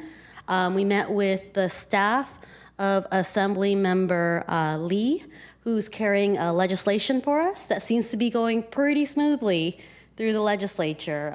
It went on consent calendar in the subcommittee that it was at when we were there, and it seems to be going pretty smoothly. The other bill that our city has co-sponsored and is being carried by Assemblymember Lowe, who I was able to connect with, but mostly in passing, because you kind of you walk around in Sacramento and you kind of run into everyone at that point.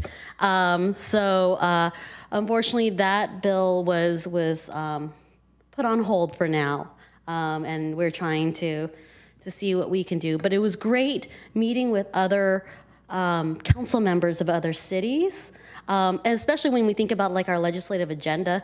These other cities, they have legislative agendas too, and sometimes they may align with us. And then we were like, hey, your person that represents you, especially when you think of the Southern California cities, because we don't really have the level of connections to Southern California legislators, and we have our connections with our legislators. And so if we find alignment to that, I think that would be a really good way of really meeting with each other and trying to get our goals pushed forward. But I really did enjoy my time there and meeting all the other council members. I look forward to apparently the bigger conference. The real conference is actually in September.